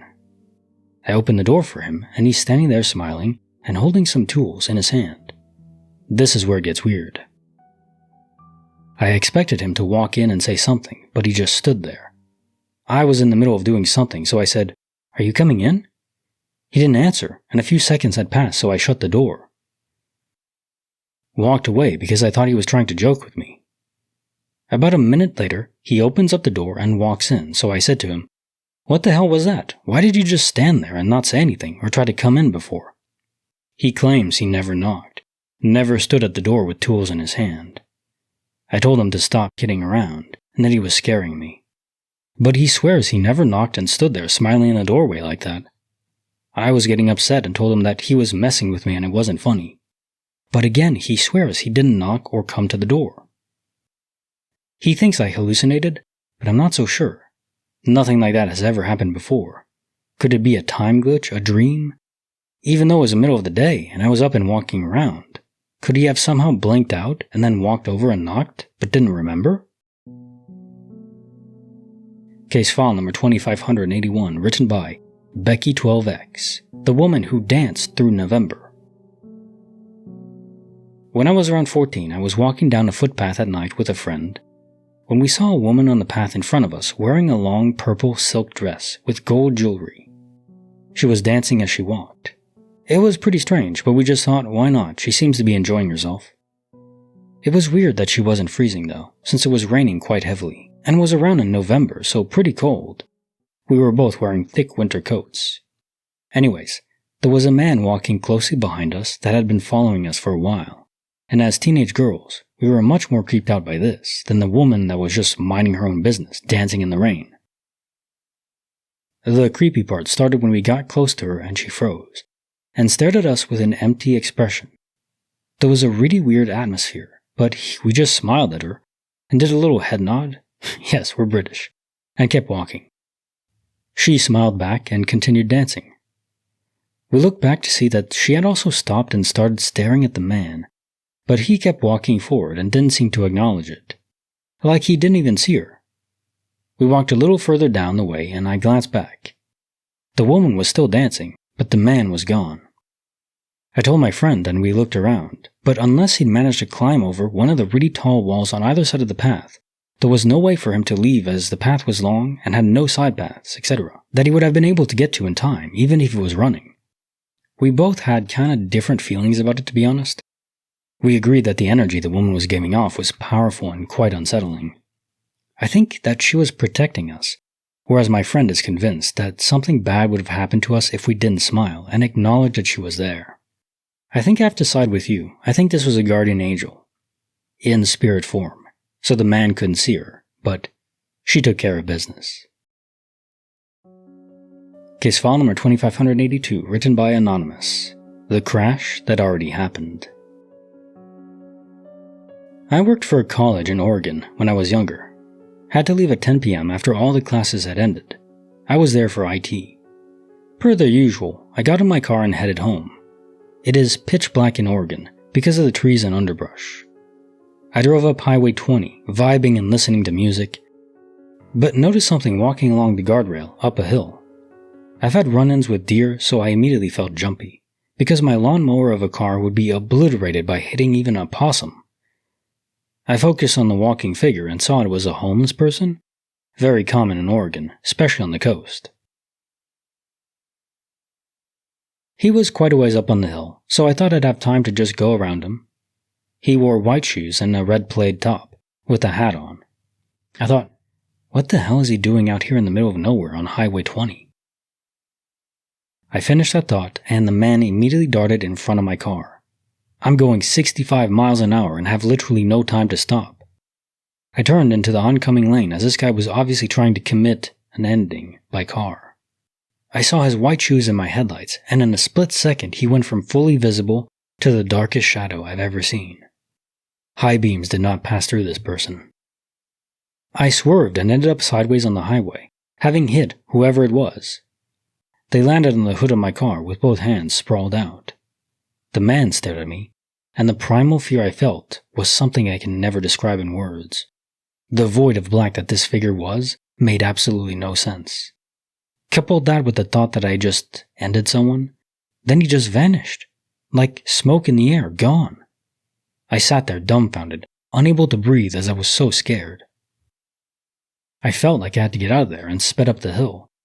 Called my husband, screaming in terror because I just hit someone who wasn't there. I got home after and there were no handprints on my car, no dents. It's like nothing happened. Couldn't sleep that night and couldn't go that ride home for a while. Made me question reality. I still don't know what it was or who it was. Checked on deaths on that stretch of road out of curiosity a week later, and found a guy had rolled his truck, ending his family and himself. I looked up his name on Facebook and his profile picture was him wearing a red plaid shirt and a hat. And what's even stranger? There's a mold-covered child's rabbit stuffed animal tied to the guardrail where I experienced this. Case file number 2583, written by Fantastic Sir 9732. The Crucifix, the Corner, and the Cold. In 2011, I moved to London to study. I missed out on the limited space in halls of residence, but was able to find a house share not too far away. It was an old house built in the 30s or 40s, but it was warm, and I lived with 4 others who, like me, could not get into student halls. One night I woke around 3:30 a.m. to a very cold room. When I say I woke suddenly alert, I mean I was completely alert and awake. The strange thing is the heat was on, yet the room was incredibly cold. I had that sense of feeling of being watched, and as I turned to look, in the corner of the room I saw a dark, thin, shadowy figure standing in the corner of my room, and it horrified me. This had never happened before. I was looking at a tall, dark figure staring right at me, and it felt evil. I stared back, petrified to move at first, trying to make any sense of what I was looking at. I switched on my bedroom light, and as fast as the light came on, the figure disappeared. The only thing in the corner of my room was my study desk. No clothing or tall object that could make out a shape that stood before me. I'm not religious, but from that day in that house I made sure to have a crucifix and any symbol to ward away evil in my room. I tried to talk about it with my housemates, and every time I did, my eyes would water up and I couldn't get the words out. I moved out of that house after I finished my first year. 11 years on and I still feel haunted about what happened that night. I make sure to carry a symbol of protection with me and practice my own rituals to keep evil away, for who knows when I may have another visit. So I don't think this is sleep paralysis, which would be the common explanation, because you were able to move, you turned your light on, you didn't say you were paralyzed. And I don't think this can happen without being paralyzed, although that's a question. Does it happen? Like, if it's not sleep paralysis, it would just be sleep torment, sleep awake nightmares. I don't know. Case file number 2584, written by Pierceful. Dial T for terror. One night in my house out in the country around 1 a.m., I was doing dishes. Over the sink in the kitchen is a window that overlooks a wooden patio on the backyard, and about 5 feet away from the sink and window is a large sliding glass door to get out onto said patio. The window over the kitchen was open, but the patio door was not. It was so dark outside, on the other side of the window screen was pure black. I had minimal lights on in the kitchen, but nevertheless, one could definitely see my head and face in the window looking from outside. I reflected on this thought in the silence when directly ahead of me, at about 10 feet of distance, I hear a cell phone ring. I freeze and stare out into the blackness of the outdoors. The cell phone continues to ring, concealed in its distance from me, but clear in its closeness. It rang maybe 3 times before slowly I heard the creaking of the patio wood. One footstep, another footstep, crick, crack, crunk, then clunk, clunk, clunk, down the steps of the patio. Away from me, and onto the grass in my backyard, I hear the soft but threatening footfalls on my lawn, and the cell phone ring grows fainter, more distant. Then, at what seems to be at the edge of the property, the cell phone is stifled mid-ring. Silence. Silence as I stare into nothing, a nothing that is not only probably staring back at me, but, I suddenly realize with horror, had been staring at me for an hour, without my knowing. Call in the army, whoever. Case file number 2585, written by Johnny Huckey. Sugar, Silence, and the Signal. Growing up, I always had a close relationship with my grandmother, on my father's side of the family. She had an extremely calm personality, and we had major respect for her as kids, because she never once raised her voice or took a tone with us. We visited her pretty much every week. She was in assisted living due to a stroke she had when I was about 5 years old, but she was still in decent health for somebody in their 80s. She was not ill by any means, and luckily never had to suffer through common illnesses among the elderly. Anyway, when I was 11 years old in 5th grade, I was coming back from one of my martial arts classes with my father. As we were leaving the studio, he seemed worried and was contemplating making the 30 to 45 minute drive to see his mother, who was living in a relatively nice assisted living facility that she liked. He ultimately decided not to go because it was already about 8 or so in the evening, and she would probably have already been in bed by then. I was concerned because he was worried to the point where it scared me. I had never heard him suddenly become so worried about his mother seemingly out of nowhere.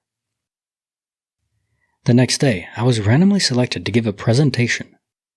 This was a project I had done about a month prior, and my teacher had forgotten about me and maybe one or two other students until he saw the boxes in the rooms and decided to have us present that day. It was a memory box assignment where we had to decorate a shoebox and fill it with at least 5 small things, each with a relevant story. I had numerous things in there about my grandmother, and I talked about her, and how much I loved her in depth to my class. When I got home, my parents sat me in the master bedroom and told me that my grandmother had passed away. She was found slumped over in her electric wheelchair. She was diabetic and apparently her blood sugar dropped to a lethal level, and she passed out as she was about to roll out of her room and to breakfast.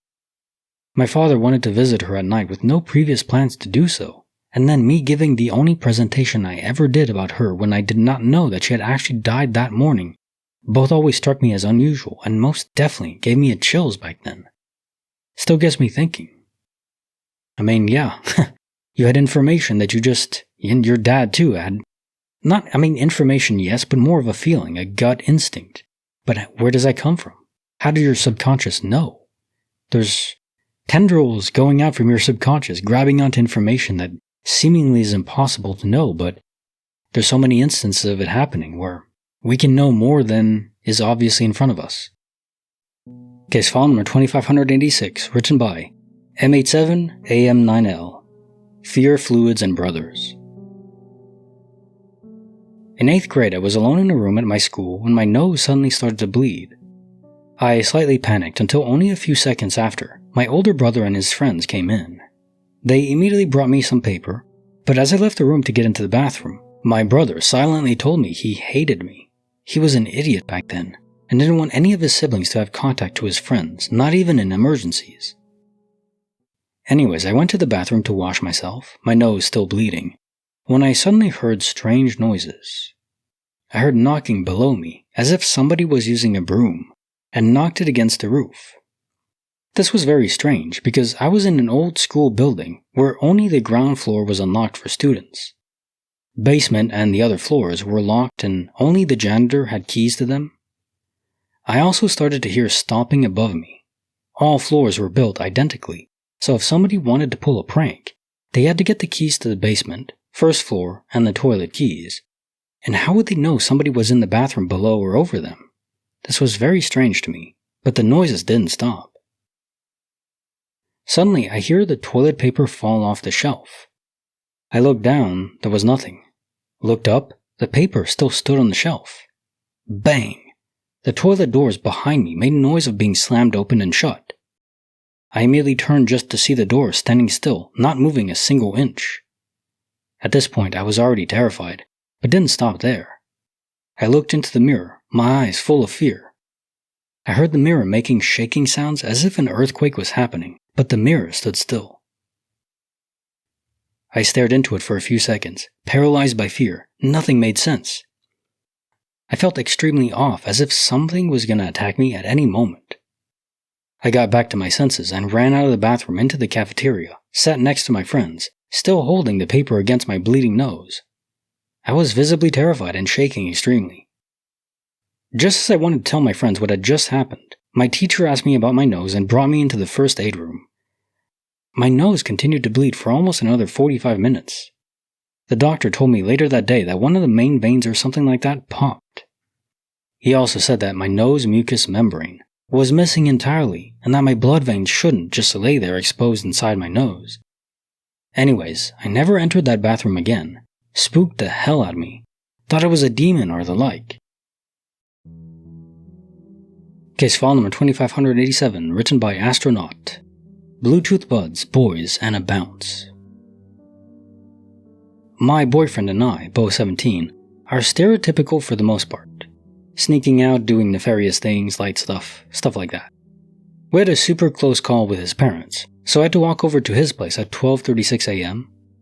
I got there around 1:07. I called him and told him I was in the woods, and he'll need to come by me and we'll walk in together, because I'm a scaredy cat, and didn't want to go in there by myself. For reference, it's like a sandwich. Woods, road in the middle, woods. One end of the road is connected to a bridge where it leads to his neighborhood. And then there goes on to another road that leads to a highway. Eventually, he shows up. He's not in his right mind and he's kind of being a dick. And we walk into the woods. At first, no issues. I have hallucinations and paranoia, but it was manageable. We did, stuff on the road in the forest. After we get our stuff together and get ready to leave, he stops. He puts his hand on his knife and starts telling me to walk, just staring at the forest. I've heard this tone of voice before, and it usually means that he sensed danger, and is telling me to get my stupid butt out. We go to the bridge and chill, and for some stupid reason we decide to go back to the forest and walk all the way to the road that leads to the highway. It was terrifying. Dirt bikes that were nowhere to be heard, chains clinking, whispering, screaming. I chalked it up to my imagination, kept a straight face until we got back. It was pretty fun and I enjoyed it, in hindsight. I said my goodbyes to my boyfriend, and as I started my venture to go home, I realized I had forgotten my shorts in the forest. Now, I would have normally said, "Fluck it, no more shorts, I guess." But they had my Bluetooth earbuds in the pocket, and I love them to death. My boyfriend had walked home, so I gave him a call and let him know I had to go back into the forest to get my shorts. It was fine for the first bit, until I turned the corner. I didn't even notice, it's all so blurry in my mind now. My heart feels like it's pounding onto my chest as I remember the noise this thing made. I was looking at the ground when I heard it. It was like a sound of a dog being murdered, a bat being stepped on. It sounded like glass shattering and being dragged across a chalkboard, and I couldn't move. Every millisecond felt like hours. It got closer with every elongated screech. I could feel it getting louder. My ears felt like they were being pierced. I guess my body realized Fawn was going to get me killed, so I booked it. I didn't even realize I was running until I was almost at the bridge and wept to my boyfriend. He tried to calm me down, and I had a panic attack trying to figure out how to get home. I wanted to go down the canal bank, the way I came, but I just kept spinning in a circle like I was trying to check every angle for anything. I eventually gained a bit of confidence to start the walk home, and everything felt like a footstep of someone else. I looked back at the forest after I was far away and noticed that the tree branch that had looked like it had been left from Hurricane Ida was gone. I guess it could have been a coyote, but nothing I've ever heard in all my life living out here has ever sounded like that. For reference, it was about 3:20 a.m. when I got home. What has 4 letters, sometimes has 9 letters, but never has 5 letters? This is more of a puzzle than a joke. I just spent $600 on a limo rental, but forgot to hire a driver. All that money and nothing to show for it. PSA: if you're ever assaulted by a knight or a bishop, you need to get to a hospital immediately. Chest pains are a medical emergency. I like that one. I went to McDonald's today. I smiled at the bloke and said, "Can I have a small shake, please?" He told me to frick off and walked out of the men's toilets. Me, where are we going? Dad, to get our new glasses. Me, then what? Dad, we'll see. The bartender says, "We don't serve time travelers in here." A time traveler walks into the bar. A pirate walks into a bar with a paper towel on his head. The bartender asks, "Hey, what's with the paper towel?" "Ah, I've got a bounty on me head." I asked my daughter, "What's a Mountain Dew?" She answered, "As far as I know, it just sits there." I told the joke during a Teams call, but no one laughed. Turns out, I'm not even remotely funny. What has 5 fingers, but is in your hand? My hand. My girlfriend borrowed $100 from me. After 3 years, when we separated, she returned exactly $100. I lost interest in that relationship. My girlfriend said, "You act like a detective too much. I want to split up." "Good idea," I replied. "That way we can cover more ground." I accidentally gave my wife a glue stick instead of her lipstick. She still isn't talking to me. I went on a job interview. The interviewer asked, "What is your greatest weakness?" I replied, "I'm too honest." The interviewer said, "I don't think honesty is a weakness." I said, "I don't give a fluck what you think." Excessive honesty is perhaps a weakness. I went on a couple dates with a pirate. At first I was skeptical, but then I spent a night in bed with her. That's when I was hooked. Yar, matey. Math is hard. 15 plus 15 is 30, but 16 plus 16 is 32. Did you know Taylor Swift was named after Albert Einstein? Yeah, 110 years after. I was making out with my girlfriend on the couch. She said, "Want to take this to the bedroom?" Me, "Alright, I'll grab this end, you get the other." My son likes elevators. My daughter likes escalators. They are raised differently. My daughter is a 10-year-old who people think is 15. She's been at the 99th percentile for height her entire life. She normally eats like a horse, but for the last couple of days she hasn't finished her lunch. She says she's just not hungry. Me, maybe that means your growth is slowing down. Child, that would be a relief. Why is that a relief? Well, you always like being tall? Not always, but being tall gets you a lot of respect. Why? People really look up to you. She proceeded to chase me around the house, trying to whack me on the head. Fair. I'm sorry and I apologize usually mean the same thing, but not at a funeral. My girlfriend said that I have no sense of direction, so I packed my things and write. My wife saw on her phone that there had been a massive fire just down the street from us. She goes, "Oh my God, do you think it was arson?" I'm like, "No, he'd never do something like that." My son came to me and said, "Dad, did you know Tokyo is the most populated city?" I'm pretty sure it's Rio de Janeiro. No, it's Tokyo with 37 million. Yeah, but Rio's got a Brazilian. How much is a Brazilian? It's more than a quadrillion, right? What did the man say when he was reversing his car? Ah, yes, this takes me back. Reminiscing. How do you get a farm girl to marry you? First, a tractor. I dig, you dig, we dig, she dig, he dig, they dig. It's not a beautiful poem, but it's very deep. My girlfriend was looking at buying a pear tree, and she said they can grow 18, 20 feet. I said I'd prefer if it grew pears. Growing feet. Can you imagine a tree that actually did that? God. SCUBA stands for the Self-Contained Underwater Breathing Apparatus, but did you know TUBA is also an acronym for Terrible Underwater Breathing Apparatus?